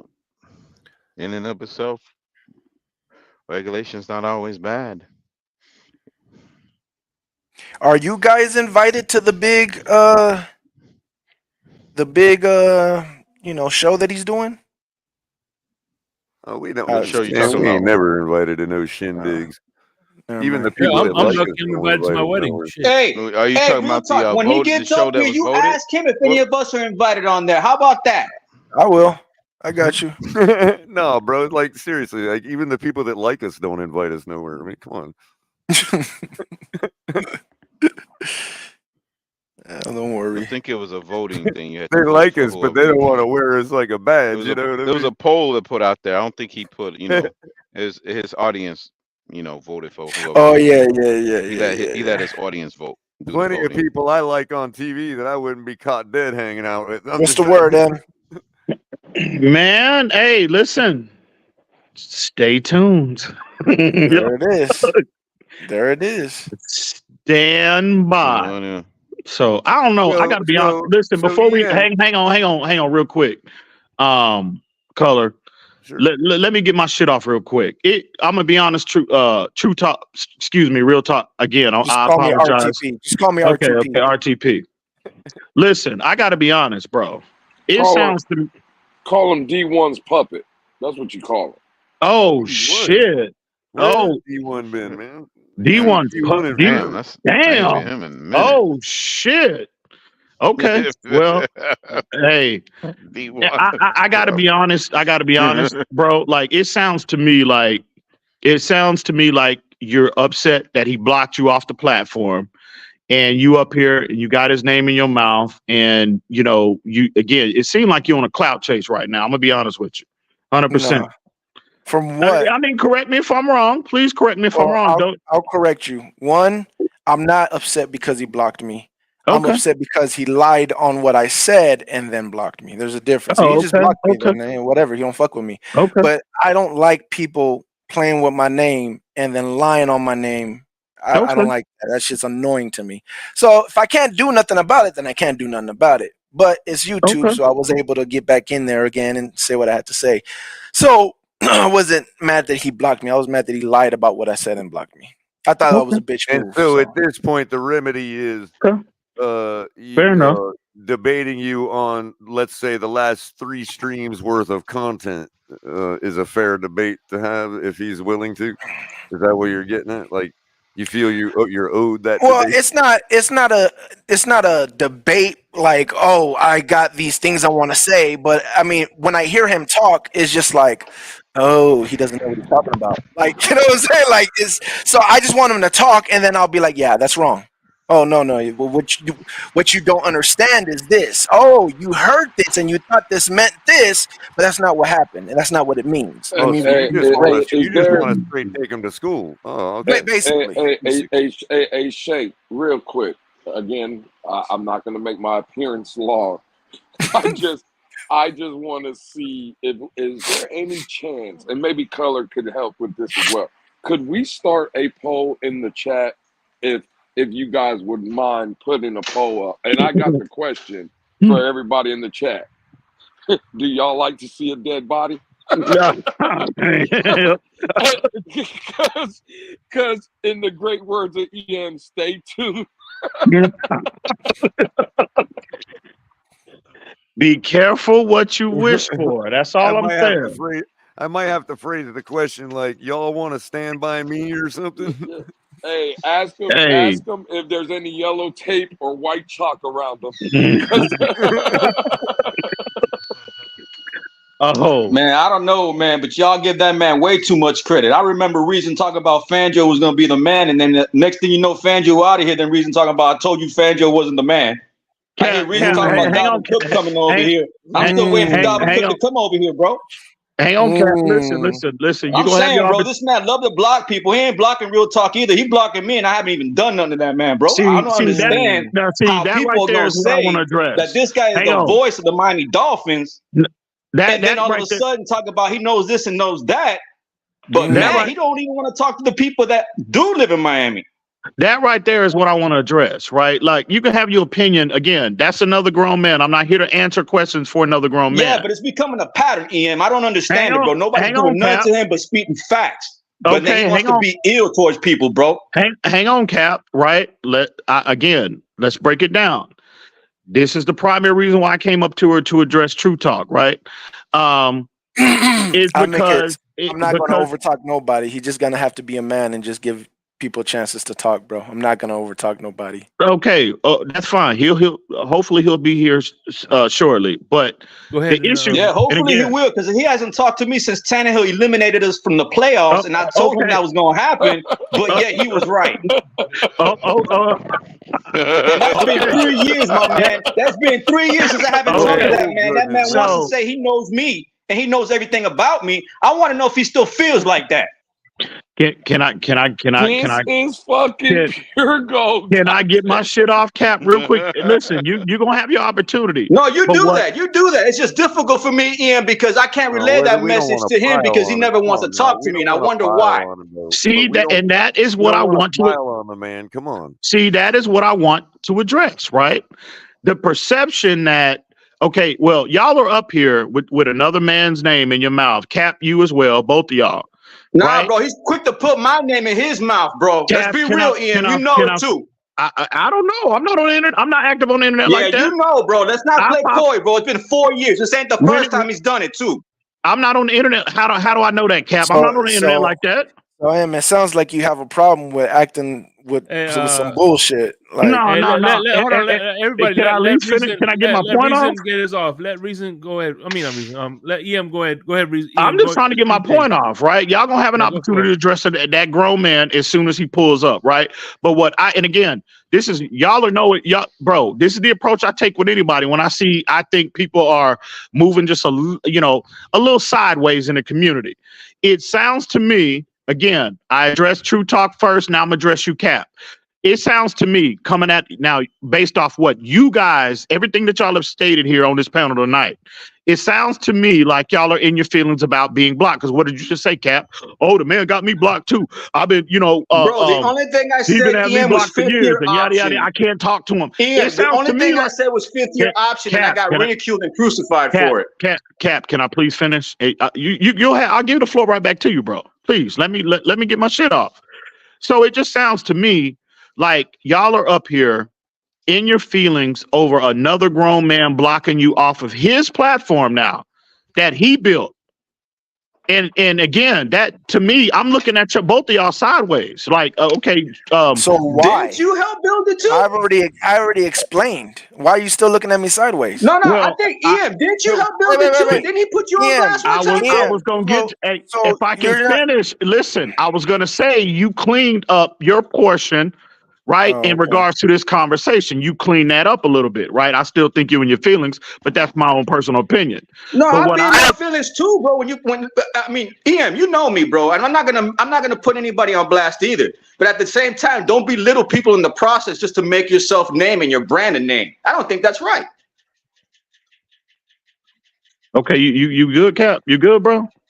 No, I'm You good. good? I'm good, man. Like I Okay. said, man, it's like he said he's a candy man, but at the same time, he treated me like the boogeyman because he never want to talk to me after 10. He'll eliminate us. All right, hold on. Here's what's gonna happen. From now here on out, if somebody is over talking somebody, you going to the back. That's it. Yeah, Make them I clear. mean, bro, like, come on, man. Let's be respectful, right? We're trying to No, I'm get. being respectful. That man was talking So, about I was using drugs, and that's when everything started. What? I don't know anything about that. Again, Cap, did you hear me say you use drugs? I didn't ever say it. Again, I can't answer any other question for another grown man. I am just up here to address how I think and how I perceive you two are moving about being blocked off a platform. That is why, again, I am up here questioning both of y'all. So, again, you'll have an opportunity here soon once he arrives. And Yeah, I just hope I don't get blocked, you bro, have an because I'm getting opportunity to tired of that address it. shit too. You know what I'm saying? Like, I know you guys have your thing about blocking people in a certain extent at a certain time, and I get that. But when you put my name out there, and then you try to say that my name is being tarnished by that type of stuff, bro, I don't do that, bro. And that man has not talked to me ever since, and he knows why. And why do you think he All would right. block me? I'm sorry. What's that? Why do you think he blocked me? Well, It I don't mean, I matter, don't know. bro. You should not be blocked, and nobody should be ridiculed or Well, put on blast just because of a take hang that on, Cap. involves Hang a on, Cap. 5th-year option. Hey, correct me if I'm wrong. Were you not addressing me right now, RTP? Yes. Okay, so Cap, please, real quick. I mean, I don't know, bro. Like, I'm not even active on the internet. Like really, like, how often do I come around? So I'm not privy to issues to the level that I used to be when I was a lot more active on the internet. So I don't know what has transpired between you two in the past, recent, whatever. I don't know what y'all got going on. Again, y'all look at Joe. Why is that funny? Why is that funny? That was good. What? You don't believe what I'm saying? No, what Joe said in the comment section. Oh, you laughing at? Oh, okay. I thought you were like, okay, no, No, that's not you. okay. But I mean, I don't know what y'all are talking. No, I don't know what y'all but have Ian, going let me on. ask you a question, Ian. Like on the real, bro. Like we've been cool ever since the season ended and stuff like that. I'm on his show. He's letting me on the chat. You know, and I let bygones be bygones after he made that slick remark at me and drugs and all that stuff. And I let that slide, bro. And then he was cool with it, and I'm on his chat board. All of a sudden, I start mentioning 5th-year option and franchise tags. And then the guy all of a sudden is like, you don't know what you're talking about. And then he blocks me. So Hey, I put Ian. aside him talking about I'm doing drugs and all that other stuff, the same stuff that people say when they want to belittle somebody because they have no rebuttal. And I'm used to it, bro. But at the same time, if I'm extending you an olive branch because I know you wrong and I'm still acting like in good faith because you're a Dolphin fan, how you gonna shit on that olive branch and then block me in the process, bro? I can't answer that, bro. Like, yeah, he ain't gonna answer it either because he knows he was wrong, but he ain't gonna say shit. EM, he blocked me when I said that, like the whole spot thrower narrative. I said that can depend on the offense. Hey, Ian, let me ask you a question. Well, Ian. I'm gonna be honest. Well, first and foremost, is that Josh Allen is the next John Elway? Oh correct. shit! Do my eyes deceive me? I'm gonna be honest with you, right? Especially in the what has transpired recently, and I'm again out of respect to the platform, we're not going down that rabbit hole tonight. But I'm gonna be fucking honest with you. I'm glad he got you blocked. I'm gonna be honest. After again, what I witnessed a couple of weeks ago in regards to you, my friend, I'm gonna be honest with you. I'm glad. And again, before that all happened, that drama that happened, I'm gonna be honest with you. I thought you was a square guy, bro. I thought you was all right dude for the most part. I am a square guy. Yeah, but anyway, again, you have an opportunity to address him too. Once he pulls up. So Reserve all bro. of those? It'd be nice to try to resolve shit. You know what I'm saying? Like, I live in Miami, and if you're gonna be in Miami, it'd be nice to get together in Miami. But I don't want it to be in a situation where he feels he got one up on me, bro. Because that's not gonna be like that when you're in Miami and I live in Miami. You feel me? I fuck with this chat though. This chat is nice. I like the chat. I just want to say, hold on. I got to do a victory lap real quick. I told you all that freaking hockey series was going to go to 7 games. Bro, 3-1. I just saw it now. Damn. Game 7, bro. I've been telling everybody before the series Edmonton and started. 7. Oh my. Anyway, made the take. If anybody throws 3-0 leads, it's in NHL hockey. needs money, and they're not It going to happened let before. anybody win a series under 7 games. See. Look, this is. But this it's is how- happened before in hockey. Teams have blown 3-0 leads in hockey before. Yeah, I want to throw this out there. YouTube has many platforms on football, basketball, sewing, carpentry, grass mowing, tools, liquor, wine, whatever the fuck it is. Weed. And there's too many fucking channels for me to give a fuck who blocks me. And if they don't want me on the I don't know platform, why these who gives people a get fuck? so sensitive over being blocked. Like, who gives a fuck? Is that taking money out of your pocket? Is it taking food off your table? You're not Who gives a listening to what I'm fuck telling about you, being bro. blocked, bro? You're not listening to what I'm telling you, bro. If you're listen to what I'm telling you, bro. It's not about the block aspect. It's about me getting calls and me and my family getting death threats after this guy makes a statement talking about he said he knows me. Oh, really, Cap? That happened? Yeah, Like, you got bro, death really, threats, bro? really, All bro. right. And let me tell you something. If you get death threats sent to you and your family in the process after you say you know me, I think you're gonna put 1 and 1 together, my friend. So forgive me if I get a little bit out of hand thinking about blocking, because it ain't about the blocking. It's me trying to be respectful and understanding, but at the same time getting shitted on, bro. And I know it's his cronies too. Hold on real quick. Let me get the flow real quick, and I promise I'll give it back to you. Color, can you hold it down for me? I'm doing a commercial with Chef Drew that I've been trying to air for a long time. Not a problem, bro. Not a problem. Thank you. Well, let me ask you this, Cap. Listen, if you got all this drama, you've experienced all this. All I know, bro, if I get somebody to look up them phone records and they link up to somebody, and I know it's no, I'm just saying, bro, it's not right, bro. Cap, can I finish, please, bro? Yeah, so my bad. Go ahead, man. My question to you is this, right? You've experienced nothing but drama in regards to that platform, right? So you should be glad he has you blocked, that you have no interaction with that platform. A, and then B, if again you feeling some type of way about him and the platform, why have you reached out to me several times, bro? Right? About talking to him about unblocking you? Why? Look, I appreciate that, but why can't he just acknowledge me and talk to me himself? No. It goes back to what again? Why I'm up here on this panel right now? Why are you so in your feelings and worried about a platform and another grown man that you've had nothing but drama with? You should be happy. Go on with your life. Keep it pushing. But you have reached out to me. Hang on. You're right. You know what? You know what? You're right. You're right. You're absolutely right. Ian. I don't understand. No. You're absolutely right, Ian.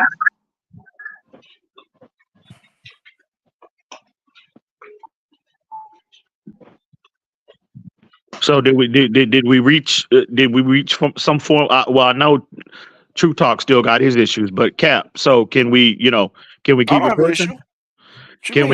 Can we keep it pushing? I mean, it is what it is. Now, again, you know what, Ian? Because it's you, we'll keep it pushing. No, don't do that for me.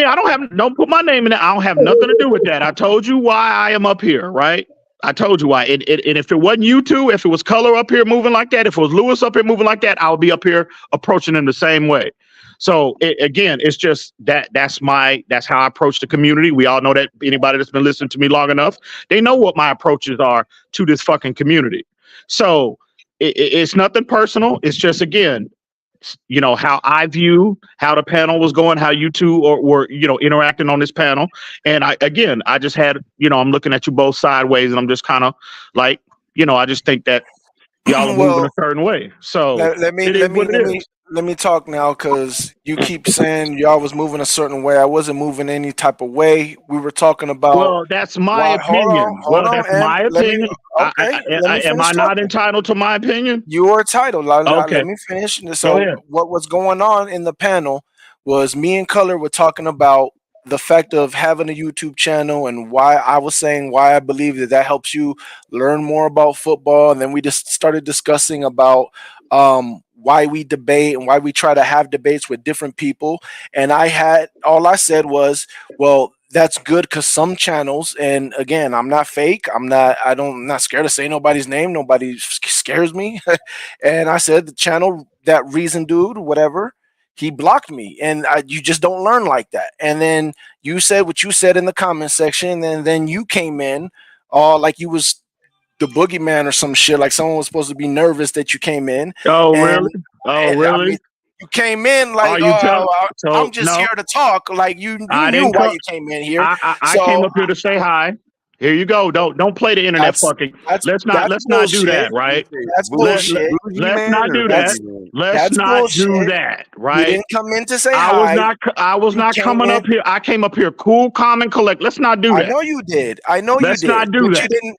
But you didn't come in here to say hi. You came in here to press me about what I was saying about No, reasons, and you was beating I around the bush. I And came that's up why I here to kept say saying, hi initially, but then since okay. you were up here, I said, well, you know what, I'm kind of feeling a little some type of way about how they moving. Let me Now address. who's Let me bullshitting? apply a little pressure while I'm up here. Yeah. Okay. So that is So, the reason why. anyways, okay. Well, that's what happened. So nobody was moving a certain way in the panel. No one was speaking sideways or trying to sneak diss or nothing like that. I was just explaining what some channels did. Reason was one of the channels that did it, and I said reasons, and that was it. And you came in and act like people was sad about it or had a problem or was butthurt about it. Only thing that Well, I didn't like was that he lied and then blocked me. She well, could that have just not well, responded and just blocked me. well, I'm entitled to my own opinion. It just seems like both of y'all are in your feelings about being blocked, and Well, not just you two, but just when I encounter people on Twitter, like when they sit up there and whine in spaces about somebody blocking, I'm like, who gives a fuck about being blocked? Like, why is that such an issue? And it's just not relative to you two, but that's an issue in our community. Like well, all the time, people are whining, "Oh, he got me blocked. Oh, he got me blocked. Oh my god. Oh my god, well, my life is over, bro." Like, you should have took it's those ridiculous. you should have took those problems to that whoever was in those communities saying it, Wait, because that wait, wasn't the wait, problem Ian, here. Ian, no, Ian, Oh I know you yeah, for a I long do time, get in bro. my You feelings a used to little get bit. 0 to 50 and Hold 0 to 60 on, real quick when Larry used hold to on, put Cap. your ass in the back. Hold on, Cap. I'm not gonna lie, Did, yeah. wa- I was do the, get a little bit in my feelings when I go on Twitter and realize that you don't follow me, bro. I do get it. It does make me feel a little bit of kind of way, but I Well, get over it. again, I guess I'm wired different. That I I could get give a over it. fuck who No, blocks me and but I mean, I get who over it. follows me. Like No, but I I get follow maybe. over it, Ian. I get over it. I'm just saying, you know. Like I follow, like I can count on probably two hands how many people I actually follow in the community, right? I mean, bro, like this whole following and unfollowing and blocking and muting and bro, this is fucking ridiculous. Like Yeah, we it's all too supposed to much, be bro. grown Yeah, here, bro. I Aren't we usually all mute supposed to be people grown here? long before I block them I can't on keep up Twitter. with all this shit, bro. It's ridiculous. So yeah, man. But anyway, but yeah, my opinion was, again, I still feel to I'm some thinking degree. about blocking Leatherface and his twin. That's what I'm doing. I'm thinking All I about know, doing bro, that. is hey, look, I'm peaceful in the chat board. I don't bother nobody, bro. Just let me back in, bro. I just want to see what's Rhino and everybody's doing, bro. Crypto waits for like an hour to say something, and then it comes in with a total insult to Lewis. That's what's up, dude?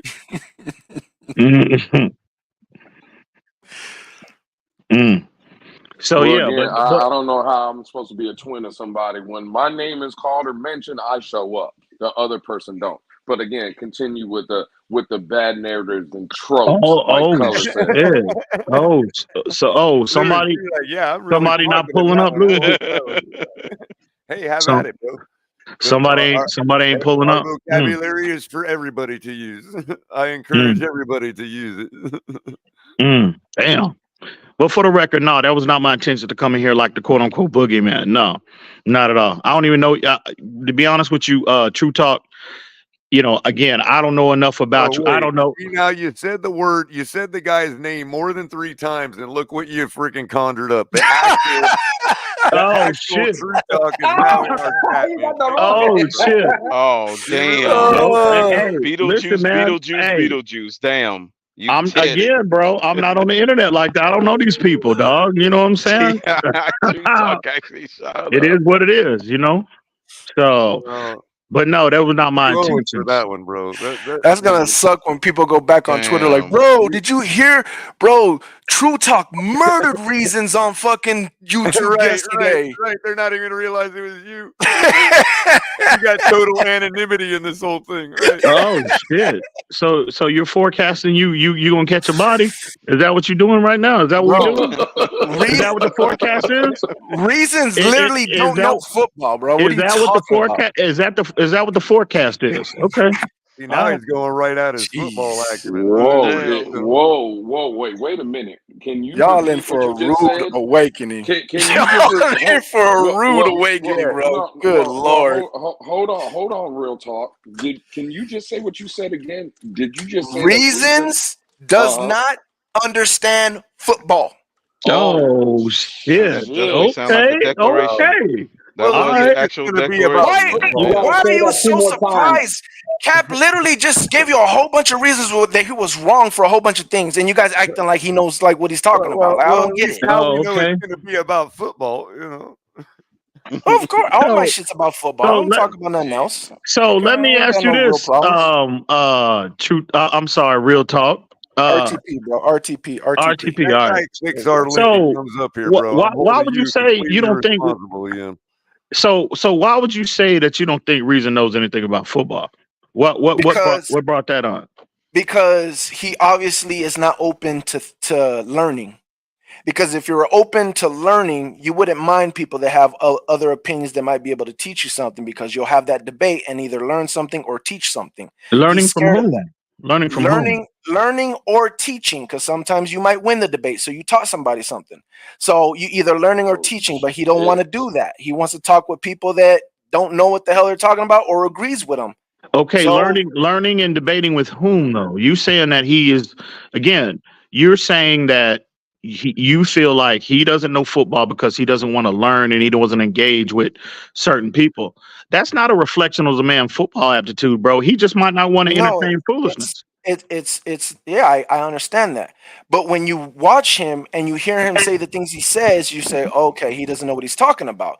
You mix that in with, oh, he's not willing to debate somebody and maybe learn something, then you understand why he still talks the way he talks and hasn't learned anything. Well, your opinion is your opinion, and everybody's entitled to their own opinion.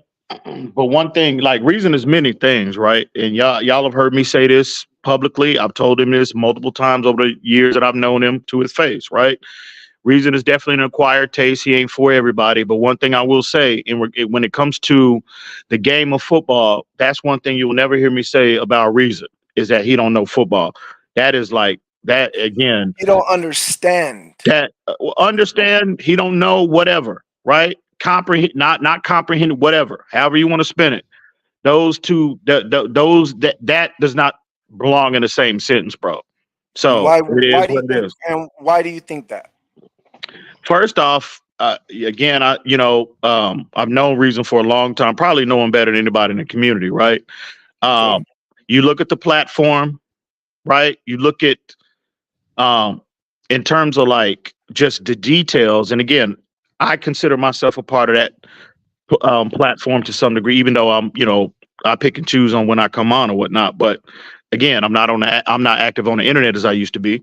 But right, I think that me, and again, if this seems like I'm tooting my own horn, but goddamn it, that's not my intentions. But goddamn it, toot, right? I'd like to think of I'm not the only one, but I am one of the people in the community I think that have, done contributed in contributed Sounds to like the you're struggling to education give me a level. reason why you think he knows. No, football. let me finish. Right, so that have contributed to the educating our fan base. You're not even a Dolphin fan, so you wouldn't be privy to a lot of the things that I'm referencing right now. So I think I'm one of those people that have contributed to some degree over the years, right? To to the level of education in the community. And again, knowing him, knowing what his passion is, and again, this is just, you know, again, I know him better than anybody, and he knows the game of football, bro. You don't look at the platform that he's built. I was a part of that in the beginning. You don't look at the accuracy rate, right? From a draft perspective, like, bro, for you, and again, I'm just gonna keep it 1,000. Like, I'm gonna be perfectly honest with you why he don't like to. He is not, and again, I'm not speaking for him. He didn't tell me this, but this is just my perception of the situation. Right? When you look at him, right, and these are facts. These are just facts. This has nothing to do with me. Say it, nigga. This has nothing to do with my relationship with him, but these are just facts, right? You look at the accuracy rate, not only from him, but people that are affiliated with that platform. Ball Games of the world, Richmond Webbs of the world, Neil Driscoll's of the world, Omar Kelly's of the world.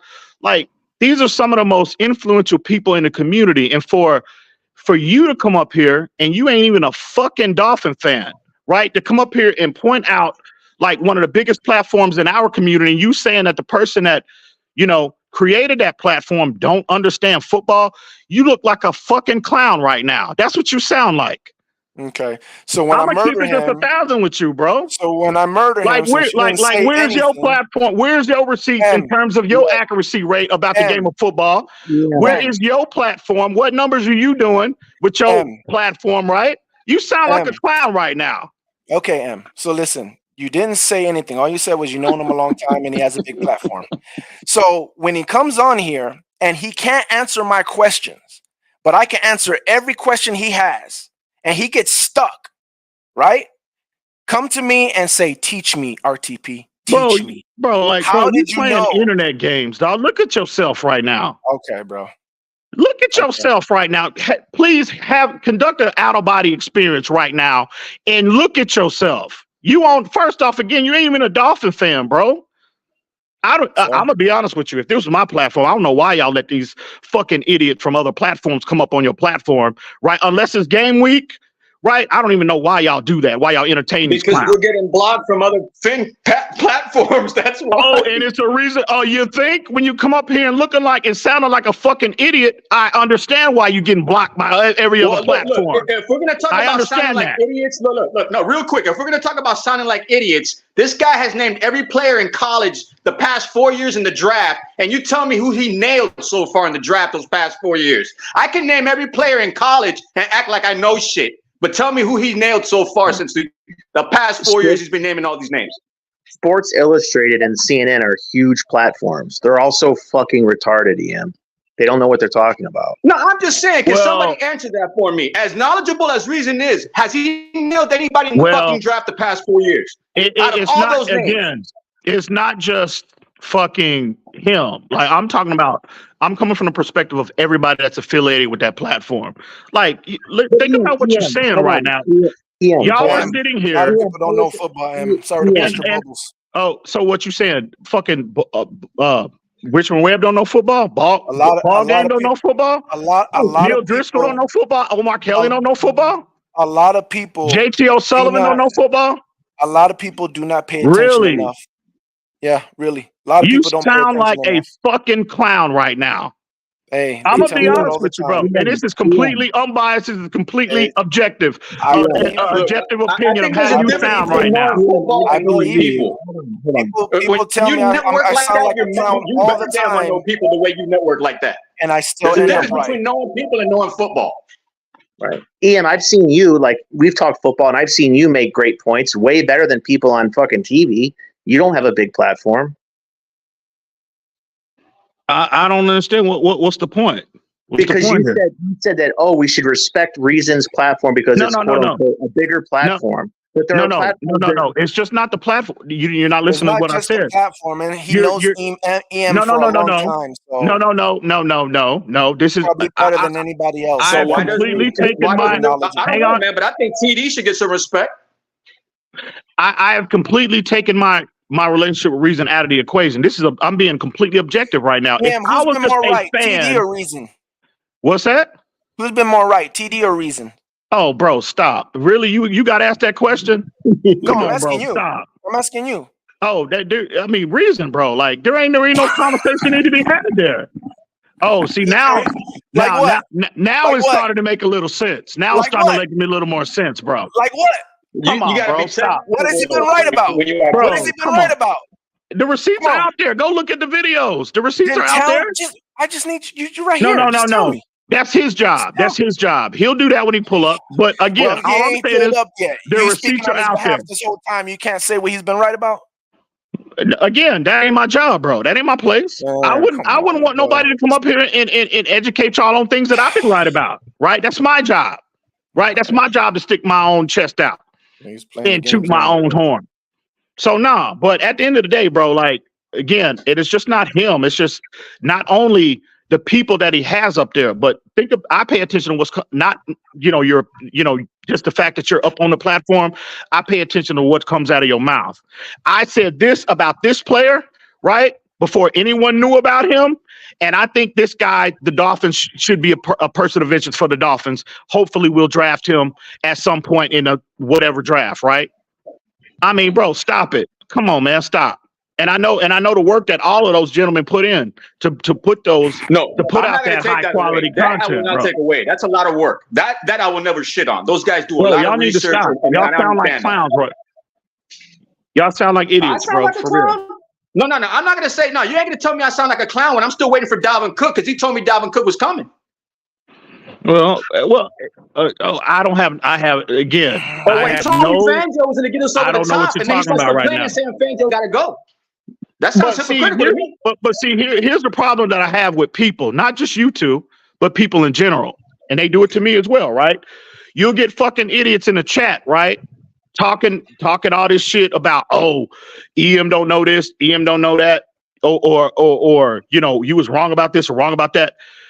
If you are not, that was already in motion. if you can't sit here, and this applies to you two, this applies to anyone, right? If you are not consistently out here, right, in terms of accuracy on things, projections, right, takes that you have about this fucking team, if you are not sitting here making a projection on Wednesday, and once on Monday, and the draft comes on Thursday, and whatever your projection is, you call that player out, and the Dolphins actually select that guy on the team, right? Or I'll give you another scenario. You put a guy, you identify a player, right? And the Dolphins select him in the 3rd, 4th, 5th round at some point.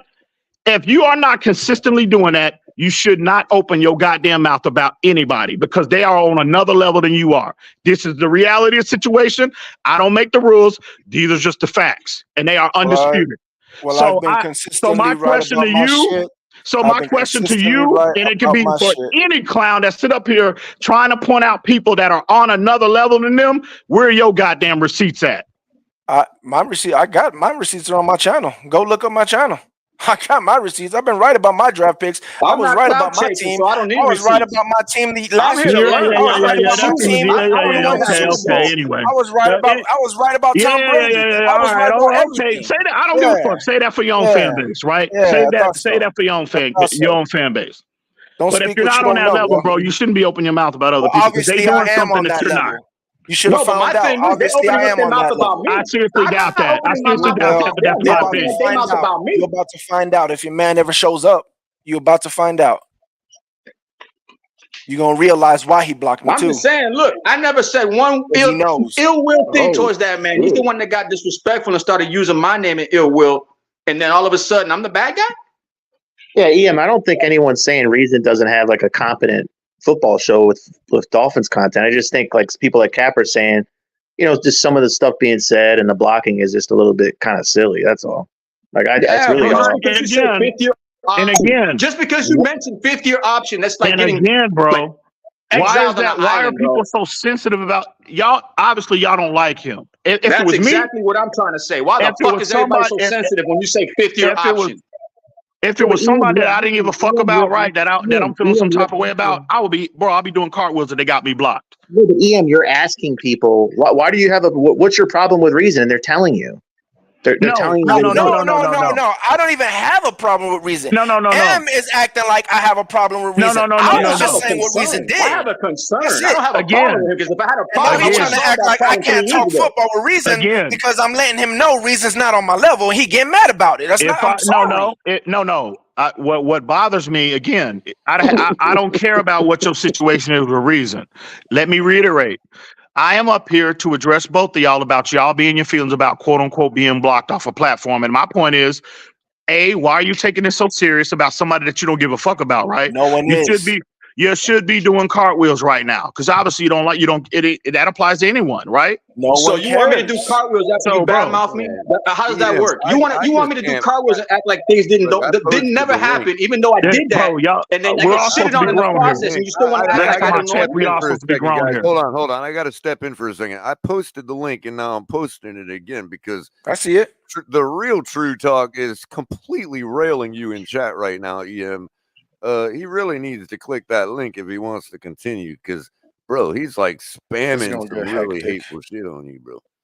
Who is that? What's that? Is it football or is it real True Talk? Is it football or is it personal shit? Who? Bro? Like, who is that? Who is that? Like, really?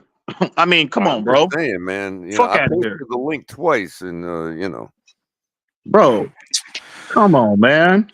Who the fuck is True Talk? Shit. It's the reason why, again, I'm trolling Real Talk, right? It's a reason for that. I keep calling him True Talk. Right? True Talk said who's Reason. So anyway, but that's all I'm saying. That applies to anybody. Y'all making this about a Reason thing. No, this is about anybody. You could be sitting here. That's like somebody calling out Kurt Warner, right? Kurt Warner. You see this kind of stuff I got to deal with, bro. Now everybody respects Q in the community, right? Oh yeah, absolutely. Yeah, that's the homie. Now, what would possess him to say something like this about me, bro? Color silently rooting for Real Talk. Hey man, I don't know, bro. True Talk. I don't know. Like, what possesses people to think that about me? Drop the link. Pull up, Q. True Talk. Pull up.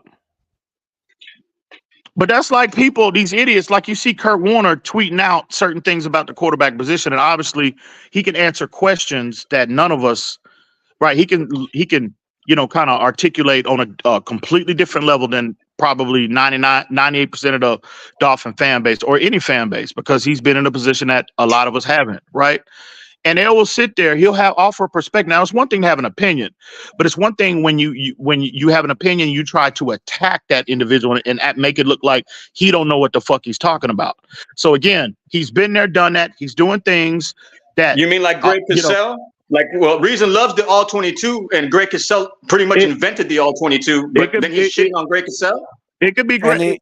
And Reason's lied about Kurt Warner too. Reason's lied about Kurt Warner too. No, I'm just saying, Greg Cosell says something, then Kurt Warner criticizes Greg Cosell, and then Reason says that Kurt Warner knows more than Greg Cosell, but then Reason uses Greg Cosell for content when he uses all 22. This is what EM's trying to say right here. This is the complete wrong attitude to have if you don't want to be blocked by Reason. You know what I mean? Right. Can somebody tell me who Reason is? I want to.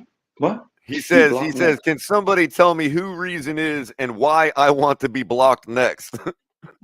That is the complete wrong attitude going into it, bro. All right, bro. Listen, but if you're not, again, this applies to anybody. If you're not on the level of that individual, bro, you need to keep your mouth shut, bro. In terms of, you can have an opinion, but it's one thing to attack and try to make that person, just because they're on another level, right, lesser than what they are. But why is it cool for him to attack me? How can anybody? But why is it cool for him to attack me? Reason. No one's attacking him.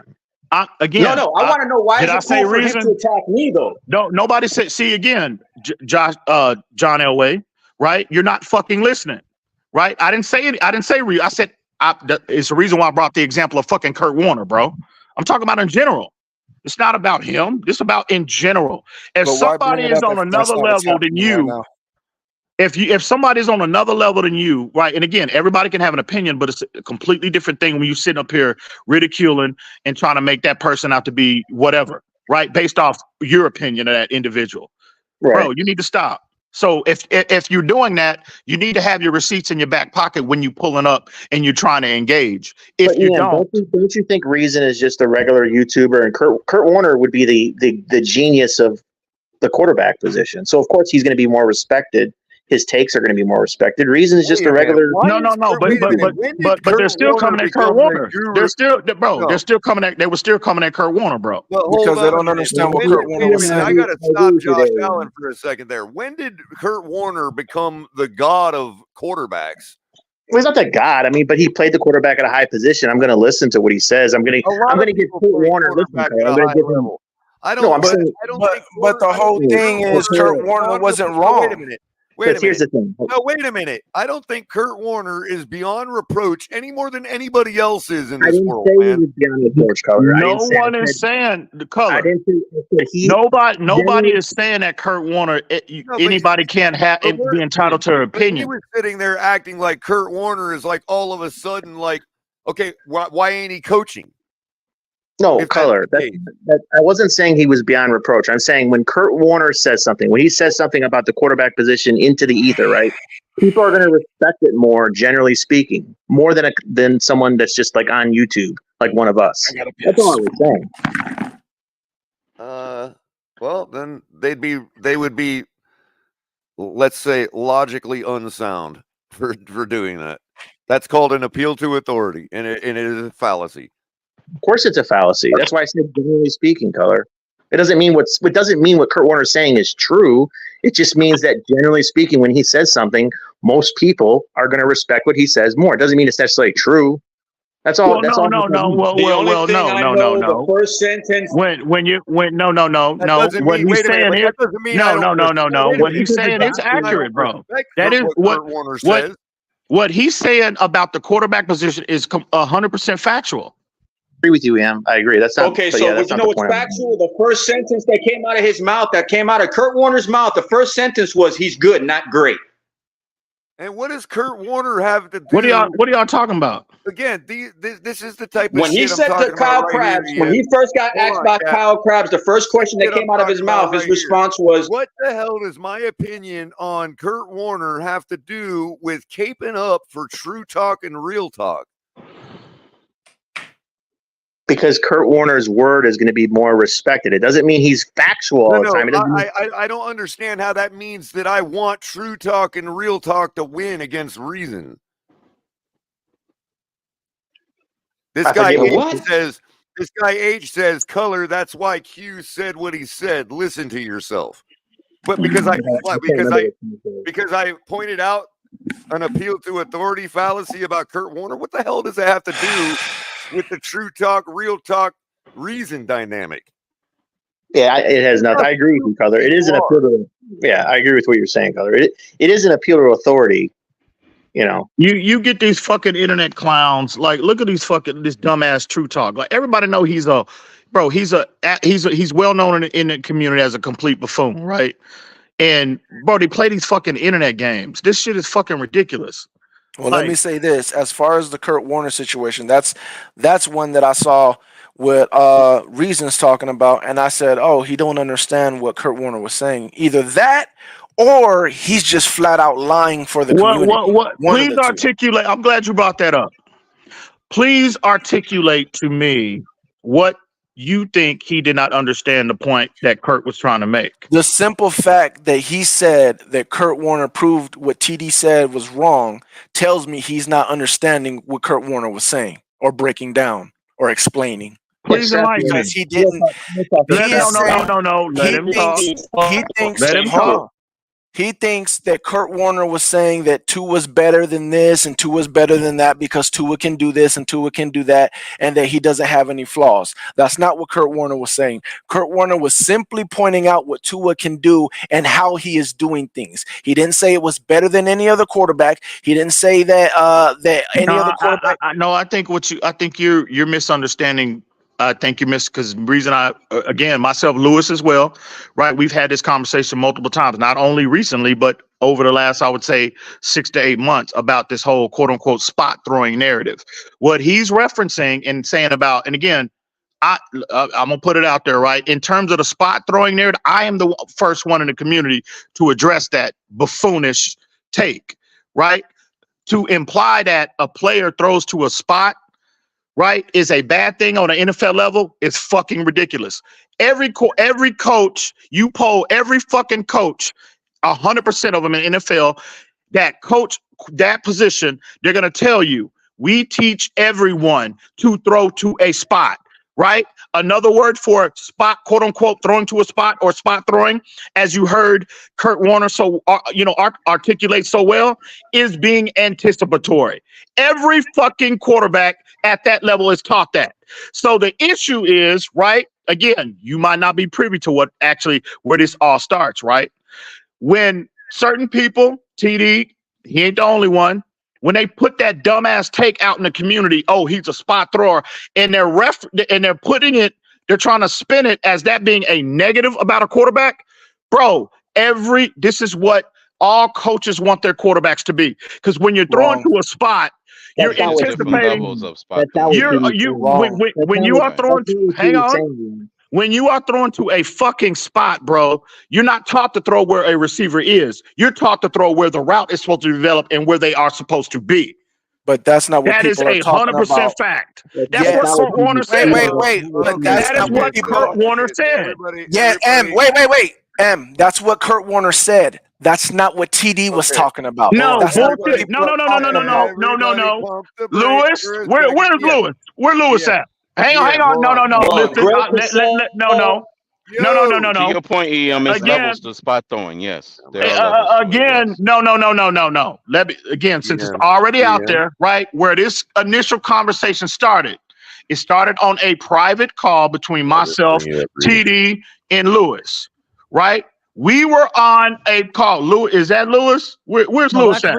No, my bad. Speak for a second. Oh, well, you know what? Guest of the hour. Since the guest of the hour's arrived, the floor. I will let y'all have the floor. We'll address this But a to little your bit. point, EM, there are Can levels. I ask the man how his evening No, it's not. before we get started, please, and welcome him properly? Thank you. Appreciate your reason. How you doing tonight? Well, it's good, man. I'm living my life, bro. I did my numbers. I'm chilling. I figured I don't need to keep other people's name on my mouth for, relevance here. So I had to show up because let's address a few things. Number one, what have I been right about with the draft? Let's start about with the man crush list that I drop every year since I joined this platform. Bro, your top 5 list went to a top 20 list. Get the fuck out of here, bro. I was talking about Devin Achane. I was talking about Devin Achane a year before we drafted him. Javon Holland, talking about him a year before we drafted him. Let's talk about non-Dolphin players, because if you don't know, 6 players on the current 53-man roster were on my man crush list over the last 3-4 years, but we won't go there, okay? Now, if you want to talk about players, I was the one when everyone said Andrew Thomas is going to be the best tackle in the 2020 draft. EM, did I or did I not tell everyone, no, that's Tristan Wirfs? When everyone said Jonathan Taylor couldn't catch footballs coming out of Wisconsin, I told everyone he's hands down the best running back in this class. It's not even close. So whether it's the Dolphins or whether it's other teams, no one in this community has my draft track record, and it's not even fucking close. Number 2, with the Kurt Warner spot throwing stuff, we can go even deeper than that. Last summer, I had JT O'Sullivan of the quarterback school on. He's played for over 8 NFL teams. And to quote him, every throw in the NFL is a spot throw. For example, a comeback route. You are throwing when they're at the top of their stem. You are not waiting for them to break off their stem and come back to you and then throwing a fastball. That's not how the NFL works. That's not how NFL windows work. As far as why I block certain people, you, RTP, I blocked you a couple years ago when we got into a discussion in a space where I was talking about QB efficiency wins Super Bowls, which is why they have stats like EPA and such. And you came up there and you said, no, it's about gaudy numbers, big arms, and etc. And I used Tom Brady and his win with the Bucks. He won that Super Bowl game on the basis of efficient quarterback play, not putting up 8 touchdowns, 500 yards. Why? Because his defense was doing the job against Patrick Mahomes. All he needed to do was protect the football, move the football, and score where they had opportunities. He was playing efficient football. He wasn't out here throwing Hail Marys and stretching the field vertically consistently. So that's why. You know why I blocked you? I don't waste my time with people who don't understand the game, but come up on the internet and try to lie to people and tell people they do know the game. Period. Are you done? Are you done? Okay, there's a reason why you've been at this for how long, doing Spaces for how long. You can't even break 500 subs and no one gives a shit about your opinion in this game because you do not know football. I knew that from the first time we had a space when you didn't even know how your own team operated and quarterback efficiency. And then I hear you come up here earlier and say Lamar Jackson can run this offense. Well, why is it Dan Orlovsky, who played in the league for over 10 years, literally went on the record, because me and EM have told everyone, all these people who say running a West Coast offense, they don't know the foundations and the base of a West Coast offense if they're saying that. Darren Orlovsky said emphatically there are only 5 quarterbacks in the NFL who can run this system to the level Tua does. Patrick Mahomes, because he's Patrick Mahomes, Matt Stafford, Brock Purdy, and Joe Burrow. Those 3, guess what they're in? An offshoot of the Shanahan offense. That's why they can run it. And CJ Stroud. Now, let's do some math. And if you include Tua Tagovailoa, that means there's 26 other quarterbacks he thinks can't run this offense. You came up here and you said Lamar Jackson could. No, you know why Lamar Jackson cannot run this offense? This again tells me you don't know what you're talking about. He cannot process pre-snap and post-snap good enough. His accuracy from the intermediate to the deep level is not good enough. Go look at OBJ highlights from last year. Okay, he cannot properly read a field when he has to stretch it vertically. That's not a part of his game. All right, and he just does not have the accuracy on the level of Tua Tagovailoa. And you said, well, he can extend plays. Let me ask you this. Why do you think Russell Wilson was sent packing from Seattle? Why do you think he was just sent packing from Sean Payton, who runs a timing and anticipation offense? Why? Because you have to play in structure to execute this kind of offense. Guys who play out of structure cannot execute this offense, especially this one that's being built, predicated off speed, when to his pocket time is 2.1 seconds and his time to throw is 2.3 seconds, okay? You have to maybe a quick decision maker. You have to be a quick processor, and you have to have keyhole accuracy at times.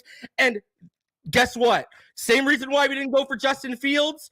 Same reason why we wouldn't have went for Michael Penix in the draft. Those are not strengths to Lamar Jackson's game. So when you sit up here and you say that just tells me you do not understand this offense, you do not understand how it's ran, and you do not understand what is needed to operate this offense. It was the number 1 passing offense in the NFL. You don't understand what it takes to operate this kind of offense. So all right, now reason your little clout chasing. Oh, I'm gonna murder him, brother. You couldn't touch me on my fucking worst day. All right, so hold on. Let me go ahead. Y'all ready to see that dead body? Go ahead. Let me go ahead and give real talk. Let me go ahead and give real talk 30 seconds to a minute to say what he's got to say, and then you all. I'm gonna rebuttal everything he just said, okay? Because it proved why he is where he is when it comes to understanding football. Because he don't listen good enough. First of all, I never said nothing about that. Lamar Jackson can run this system. We was talking earlier up here. No, I did not. Listen, I did not stop you. I did not stop you. Do not interrupt me. I did not interrupt you. Bro, what we were talking about, bro, do you want to learn or you want to stay looking stupid? Bro, you couldn't teach me how to wipe my ass, let alone then football. Shut up and learn. Bro, you know nothing. Shut up and learn, Reason. Let me talk. You know nothing. So what we talked about was the lying of that no one can do what Tua does. And what I was explaining to people was how Kurt Warner was explaining how Tua does what he does because of the traits that he does, which is anticipation, right? It's the opposite of what Lamar does, which is making the play extend, but Tua makes the play extend in front of the play with anticipation, and Lamar extends the play at the end of the play with his legs. So it's just another way to skin a cat. So I wasn't saying that Lamar could come in here and run the system the way that Tua runs the system or even run the system at all. I was simply explaining that quarterbacks run systems differently. So don't use the fact that Tua runs or how he runs the system using his tools of anticipation and spot throwing or whatever. Like, you have to do that to be able to run the system because it's false. All right. So that's one. Number 2. What the fuck is this guy talking about? What the fuck? Oh my God. That is false. Are you kidding me? So you're telling me wow, you can only run a system a certain way. Is that what you're telling me? A West Coast system? A West Coast system? Certain traits. Yes. West Coast system. That's why Dan Orlovsky went up on ESPN and said only 5 people can run this system at the level Tua does, and 3 of the 5 are currently in a Shanahan system. So because Dan Orlowski said that, that here we means go only now. Tua can do Here it. we go now. Oh, see, this is what I'm talking about. Somebody with 200 subscribers, right? You go sit up there and have the audacity to question and try to belittle Dan Orlowski. Wow. I've heard it all. So let's see if this makes sense. Let's see if this. Do that. I can't Let's let see. you do that either, man. Let's see if this makes sense. Thank you, Kohler. My bad, Kohler. My bad. Hold on. I'm sorry to react to stupidity, bro. My bad. Yeah, okay. So when Kurt Warner said that he got better as an NFL quarterback when he figured out he doesn't have to muscle the ball, when he can throw with finesse, he got better as a quarterback. So he was a quarterback one way, and then he got better as a quarterback playing another way. Okay, so what do you think? Let me ask you this. Reason. What do you think he's Pipe talking down, about? bro.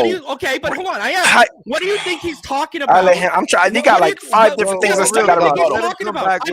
I'm asking him. I'm asking him to add on to his You sound flustered right now. I thought you. You sound flustered right now. You are discombobulated right now. I thought he was gonna let me talk.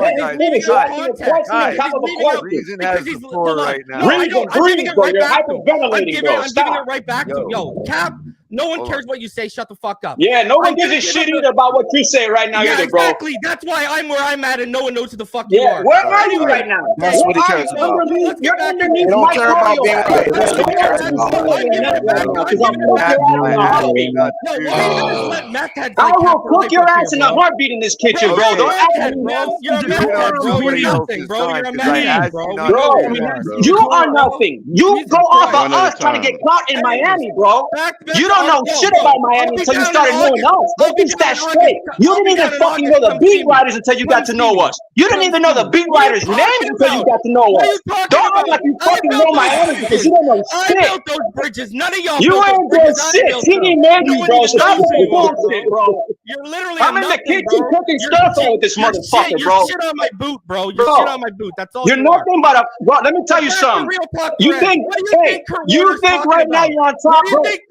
You're running like, bro. You're colonizing right now, bro. That's what you're doing right now. What do you think he's talking? Bro, you're acting like you guys are us, bro. Let me finish. Go ahead. You acting like you ain't us. First you want to Fangio, then you want to Fangio out of here. You wanted McDaniel, now you want McDaniel out of here. You said you want to Dalvin Cook. Dalvin Cook is coming over here. I'm still waiting for Dalvin Cook, bro. I'm the one who wanted. Speaking of Cook right now, I'm cooking your ass right now. Don't act like you got one on me, bro, because you don't know shit. And you're the one who texted me. TD made your ass, so don't act all fucking ungrateful because TD made your ass. I have a reason. Can you unblock me? Yo, you've been begging people on Twitter for me to unblock you. Shut the fuck up, bro. Hey, unblock me, bro. What did I do to you? Because I said 5th-year option. You get your panties in a fucking bunch because I said 5th-year option. And now you're gonna run for 5th-year option because you got no fucking choice. Because now you look like a stupid ass saying 5th-year option ain't gonna work. I'll tell you what you're blocked. Yeah. What happened, bro? What happened? That's what you are. And it's not with any players. I've seen you. All you do is wait for content creators to post shit so you can go right after them and pick up their ideas. You think I don't keep your fucking game, bro? That's why I was the first in this community to be breaking down. You got no fucking content if it wasn't for us. You got no fucking content if it wasn't for Lewis and the Spaces. You go fucking piggybacking off of his content, make it seem like it's your fault. You don't even create. You're not even us. What are you? I don't need to create, bro. I'm not a fucking cloud chaser like you, bro. I'm here to learn. That's right. You hang with all the cloud chasers. What's the real talk, Perez? Why do you think? Listen, and this is back real talk. You can continue. You get fucking piggyback off of Adam Beasley. Adam Beasley says 5th-year option. Yo, shut this fucking guy up. Real talk, Perez. All I was trying to say, and this was going to take 2 seconds because I'm bouncing it right back to you. Why do you think Kurt Warner? What do you think Kurt Warner meant when he said, with the second way he learned to throw as a finesse thrower, he's talking about anticipating and throwing the spots, bro? That's what he's talking about. I know he is. That's my point of saying you can play quarterback two different ways. You guys were just laughing at the fact that I said you can play quarterback different ways. There's different ways to play No. quarterback. Hang on, let me jump in here real quick. Hang on, let me address what he said. Hang on. Hang on, real talk. Listen, I'm going to agree to some degree to what you're saying, right? There is some truth to that, but there are foundational, right, abilities that you have to be a higher end player, right? You have to throw in anticipation. You have to throw the spots, bro. That doesn't change. That doesn't change based off. You might be a little more mobile, or you might have a stronger arm. Exactly. You have those are foundational traits that every quarterback has, bro. Has to have. Every throw in the NFL is a spot throw. Literally every throw in the NFL is a spot What are throw. you talking? Stop. You claim that you was in the know. Yeah, man. I'm trying to tell you. Damn. The whole thing that I'm saying, every throw is a spot throw. Yes, it's not the same spot throw that TD and other people are talking about when they talk about Tua. It is a different type of spot throw. Well, when you say spot throw, you see where your wide receiver or your weapon is going, and you know where he's going because you see him going that way. You're anticipating the rest of the direction, and you pick the spot. You're anticipating the window based off of the route, the leverage, and the coverage. You're anticipating the window is going to be there at a certain point in his route, so you're throwing to where the window is going to be. Real talk. It's a foundational principle in the West Coast offense. Bro, this is what I'm saying. You got to let me talk. Like, listen. You look flustered right now. I expected so much more, bro. You talked all that shit. Let me talk. You Just you don't have to talk. You don't have to talk at all. I don't know why you're All right, hold on. Real quick. Let me jump in real quick. Question to you, Real Talk. Maybe explain what you mean by the difference in what the difference is this. This is the difference of the two spot throws, right? Your wide receiver running a 10-yard, boom, he hits a post. As soon as he makes the cut, you know exactly where he's going. That's spot throwing anticipation. Every quarterback does that. Perfect. Tua, he took his third step. He hasn't even went to 7 yards that he needs to make and then cut for the post. Tua already throwing it over there in that spot because that's where he's supposed to be. That's what Tua's doing. That's a different situation. That's not the same anticipation and spot throwing that every quarterback does. It's different. Wait. Hang on. Listen, man.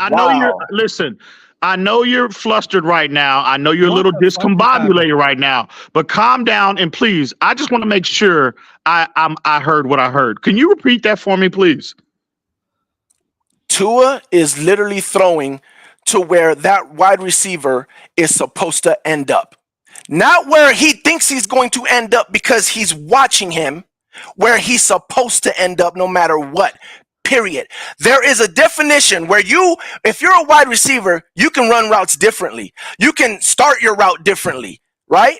So that's where, again, the chemistry of your quarterback and your wide receiver come into play. Because when you see your wide receiver do something, you already know because you had that chemistry where he's going to go, boom, boom, boom, everything's good. What Tua is doing, whether it's Tyreek, whether it's Waddle, whether it's Barrios, whoever has that route, I'm throwing at the time I'm supposed to throw at that spot where it's going to be. Whether it's a fast guy running that route where he'll be there faster or a slower guy that's going to take a little bit longer to get there, that ball is going to be there when it was supposed to be no matter what. That is the spot throwing that we are speaking about. That is not the spot what is throwing. wrong with that?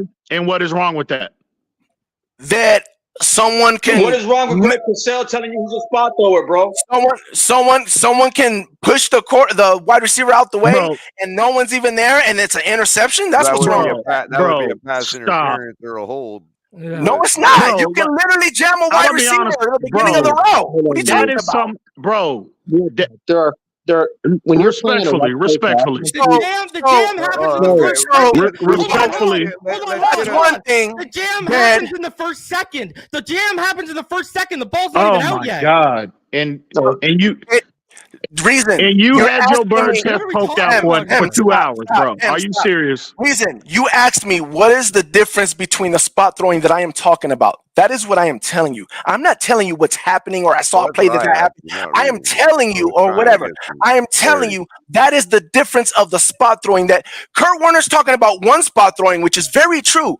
TD's talking about another type of spot throwing. No. Stop. First off, let me jump. Listen, let me jump in here and shed light on this TD narrative, right? Hang on. No. Hang on. Again, you brought it up. You brought it up. No, I don't care. Reason brought up a whole bunch of shit. I gotta talk to. I gotta finish. I have to finish what Reason was saying. Oh, you know what? Too long. Come on. Okay, hold on. Let's move one on at a time. I think Color. there was one Just more leave point. me and Reason in here so we can finish. Hold on. I think there's Nah, one fuck more that. I point. want to know if passing yards is more important than touchdown. You wonder Fuck why that. I put you in back, bro, and this is exactly why right here, bro. You're not disrespecting anybody. You're not but adding me, bro. anything, and you're not adding anything to the conversation at all. Yeah. Like at all. What the fuck you think you're adding? Nothing but lies. Buddy, like, dude, so whether that wasn't me, Cat for life. Okay, I'm not the one that just took you out, bro. So don't even blame me. You're right. Y'all go ahead. Okay. We'll come back to that at the end. Go ahead. Finish real quick. So real talk. I think you wanted to make one more rebuttal to one more point. No, there was a lot of rebuttals to a lot of his stupid points. Better than the first one. Holy but shit! We got to be a little condensed because you've got other guys that want to jump. I let him talk. What are you talking about? Now I got to be condensed. Let me kill his shit. I'm trying to, bro. You guys have been keeping my name in your So mouth. again, Sounds to me like somebody got an agenda here, boy. Just leave me and him in here. You got M over here interrupting me and shit. Like, oh, you're trying to, dude, you're trying to now create two different types of spot throwing when you're generally explaining the same thing just in a different. Exactly, bro. You sound like a fucking idiot right now. Wow. I mean, really. So now those are the. So okay, so. Yo, let me see. Color, are you? Oh, you're taking too long, bro. You done, bro. You had your chest. You had your bro chest poked out for 2 hours talking all that gangster shit. Now you got your boogeyman up here, and you fought, and you completely fell on your goddamn face. Can you just put me in Reason in here so we can talk?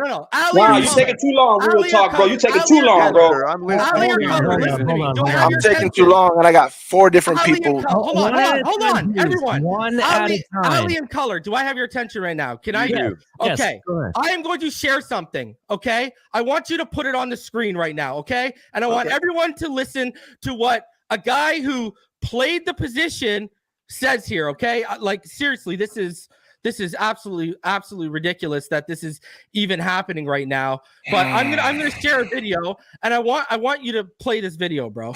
Okay, I might only play the audio, but that's only because we have to play by different rules over here. Apparently. Okay, well, it's from my thing, so if anyone would strike you, would go through me, and I won't strike you. Okay, I won't strike you. Fair enough. All right. So I shared that video. Play that clip for me, Ali or Color. You talked about his anticipation there. Former NFL some quarterback. people in the media, and even some people who just don't like him, whether in this fan base or other fan bases, they try to call him the term a spot thrower.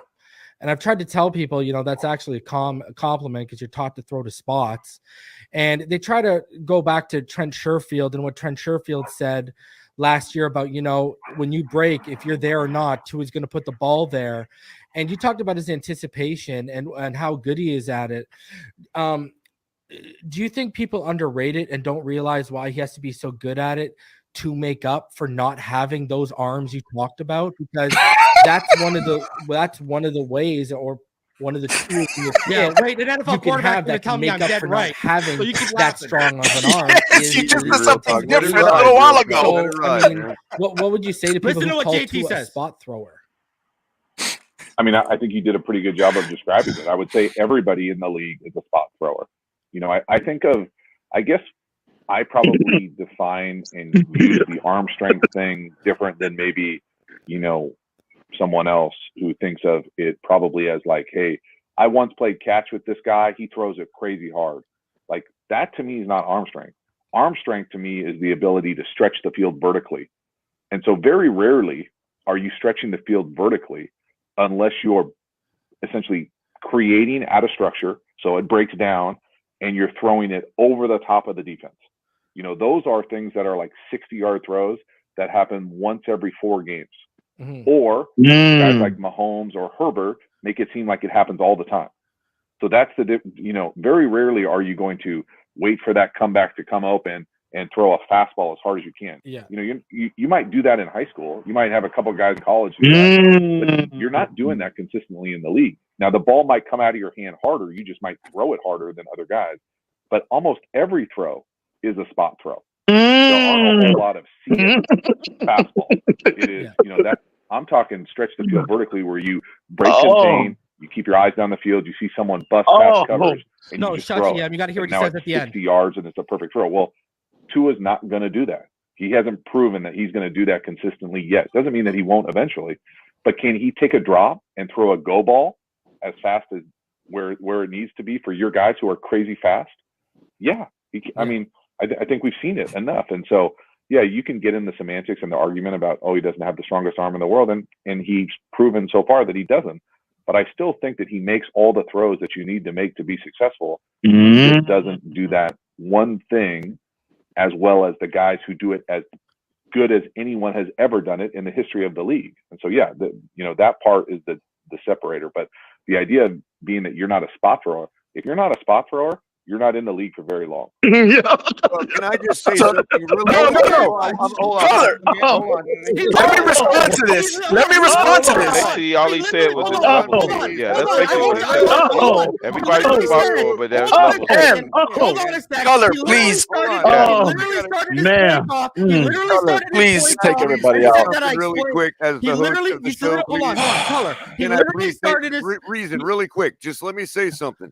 I thought that was a reasonable, yeah, but Color, did you hear what he was actually critiquing Tua there. Yeah, but did you hear what he said at the beginning? Did you I hear thought what that he was said? a very reasonable. Right, he was basically saying there was levels to it. That's all he was Did you saying. not hear what he said? He said reason. You basically explained it perfectly.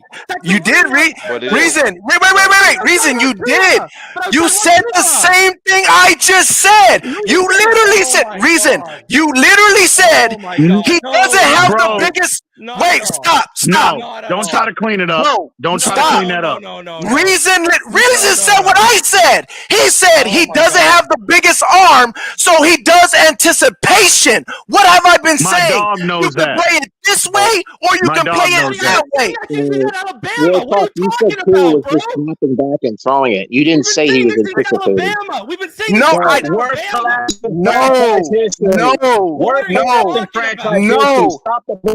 I just saw numbers, bro. Color.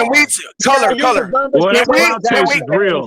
Shake. Boy, I tell you, that You goddamn cloud chase gotta is make real. everybody be quiet so I can talk, bro. Because I still haven't even rebutted everything. First of all, we talked about what I said about Lamar. What did I say? Lamar extends the plays with his legs. Tua extends the plays in the front of the play with his anticipation. They do it two different ways. No, but if you're in a system, you have to do it one way. Reasons just said that he doesn't have a big arm, so he makes up with it with the anticipation. Literally saying what I was saying. Two different ways. That's one. Number two, going to the stupid shit you were talking about with Tom Brady and the Bucs. Why the hell would I say that Tom Brady won with numbers and arms? Because Reason, let me talk. Reason. With the Knights on it. Let me talk, Reason. I'm killing your shit. Let me talk. Let me talk.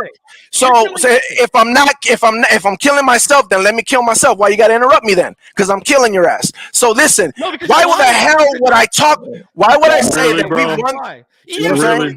That cloud chase is real. He don't even remember. You know what I'm saying, bro? What are we talking about? So that cloud chase is real. Reason. I'm not lying. I'm not saying. Color. I'm not saying I remember this case. I am saying it is stupid to think that someone would say that we won the Super Bowl because of big numbers when everyone knows we won the Super Bowl because of my defense. Where on my channel, I say consistently we won because our defense the whole playoffs. So I know your ass is lying. So I know your ass is lying. Your quarterback threw for 5,300 yards. He's talking about the Super Bowl. No, the Super Bowl game, that space was specifically about quarterback efficiency. You came up when your profile picture had the Knights in there, the Vegas Knights, and you had your four little favorite teams, and you got absolutely owned because you said it was all about gaudy numbers and big arms, and then you kicked it from the space. Color. EM even Wait. Color. So what are we talking about? Have you ever? A matter of fact, we talked about it today in this space, right? Have you ever heard me say anything that numbers matter for anything? Well, I always think that you think they matter when they fit your narrative, but that's when time, bro. Literally in this space, I literally said numbers can be can show you the wrong way. I would agree that you see what I'm saying? Bullshit, lying, don't like to hold water to my production. Thank you. And now, how long ago was that? Before the season even happened. Before the season even started, we had that conversation, right, Color? This up here remembers the space. You don't even remember the space. Color. What are you talking about? I don't need to. I know myself. I know how I think about football. Why the hell would I say we won the Super Bowl because of godly numbers? You're dumb. You're lying. Stop fucking lying. Bro, shut your mouth and let me finish smashing you. Let me finish smashing your dumb shit. Let me finish smashing your dumb shit, bro. So listen. So we killed the whole Lamar shit that he couldn't understand I was saying. That's one. Number two, I told him about the different spots of spot throwing, the different ways we're talking. No, stop. Let me finish. Why you sound mad, Reason? Because let me finish. You don't even know what you're talking about. Let me finish. Let me finish. Reason. An idiot. Okay, that's why I don't have all the subscribers. So chill. Let the little subscribers guy talk. On Twitter or YouTube respect you. Yeah. Okay. Okay. Well, you came to have a debate, right? Be quiet. Let me finish my. I destroyed you in this debate. It's over. I let you talk. You're being put in the. I let you talk. Hang on, Reason. Let him get his shit off. Go ahead. He's doing a good job of killing himself. He's killing himself right now. Go ahead. Go ahead, bro. We killed the misunderstanding about Lamar being in the system. We killed the misunderstanding about how Tua spot throws. We killed the stupid narrative of this lie. You didn't kill nothing. What did you kill, bro? What did you kill? You didn't kill nothing. You sat up here and tried to give two different explanations of the narrative, which you wind up explaining one. You made one point, is what you did. Yeah. So how is that you were killing the narrative, bro? You explained I killed the narrative. You were basically saying the same fucking thing, bro. Yeah, what are you talking about? What are you talking about? Oh my god. You don't know how to talk. Just admit you on the cloud chase, bro. Just admit you on the cloud chase right now, because you have brought. Am I not supposed to be responding? And I keep getting not only Reason, but EM. You talking nonsense, bro. I don't understand. I'm addressing your football takes, bro. I'm addressing your football takes. Telling me, let me hang myself, but he won't let me talk. I'm addressing your football takes, bro. That's what I'm doing. I'm not here to get into the middle between you two. I'm addressing your football takes. So say something and then be quiet, and I can answer you. That's it. It's simple. If a wide receiver gets thrown off, bro. I just did. If a wide receiver gets thrown off of his route, and you're not spot throwing the way me and TD are talking about spot throwing, you can still hit that wide receiver. If a wide receiver gets hit, if the wide receiver gets knocked off of his route, I got a question now. Are you talking about average bat though, real talk? Oh my God! This is crazy, bro. This is crazy, bro. was literally taken out of the plays when L'Jarius Sneed was putting him on his ass. How much time do you think you have in the pocket? He has a time to throw of 2.3 seconds and an average pocket time of 2. Is that how you got your subscribers just yelling? Yeah, but you don't even. You think you got like 6 seconds back there. Talk. When you explain spot throwing, I don't know what you're saying. Talking about? It's easy, Josh. It's Josh. It's easy. If a receiver gets knocked off of his route and you're watching him, you can still throw where he's going. But if you're just spot throwing the type that we're talking about, you're throwing where he was supposed to go, but not where he's going now. It's not that hard. It's really not that hard to understand. So you're saying Tua is not hard to understand. So the point. So we're clear here. So what you're saying is Tua is not processing, no matter what the coverage is, right? Tua is just pre-snap. He already predetermined in his mind that he's going to that spot no matter what the coverage is. This is what you're saying? He's saying if receivers are rerouted, you should still be able to make the throw to them. Yeah. Right. How would you do that? That's why I'm asking. Wow. How would you do That's why that? I'm Tell me asking. That's why I'm asking. How would you do that? Oh my If we're god. just talking about a bad throw that happens, real talk. Well, I'm not talking about a bad throw. I'm literally he's explaining the talking about- definition of a Well, spot yo, throw. Color, ball back Color, after it's out of his saying- hand, No, bro. Color, he's saying I'm if you literally reroute breaking down. receivers, you should still be able to make the throw if the defense reroutes receivers. How can he do that if the ball's already out of his hand? No, we're not talking about the ball being already out of his hand. That's the point. We're saying that he's spot throwing because he's going to throw the ball no matter what. It's going to be there. Period. It's that simple. That's a TD take right there. That's a TD take right there. Whether you want to believe it or not, that's up to you. That is That's not. the So point. how would you even know that? So you in the huddle? Because you right? see it on tape. Bro, stop. You see it on Stop tape. it. First off, you don't even know how to watch goddamn tape. Stop I it. highly doubt that Tua is yeah. seeing the guy knock off his route and still throwing the ball. I highly doubt that. Man. Now I will say this. What he's Hang on. Now in terms, hang on. Now, I'm not saying that's what he's doing. I'm explaining the definition of the difference of spot throwing. no, you just said that he was. No, because everyone is saying everybody spot throws, and I'm saying yes, every quarterback spot throws to a degree, yes, but there is a different type of spot throwing that we are talking about. It's not the regular spot throwing that every quarterback does. I'm still waiting on the explanation. I'm still waiting on you to Literally have to articulate see what it and that. look at the spot and throw it there. I am Obviously, still waiting that's on not you to what we're articulate talking what about. that is. You said there's two different types of spot throwing. Please If you're articulate for all of us, enlighten all of us. dumb to understand, What exactly? I gotta move on. I gotta move No, on. I'm asking you to articulate, bro. What is that secondary version of a spot throw? What is the secondary version of a spot throw? Yo, bro, yo.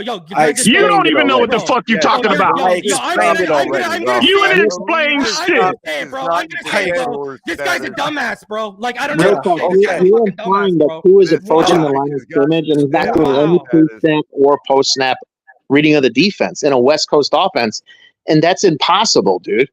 He has to do a pre-snap and post-snap coverage read in a West Coast offense. He has to have to do that. No one's talking about that. No one's talking about This is what I'm saying, bro. Like, are you talking kidding? about that though? I No want one's to thank talking you about for that. uniting us with a Bills fan over your stupidity tonight. Thank you. Appreciate that. If you don't understand, I mean, I literally said you wouldn't understand. Yeah, because you don't even understand what you're talking about, bro. I just explained it. You I didn't just explain explained it shit. perfectly. What did you explain? It's the dumbest shit I've ever heard. You did not explain anything, bro. Yo, TD Bucks. Absolutely nothing. Really, if you don't understand what I said, then that's up to you. Anyways, No, you don't even understand, bro. Do you understand the words that are coming out of my mouth? Real Jeez. talk. Two different types of spot throwing. Two different types of spot. Well, we got the answer. That's right. what we're talking about. We got That's the the answer. spot throwing we're talking about. We got the Two answer. different types of spot throwing. Okay. Oh, Okay. I will say this. That is my definitely a TD take. I will say that. God, bro, that is some dumb shit. Can we welcome Q to the chat, fuck. everybody? Bravo. Real quick. Do you have a standing ovation button? Because a dumbass take like that deserves a standing ovation. Hey, Holy You're shit. proving why you're wrong all the No, time, you're and you proving- don't understand. Bro, Like you literally, you don't even know what you're saying, bro. You described spot throwing in two different ways, and it was the same fucking thing. You just used different verbiage, bro. You're absolutely retarded. Oh man, bro. Like, you're actually give me the dumb. floor color. And here I really thought. Give me the floor color. Are you stupid or something? Stupid is, stupid does, sir. Fuck. Give me the floor color. And here I really thought that he was gonna step on something. Give me the floor. This guy Give me makes the floor color. This guy makes Forrest Gump look like Einstein, bro. This guy makes. Give me the floor color. And here I thought that he was really gonna step on something. Man, bro, come on. Hey, come on. All right, guys, let's Wow. calm down. Hey, can real talk. Go ahead. Oh. Real talk. Go ahead. Oh my You God. can't understand that you can still hit a wide receiver when he gets redirected off of his route. You can't understand that? As long as the protection You can't holds up. understand that? As long Yeah, as the but protection we're holds not up. talking about the But 9 protection. times out of 10, We're when not they talking about reroute the- and throw timing off, Em, generally the it's a yes or no question. No, you're moving on to the next read. That's what you're taught. You move on to the next read. We're not. Stop moving the goalposts, Reason. What are you talking about? He's talking about technically. Reason, hang on. Reason, hang on. He's talking about technically. Hang on. Reason, he's talking about technically. And technically, yes, you can still make the throw to that initial read, right? If the protection holds up. If the protection holds up. But that's the whole purpose to rerouting and jamming wide receivers is to throw up the timing and to throw up the protection. That's the whole purpose of rerouting. Right. So now you understand. So now you understand. What does that have to do with spot throwing? That has nothing to do with spot Because when you're spot throwing, you can't fucking hit him when they're rerouted because the ball is going where he's not going because he was rerouted. It's that simple. So to his closer, he's blindfolded throwing the ball to a spot no matter what the coverage, no matter what the coverage is. You literally, no matter what the coverage is, Tua is already predetermined. We're not talking about that no matter what the coverage is showing him, we're he's throwing not the ball. talking about the coverage. That's what you're saying. You literally had a wide receiver that said, if I'm not there, the ball is still going to be there. How stupid and slow do you have to be to not understand? I don't get it. How are you not talking about the coverage when that's what rerouted him? Here's the thing. The only way that throw, the only way that throw is made is what JT O'Sullivan alluded to. When you break down and get out of structure, now you need the receiver to adjust his route. He's not going to get rerouted and then still finish off his post route because he's changed the whole route. He just showed you know what the fuck he's talking about. No, bro. How many Just showed you know what the fuck he's talking about. How many seconds do you have to throw wow, the JT O'Sullivan of the QB school now. He just showed you don't know what he's talking about. He got 1 million subscribers. You don't know what he's talking about. I thought you just said if a guy gets rerouted, he's running a different route. He can't run. He can't continue with the same route. Stop that nonsense, Nene. Stop the nonsense. So that makes that makes sense now. Yeah, I'll tell you. So if someone gets rerouted, they can't continue with the route. Now that makes sense now. The route changes. Okay, I'll tell you. Explain you out. Let's talk about a slant. If you get jammed at the top of the stem of a slant, no longer is that a 5-yard slant. If you're jammed at it, you have to change your leverage and go outside him. Now you're at 8 or 9 yards, and you're actually starting to turn it into a post. Yeah, you're still running the route that you're trying to run. It's turning. Because the team timing and everything's thrown off. Oh my god, bro! You know how plays are designed, bro? Have you actually looked at a playbook before? Have you actually ever looked at a playbook? Just because the route was rerouted doesn't mean you're not still running that direction that you're supposed to be. That's not what he's saying, real talk. That's not what he's saying. He's trying to play some semantics of saying, "Oh, it's not a 5-yard route no more because he got pushed up the field. Now it's not a 5-yard slant no more." That's not what we're talking about. It changes the whole timing of the offense. What are you talking about? Yeah, the whole structure changes. No shit, it changes the timing of the offense. The point is, if you're not spot throwing the way we're talking about, it don't fucking matter because you're seeing where the new route is going and you're hitting them there. And again, come on, be smaller. How long have you been watching football, bro? This is where your lack of comprehension starts to come into play. If you jam him and move him off, no longer is he getting to that spot in 2 seconds. He's not getting there till 3.5 seconds because you've jammed him. And now, how much time do you think you have in the pocket? You got to move to the other read. You cannot sit there and lock in on the guy who gets jammed off a read because you're going to get picked off because safeties and corners are taught to read your eyes. You're moving the goalpost again. I'm explaining how moving the goalpost again. You're trying. how football works, bud. I am telling you the difference between the spot throwing and you're trying to prove that I'm wrong by saying that's not what happened. I am not saying any of that is happening. I am telling you the difference of the spot throwing. How you understand what we say, oh, he's a spot thrower. That's what we mean by spot throwing. We're not saying that exact situation happened. That's the most retarded difference. You don't even know what. Again, bro, like again, that makes absolutely no sense. I'm trying to figure out what the point is about the spot throwing, bro. Again, it makes no sense. If you don't understand that, I can't help you. Again, I said it perfectly. No, what I'm saying is, I mean, wow, man. Ian, this is what he's saying. He wants the receiver to make the read post snap, watch him get jammed, then readjust his route, then make the throw. If you get caught staring at a guy for 3.5 seconds, the ball's getting picked off, bud. What are you talking about? So is it wait. So is it possible? I'm not saying it happens all the time. Is it possible that happens? That someone gets rerouted, the play takes a little bit longer, but he still gets hit, he still makes the catch, and he still does his thing? Is it possible? He's gonna go to his second read. Yes or no? It's yes or no. How often does It's that yes happen? or no. That's not Technically, the anything is question. possible on a football field, bro. Show me examples. Yes or no? How often does that happen? That's like Bro, you're talking about. You're using like a 1% play. Bro, how often does that happen?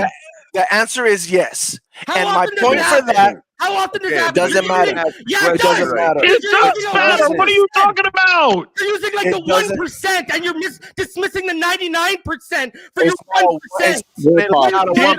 Didn't you hear JT O'Sullivan reference those crazy off-platform throws that the Herberts and the Josh Allens make? And what did he say? How often does that happen in a 60-minute ball game? Not often. How much was Snead? Wait, how much was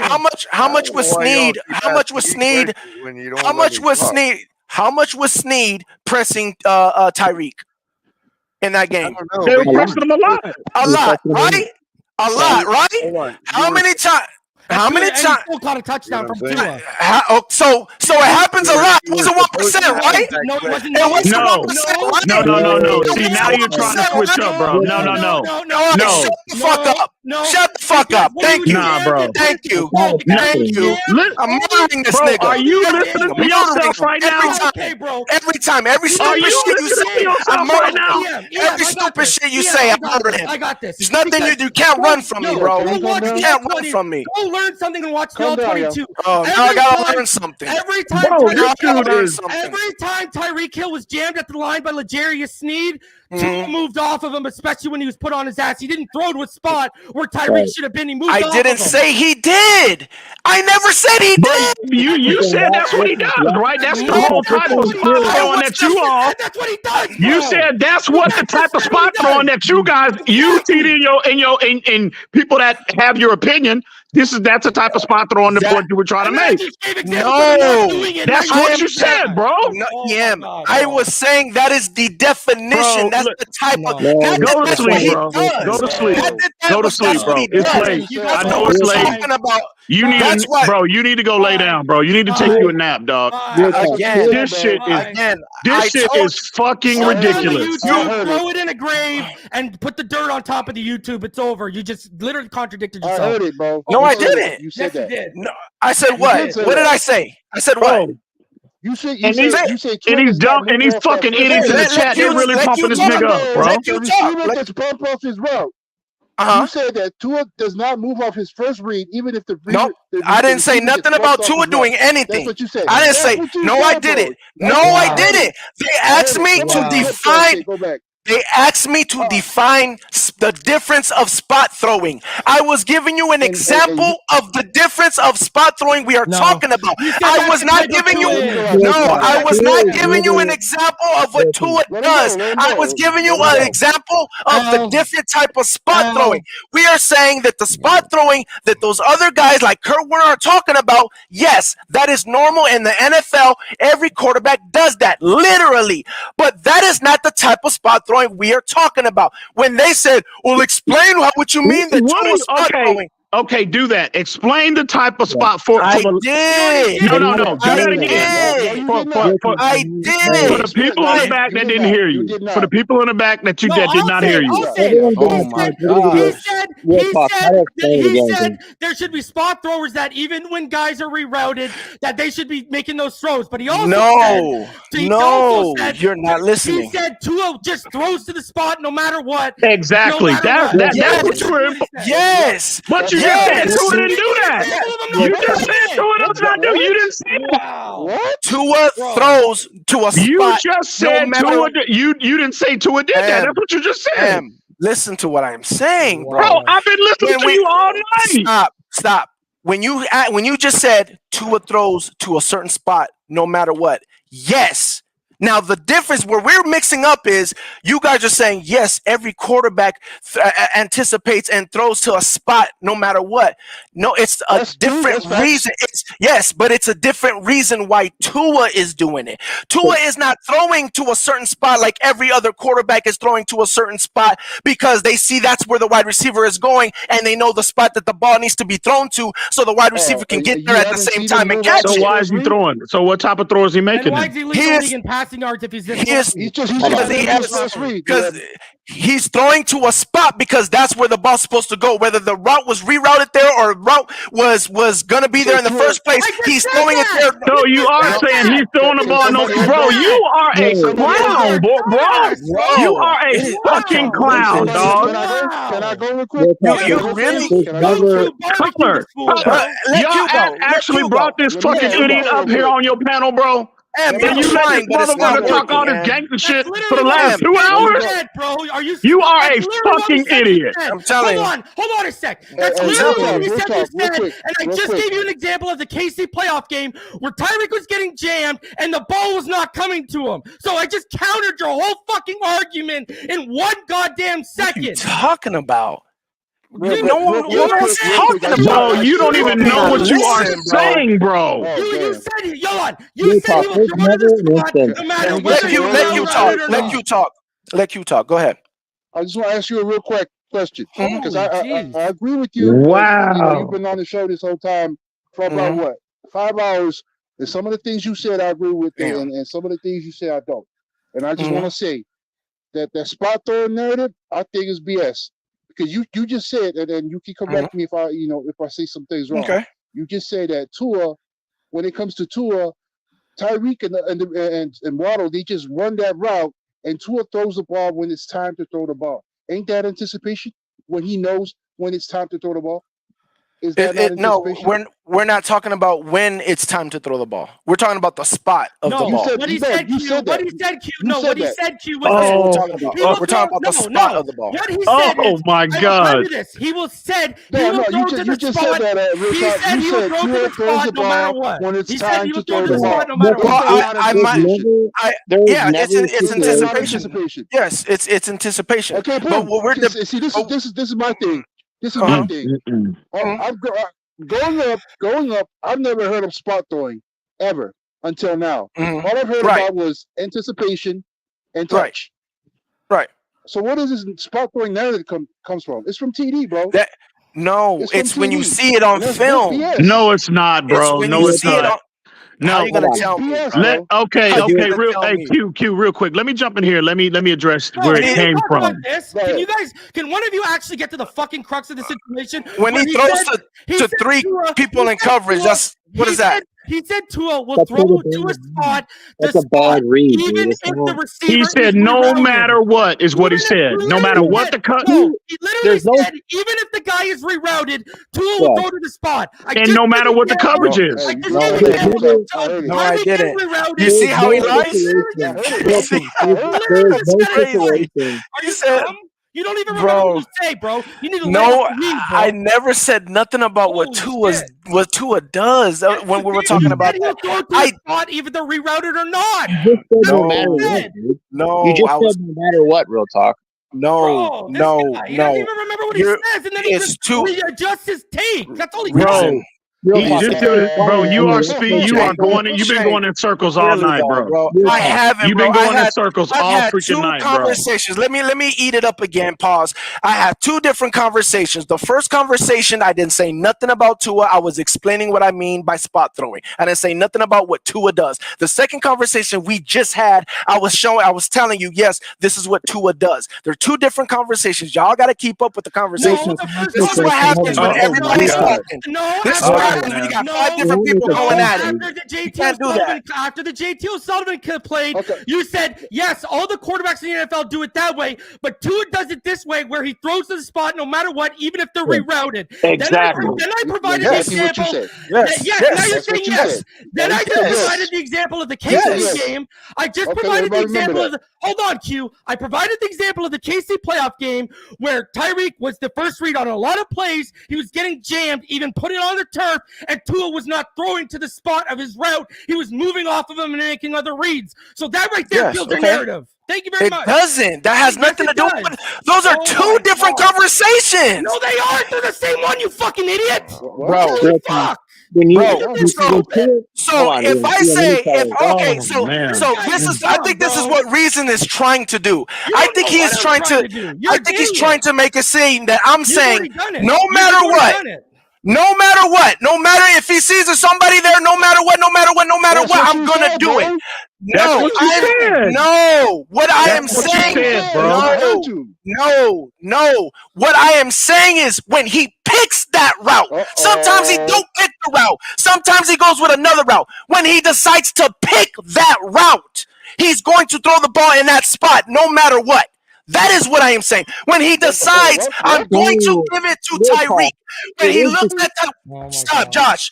When he looks at Tyreek and Tyreek gets rerouted, and sometimes he says, he's getting him to go somewhere else, but sometimes he says, nah, fuck it, I'm gonna throw it to Tyreek. When he decides that he's gonna throw it to Tyreek, he's throwing to that spot, no matter what. You don't even know what you're That's talking simple. about. Okay, look, now he's moving the goalpost again. Now he's moving the goalpost again. For a fucking hour already, bro. Now he's moving the goalpost again. I want to talk about touchdowns and passing yards, bro. Moving the goalpost again. I don't know why you keep avoiding the touchdown talk. You're talking about spot throwing right now, bro. Real talk. In the West Coast offense, when you're doing like when the route is interrupted, it's been a fucking hour already, man. Hold on. He's just going to go to his second read or third read. Now, could he make the incorrect read? Of course, but he's never just throwing the ball no matter what, dude. Yeah. That you can't do that in a West Coast offense. That doesn't even make any sense. I just do that in any offense. Josh, you can't do that in the NFL and lead the league in passing. What are we? So you're telling me? So all the Dolphins in here, no one feels like Tua. So overrated, bro. You need to stop with that. No. Let me see in the comment section. Nobody has felt like Tua wanted to throw the ball and was going to throw the ball to Tyreek no matter what. No one's seen a play like that where they felt like, Josh, I didn't say if you can or can't or how much. I'm asking. Bro, I've been waiting for an hour. Has he done it before? Don't go to the chat. Incorrect read. There's a lot of idiots in the chat, just like you. Thank you. Don't get mad because you're wrong. No, you're wrong. Don't get mad because you're wrong. You said no matter what. You said no matter what. You said literally no matter what. There's been right. There has been plays. Say what? What'd you say? All of Tua's throws are dictated by pre and post snap read, real talk, right? And sometimes he'll make the incorrect read, like you said, the example you gave the receiver gets rerouted. We're not disagreeing. So you're telling me play action and RPO's pre-snap read? Get the fuck out of here, bro. An RPO is a pre-snap read because you got to decide. Bro, he's on the move. Get the fuck out of here, Reason. He's on the move, bro. You act like you know, but you talk too much. You know what an RPO is? Bro, play action is on the move. It's not anticipate. It's not anticipate. If you're gonna anticipate, that means you're in the pocket, bro. He's on the run. What does RPO mean? Bro, play action is on the run, bro. Get the fuck out of here. You're overthinking, bro. They're saying I'm lying. You are overthinking and hyperventilating at the same time. What does RPO mean? Answer me that. What does RPO mean? Bro, you're on the run. You're not in the pocket anticipating the game. Hit in 2.2 seconds. No, you're not. Get the fuck out of here, bro. Are you dumb, bro? Bro, everybody's dumb except you. The only one that looks dumb is you talking about he's going to have $55 million. You sound dumb as fuck. He tried to move the dumb ones, right? This way, that way, and I'm still right. We're the dumb ones, but you're the one piping up $55 and $60 million. Who sounds dumb as fuck now? Because you don't even know what an RPO is, bro. Bro, you don't know shit. You want to act like you know because you piggyback everybody else's content. What are you talking about? Bro, you didn't even know who the beat writers were in Miami until we put people and told you about them, bro. You couldn't even pronounce Alan Poupard's name, bro. You couldn't even pronounce David Furones' name, bro. Stop being ingrate, bro. You're picking off of everybody that helped you out. Now you want to act like you don't know them, bro. You never helped me. What are you talking about? Bro, you're hyperventilating right now, bro. Because you know I'm telling you the truth, he one of the first guests on Finside NFL Reason last time I checked. Alan Poupard was one of my first guests, and I was the first YouTuber who had David. You couldn't even pronounce his name, bro. Because the proper French pronunciation. You couldn't even pronounce freaking nobody's name until we put the game on you, bro. You didn't even know who fucking None of the beat writers Are were, you bro. dumb? Like you're this stupid, huh? Bro, That's why I don't had to act lie like when I you know started. now, bro, because you didn't know You don't even before. know If what you an want to start RPO putting is. out You receipts, I don't got my even know own what an receipts RPO too. is. So don't fuck You with me, don't bro. bring them, bro. Bring them. You don't even know what an RPO is. An RPO You got an is a invoice book the pre-snap size of a read. Bible, and you're An still pissed off because you haven't RPO cashed out yet. An RPO is a pre-snap read, you fucking idiot. Bro, it's on the move. It's not No, anticipating. it's not. Tell me if it's on the move, bro. Yo, color, You with your yo, freaking, you think you color, know it all, color, bro. Sometimes you color. think you know, but you Mute know this too guy much so I for can your own explain good. Color, mute him so I can explain what an RPO is. Like, mute him right now. So I don't need I'll to explain. No, You're mute him. Explain to me, but at the same I time, will explain what an RPO is. Okay, Hold go on, ahead. Now he's hold gone. on. Hold Are on. you serious? Hold on. I got a question for Reason. Hey, yo, what is the dick riding right here with Reason? Like, Reason can talk over anybody, but no, because you guys aren't even talking. Wait a minute. Hold on. Reason. Let me get my point, and then you can go. Let me. It's going to take me a minute. Let me just fucking get this point. An Real quick, RPO. I don't know why everybody's appealing to me Hold when nobody's on, guys. respecting me anyway. Look, I put people in the back. I'm putting people in the back because there's too many people talking. Reason, I'll bring you up, and then I'll let everybody respond. Go ahead, Reason. Okay, an RPO is a full EM. Unmute yourself right now. An RPO is a purely pre-snap read play. You are not on the move. An RPO literally stands for what? Run, pass, option. Why? Because you check the linebackers, the second level defenders, and the third level defenders. Okay? Perfect example. If you got too high on me, I'm going to hand the ball off on the RPO. If you're one high on me, I am going to pass on you. An RPO is purely a pre-snap read, and sometimes there's even only one passing option on the RPO. Like, what are we talking about on the move? These people aren't even explaining RPOs right. That's fact. That's all fact. What are we talking about? Well, hold on. I want to. If you really knew what you were talking about, you would say you're both right.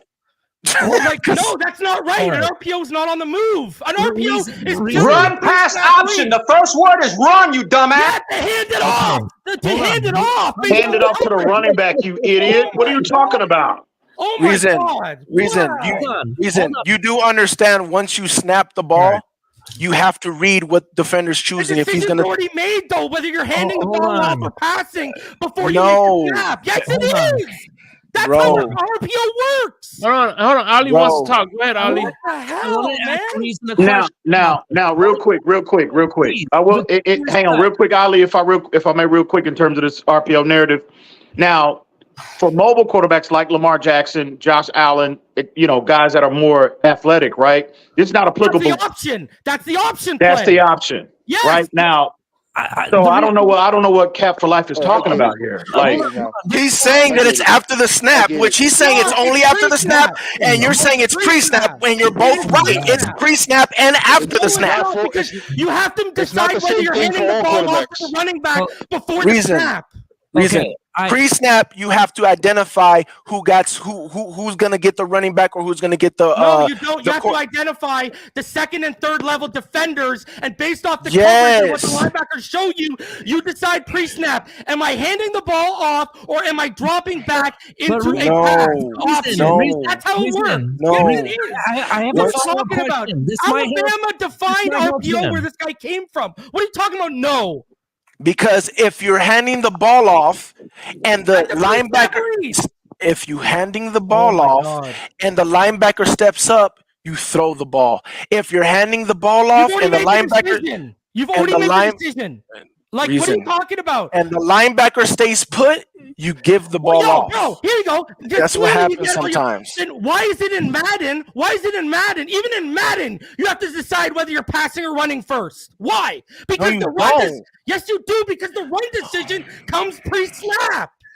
What are you talking about? In Madden, you hold the button if you're gonna run it, or if not, you press the passing button to pass it. That's off the snap. It's after the snap, bro. No, on the snap. You're holding the button before you snap the ball.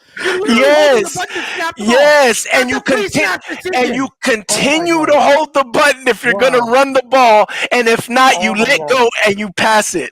That's what it goes. Hold on. Before anybody says anything else, I want to ask my question because explained here. My question is, when in my research of the RPO offense, there is such a thing called pre-snap RPO, which you're mentioning, and that's what you're talking about, Reason.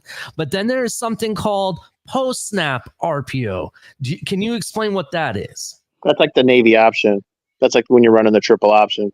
But isn't that what they're talking about? Because Yeah, what it's I'm really hold on. It's hold really on, what hold on. Real Talk's I asked trying to say Reason, is first that of all. I if asked the Reason. I linebacker want him to explain crashes, to me. if the linebacker crashes, the quarterback pulls the my ball and throws it. If the linebacker stays put, he lets the running back take the handoff. Well, see, that's what I'm wondering, is that what they're talking about? Because post-snap RPO, And that is was they're just telling a me very the option simple is selected explanation of after the ball has been snapped. So maybe that's what they're referring to, and that's what I've been trying to get to. The post snap RPO is where the pass and the option come into play. That's like a Lamar Jackson or like Because- something offense type of thing when you're Because doing the what I'm post. reading right here, post-snap RPOs are when the quarterback makes his decision to throw or hand the ball off to the running back after the ball is What's an snapped. option route? What's an option route? That's a good point. That's I what mean, an option the route option is. in this case would be run or pass. That's where Cap was talking about the guy rolling out. That's where Cap was talking about how the quarterback rolls out. That's the option. The option in this case would be run or pass. So now you agree with Cap, right? It tells you guys to get the fact check to agree with me, right? No, I said that's what I said the option was from the beginning. I said that's the option. Hold on, Reason. Hold on, please. I'm just trying to Cap for understand. life. First of all, you can sit there and spam the private chat, not to block you. But when you interrupt me like that, bro, I'm gonna do it every time, man. So you can and the sit one there time and that complain Color about it all didn't you do it, want. I did it because you were interrupting. It don't matter who it is. I'm just saying. I'm not gonna sit there and watch him complain about getting blocked while he literally let me get 3 words out before he started yelling again. Okay? If you can conduct yourself like an adult and stop doing that to me, I'll stop putting you in back, bro. Now, as I was trying to say, in the RPO, the run pass options case, the option would be run or pass. If they added a third, you could call it a triple option. Sometimes there is a third option. But if you're talking about, there is also a different type called a read option, which is a traditional, like, sort of air raid system where you're reading different things based on what people are doing and knowing where the receivers are going to be and choosing the option of different receivers on that spread offense. So there used to be just read option, and the read option is, hey, I'm going to read post snap in this spread offense and decide who I'm going to throw to based on what people are doing on the defense. So did anybody on this panel? So did anybody on this panel say that they were both right? They're not both right for Tua. Real talk. They're not both right for Tua. Tua is a pre-snap. He's not a post-snap.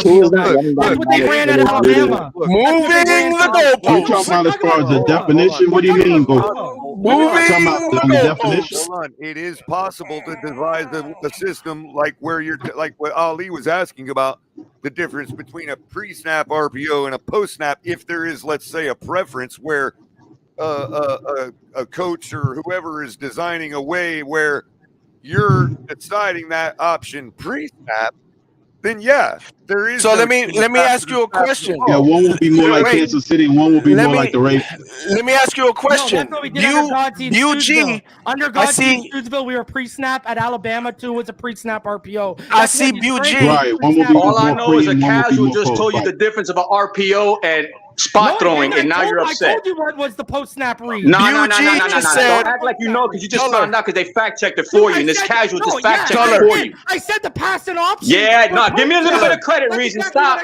Give me a little bit of credit. What I said. I literally said the pass and the option are post-snap. I said the run is okay. So give me that. Give me that. The Color. casual gave you that. Now give me that at least. How do you want me to answer, Real Talk? Color. BUG in the comments says we got a few ineligible. What did it say? We had a few ineligible man down the field off the RPO this season. Is that true for the Dolphins? No, No, that happened. Like that was prevalent in like 2020. Well, that's the lineup. No, that was the alignment. The receivers lined up off the ball. No. He said down the field off the RPO. Again, I don't know why you direct questions at me when it's obvious any I'm not going to be Dolphins able to fan. answer. You don't know? That's your team. Know. In case you didn't notice, I haven't been able to fucking get 3 words out. Well, I'm asking you. I've been waiting an hour, and you guys keep blocking me. You're never going to get an answer from me as long as people are interrupting me. No one's interrupting. Go ahead. I've been interrupted 7 times. You sure? Anybody? Give you the time of day? Oh my gosh! Anybody? Words and expect not to be interrupted now? Can anybody say if that's true? The majority of our ineligible downfield penalties off RPOs came in 2021 when Godsey and Stoodsville were running the offense. So you didn't have no. I think maybe we only got a handful this year. I think Robert Hunt like we used to. a couple of times. But you did get some. So we didn't run heavy RPO with O'Shea. If you're talking about any illegal man downfield penalty we got, whether there was a large number of them or not, it doesn't matter. Any of it doesn't. My point is, there you go, bro. Don't ever ask me a question again, bro. Period. So my point is this: ask me a question on this platform. Okay.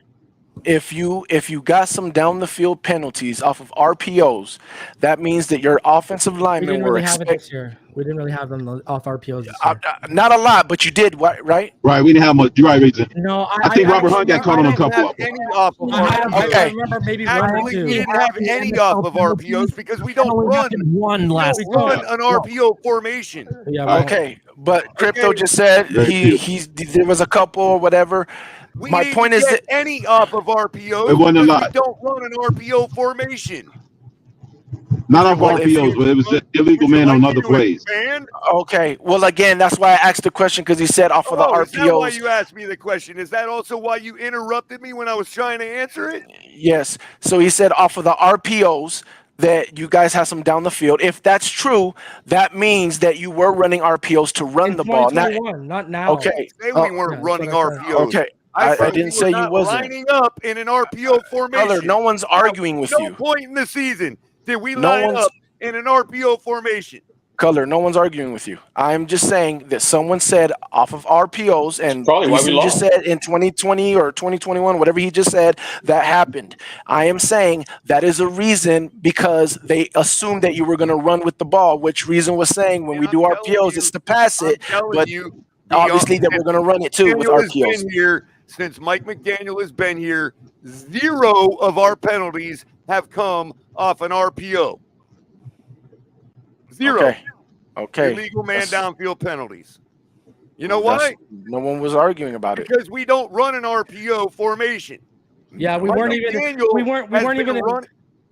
I'm just adding to Color. We weren't even in the top 25 of RPOs ran last season. McDaniel has we barely run it. Right. McDaniel has been run. None of that matters. Right. Those penalties came off non-RPO plays. Yeah. That's what you're conflating. Those were non-RPO plays. Mike McDaniel has been disguising our RPOs with a standard West Coast formation. We have had illegal men downfield and not got penalized for it because of that fact. Sometimes the referees catch on and catch a man downfield too far, and it happens. But it's not because we're running an RPO.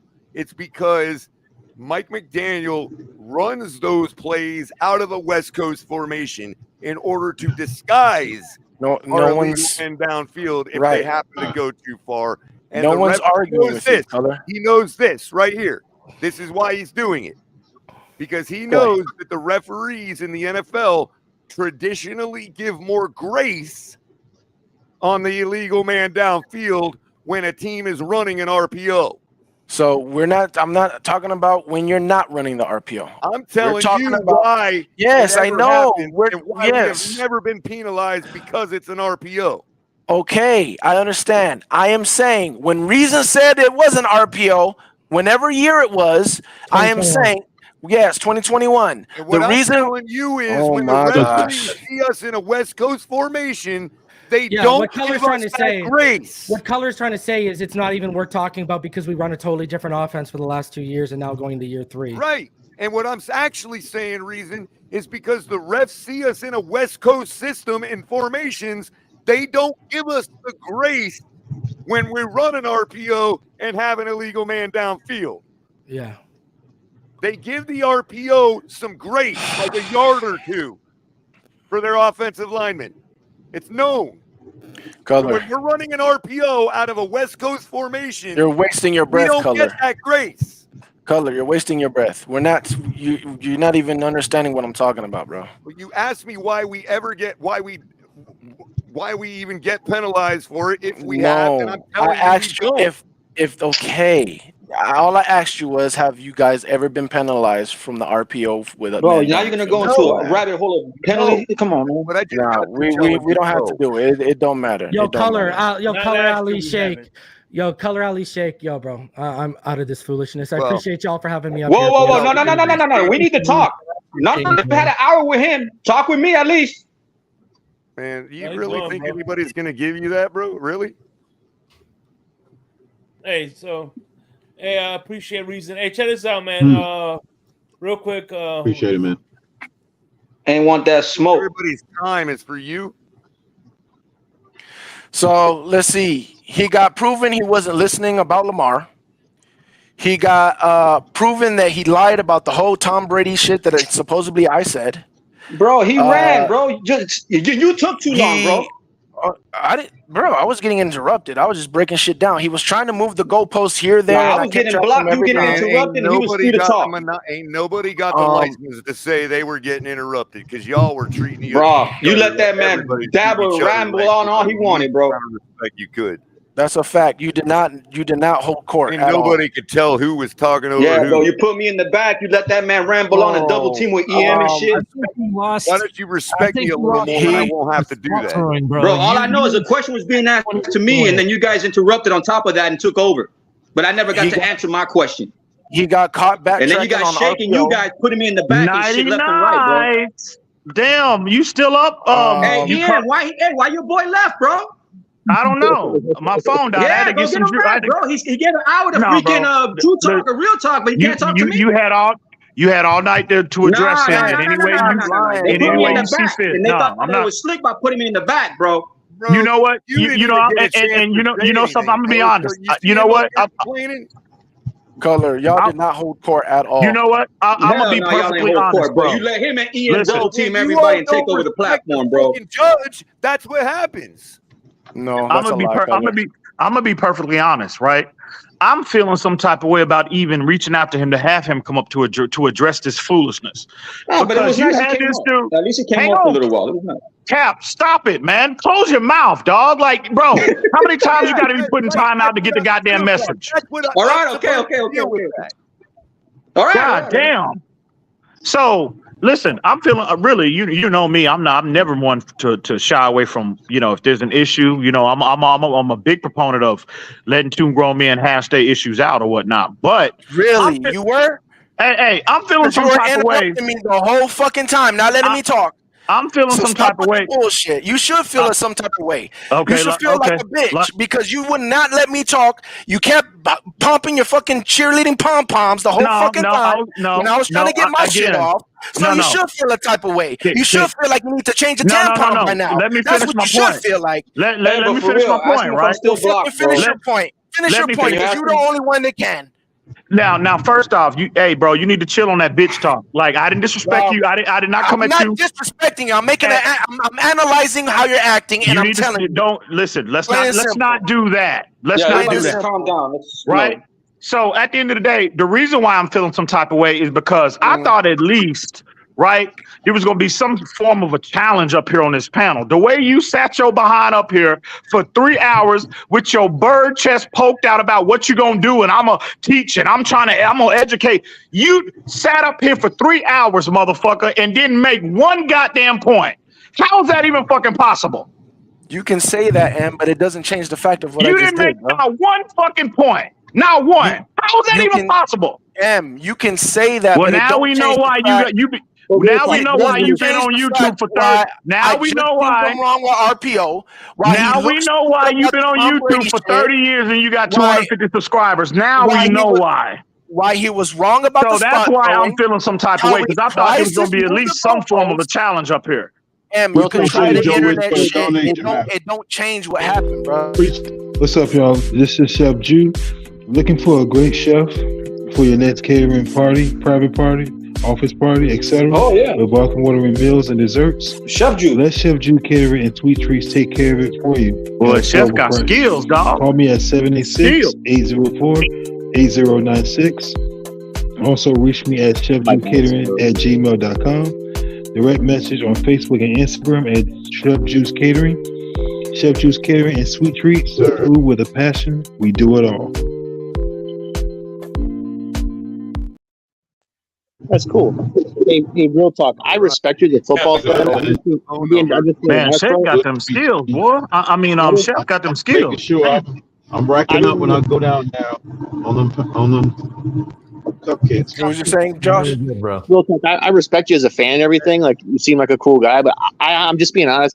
I didn't understand what you were saying with the 3 times you explained spot throwing. Nobody did. Nobody did. And I'm still. Let him talk.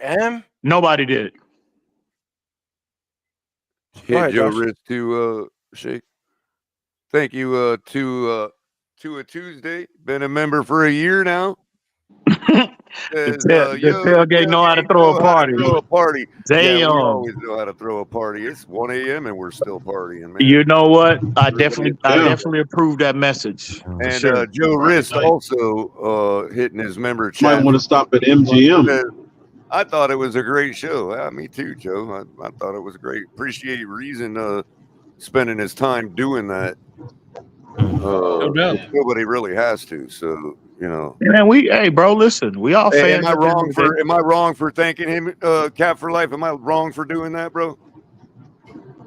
Doing well, no, well, you need to thank content, and I hope he comes back. Well, you need to thank everyone because nobody's time is more valuable than the other. I mean, right? you were a little bit, one-sided, but we'll let that slide tonight.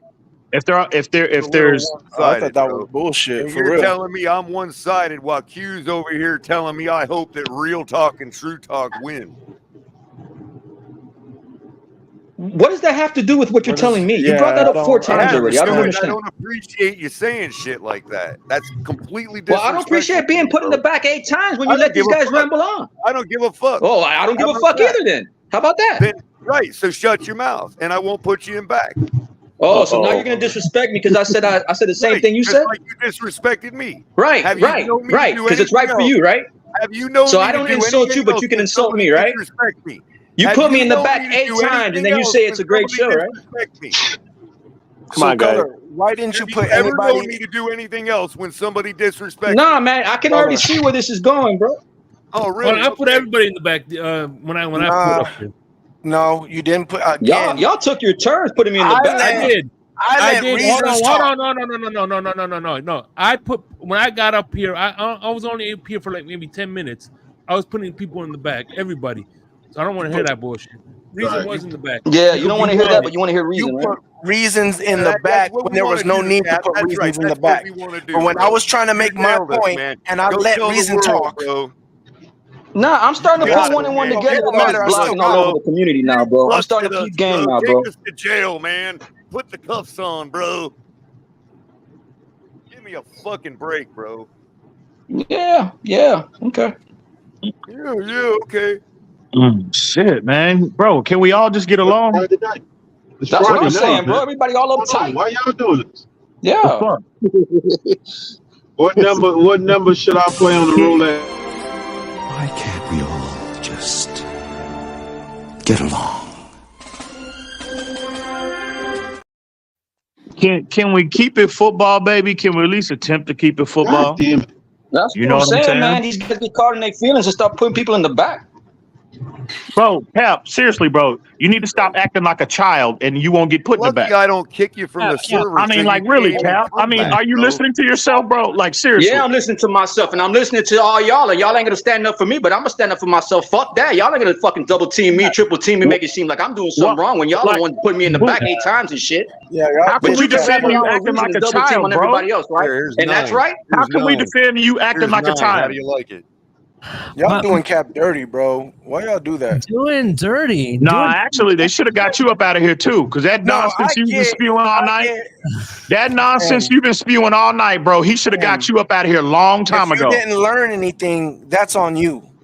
I can't help you, brother. I can't help you. Hold the chat. Drop the poll in the chat. They put me in the hold on, True Talk / Real Talk. Just a straight up color. Educate anybody in the fucking anybody in the chat. Color muted me once or twice, and Shake put me in the back.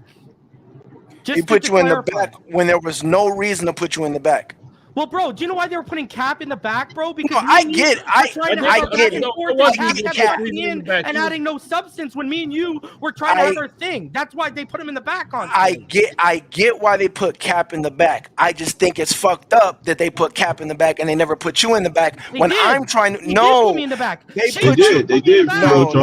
Go back and look. They put reason. Shake did. Shake did. Yes. At the same time in the back. Shake put him in the back, man. He did. They put reason in the back to like quiet the whole fucking room. What I am talking about. What gave you the clue? What I'm talking about is when I'm trying to make my point and people keep interrupting me like reason, they should have put him in the back to let me make all my points. And he did mute me a few times. Real talk. I'm trying to be charitable. You were still talking.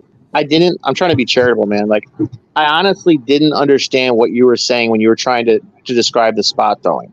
I didn't. I don't know how hard it is to understand what I'm talking Nobody about. did. Nobody did. He don't even understand, bro. Can I give you an explanation for that? Say I'm what? calm now. I'm Can I done give you yelling an because I got a explanation for headache. that? So go ahead. We Colin. like to try to give people a chance to be respectful first. Okay? Well, I mean, I hope the respect is reciprocated because every time I want to talk, Really, bro? You just came in and cut him off, bro. Let him talk. You know what? Jesus Christ. I'm about to ban him from the server altogether. Bro, read the room, Cap. Because You he keep just getting don't kicked. get You it. keep cutting him It off. wouldn't be the first time, but yet it wouldn't be the first time, but yet he whining about Weezen blocking him now. Go, Color. Finish, Color. Go. Go, Color. Go on and get that block party started, Color. Goddammit, get that block party started. Hey, listen, hold on, real quick. Cat for Life, I'm gonna bring you back up, but if you interrupt, we're not bringing you back up. This is the last time. Go ahead, Color. Real talk. We try to tell people to stop talking over each other and give them a chance. I couldn't even do that, bro, because Cat for Life was yelling at people the second they got 3 words out.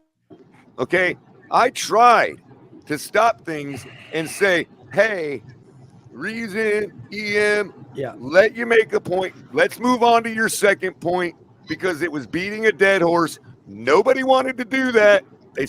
Everybody started yelling over each other, and that's at which point Shake put everybody in back. Okay? As far as Cap for Life goes, he's outright disrespecting me all fucking night. I'm going to put him in back every time he does it. Has nothing to do with interrupting you or anybody else. I cannot regulate or moderate the way you guys want me to when you talk over the host. When when the host talks, it's the same thing as being put in back. And if you can't respect that, you're going to be put in back. Just get that block party started and get it over with. Get them up out the way. That's what you need to do, Color. Get that block party started. Man, you a scary ass talking about block people and block party, man. Let people talk. Stop being scared. People need to stop what they're saying. He's the host. And if they can't even respect that, then that's what point would they get in back. They get put in back. Y'all were talking over each other. When you start talking over the host, you get put in back. Fair enough? I mean, Look at how Going the forward, is that look at how fair the enough? RPO discussion went. I was talking about Tua and RPO, and because Reason you were hyperventilating on Real Talk, bro. They didn't do anything to you. He's interrupting, bro. Again, but like talking to Real Talk Perez right now, okay? Because everyone was yelling over each other.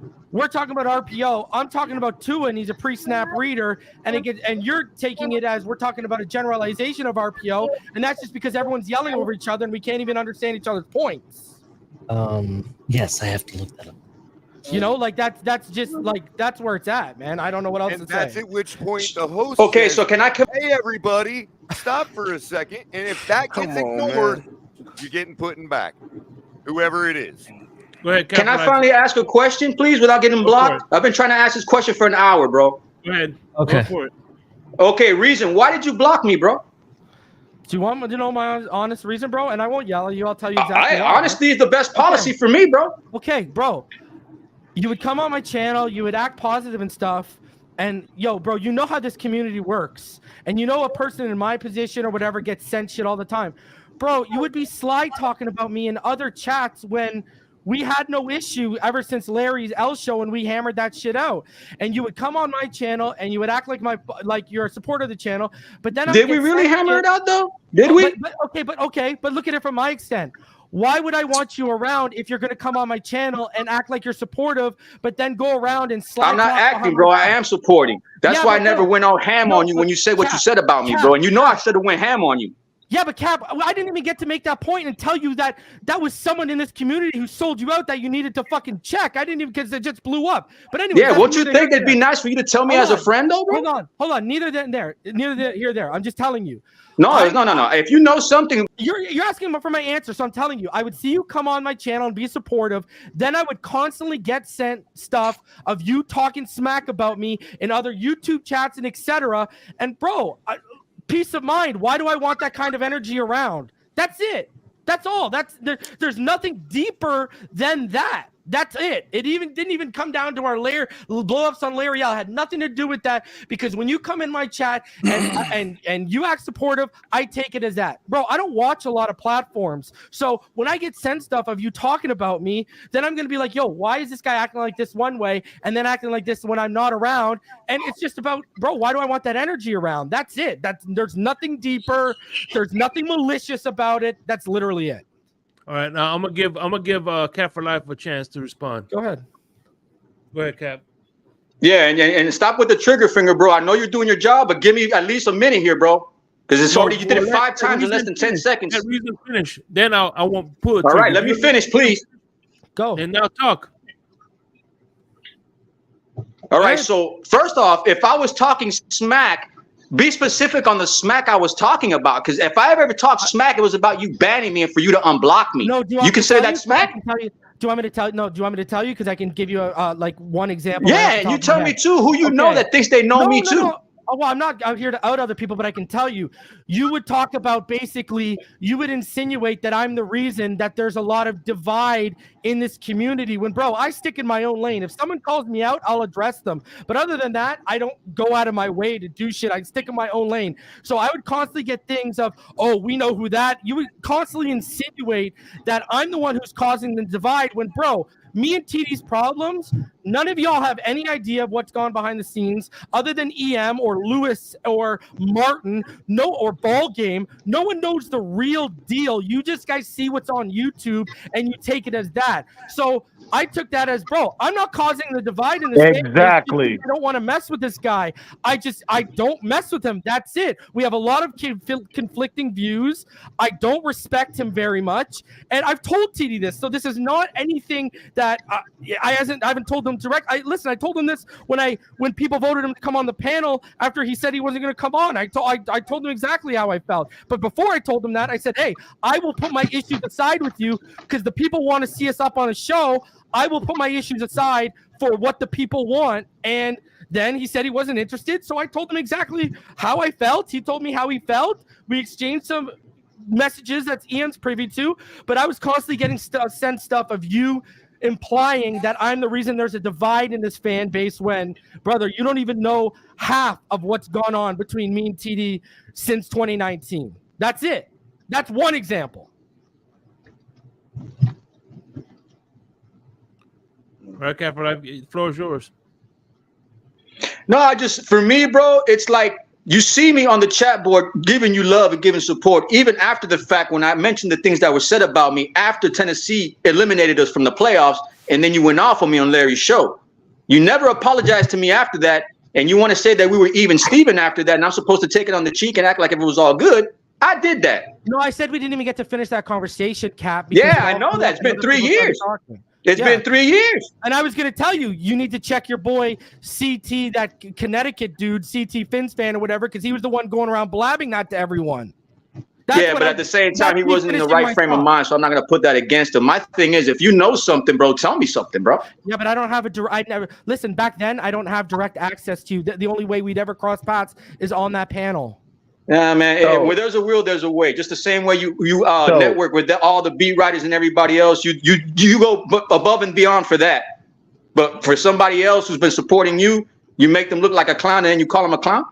No, well, I just answered you. I felt like the support was fake because I would hear things. How is it fake, bro? Have you ever seen the threads I put out there of everybody I support out here, bro? And Shake Money's up here right now. You look up the Blender episode with me and Shake, and you ask Shake the top 5 of Mount Rushmore, bro. And you look up that top 5 of Mount Rushmore, and then you tell me if I'm talking shit about you. Listen, I gave you the example of what people were sending you, bro. Shake, since you're not blocking me now, am I bullshitting? No, you're right. No, what I didn't say. I wasn't Cap, about. was I on your list, Cap? Can I tell you this, Cap? Cap, I'm hurt. I wasn't on that list, Cap. I'm hurt, bro. Cap, can I tell you this? No, EM, he needs talent. He didn't put big on that.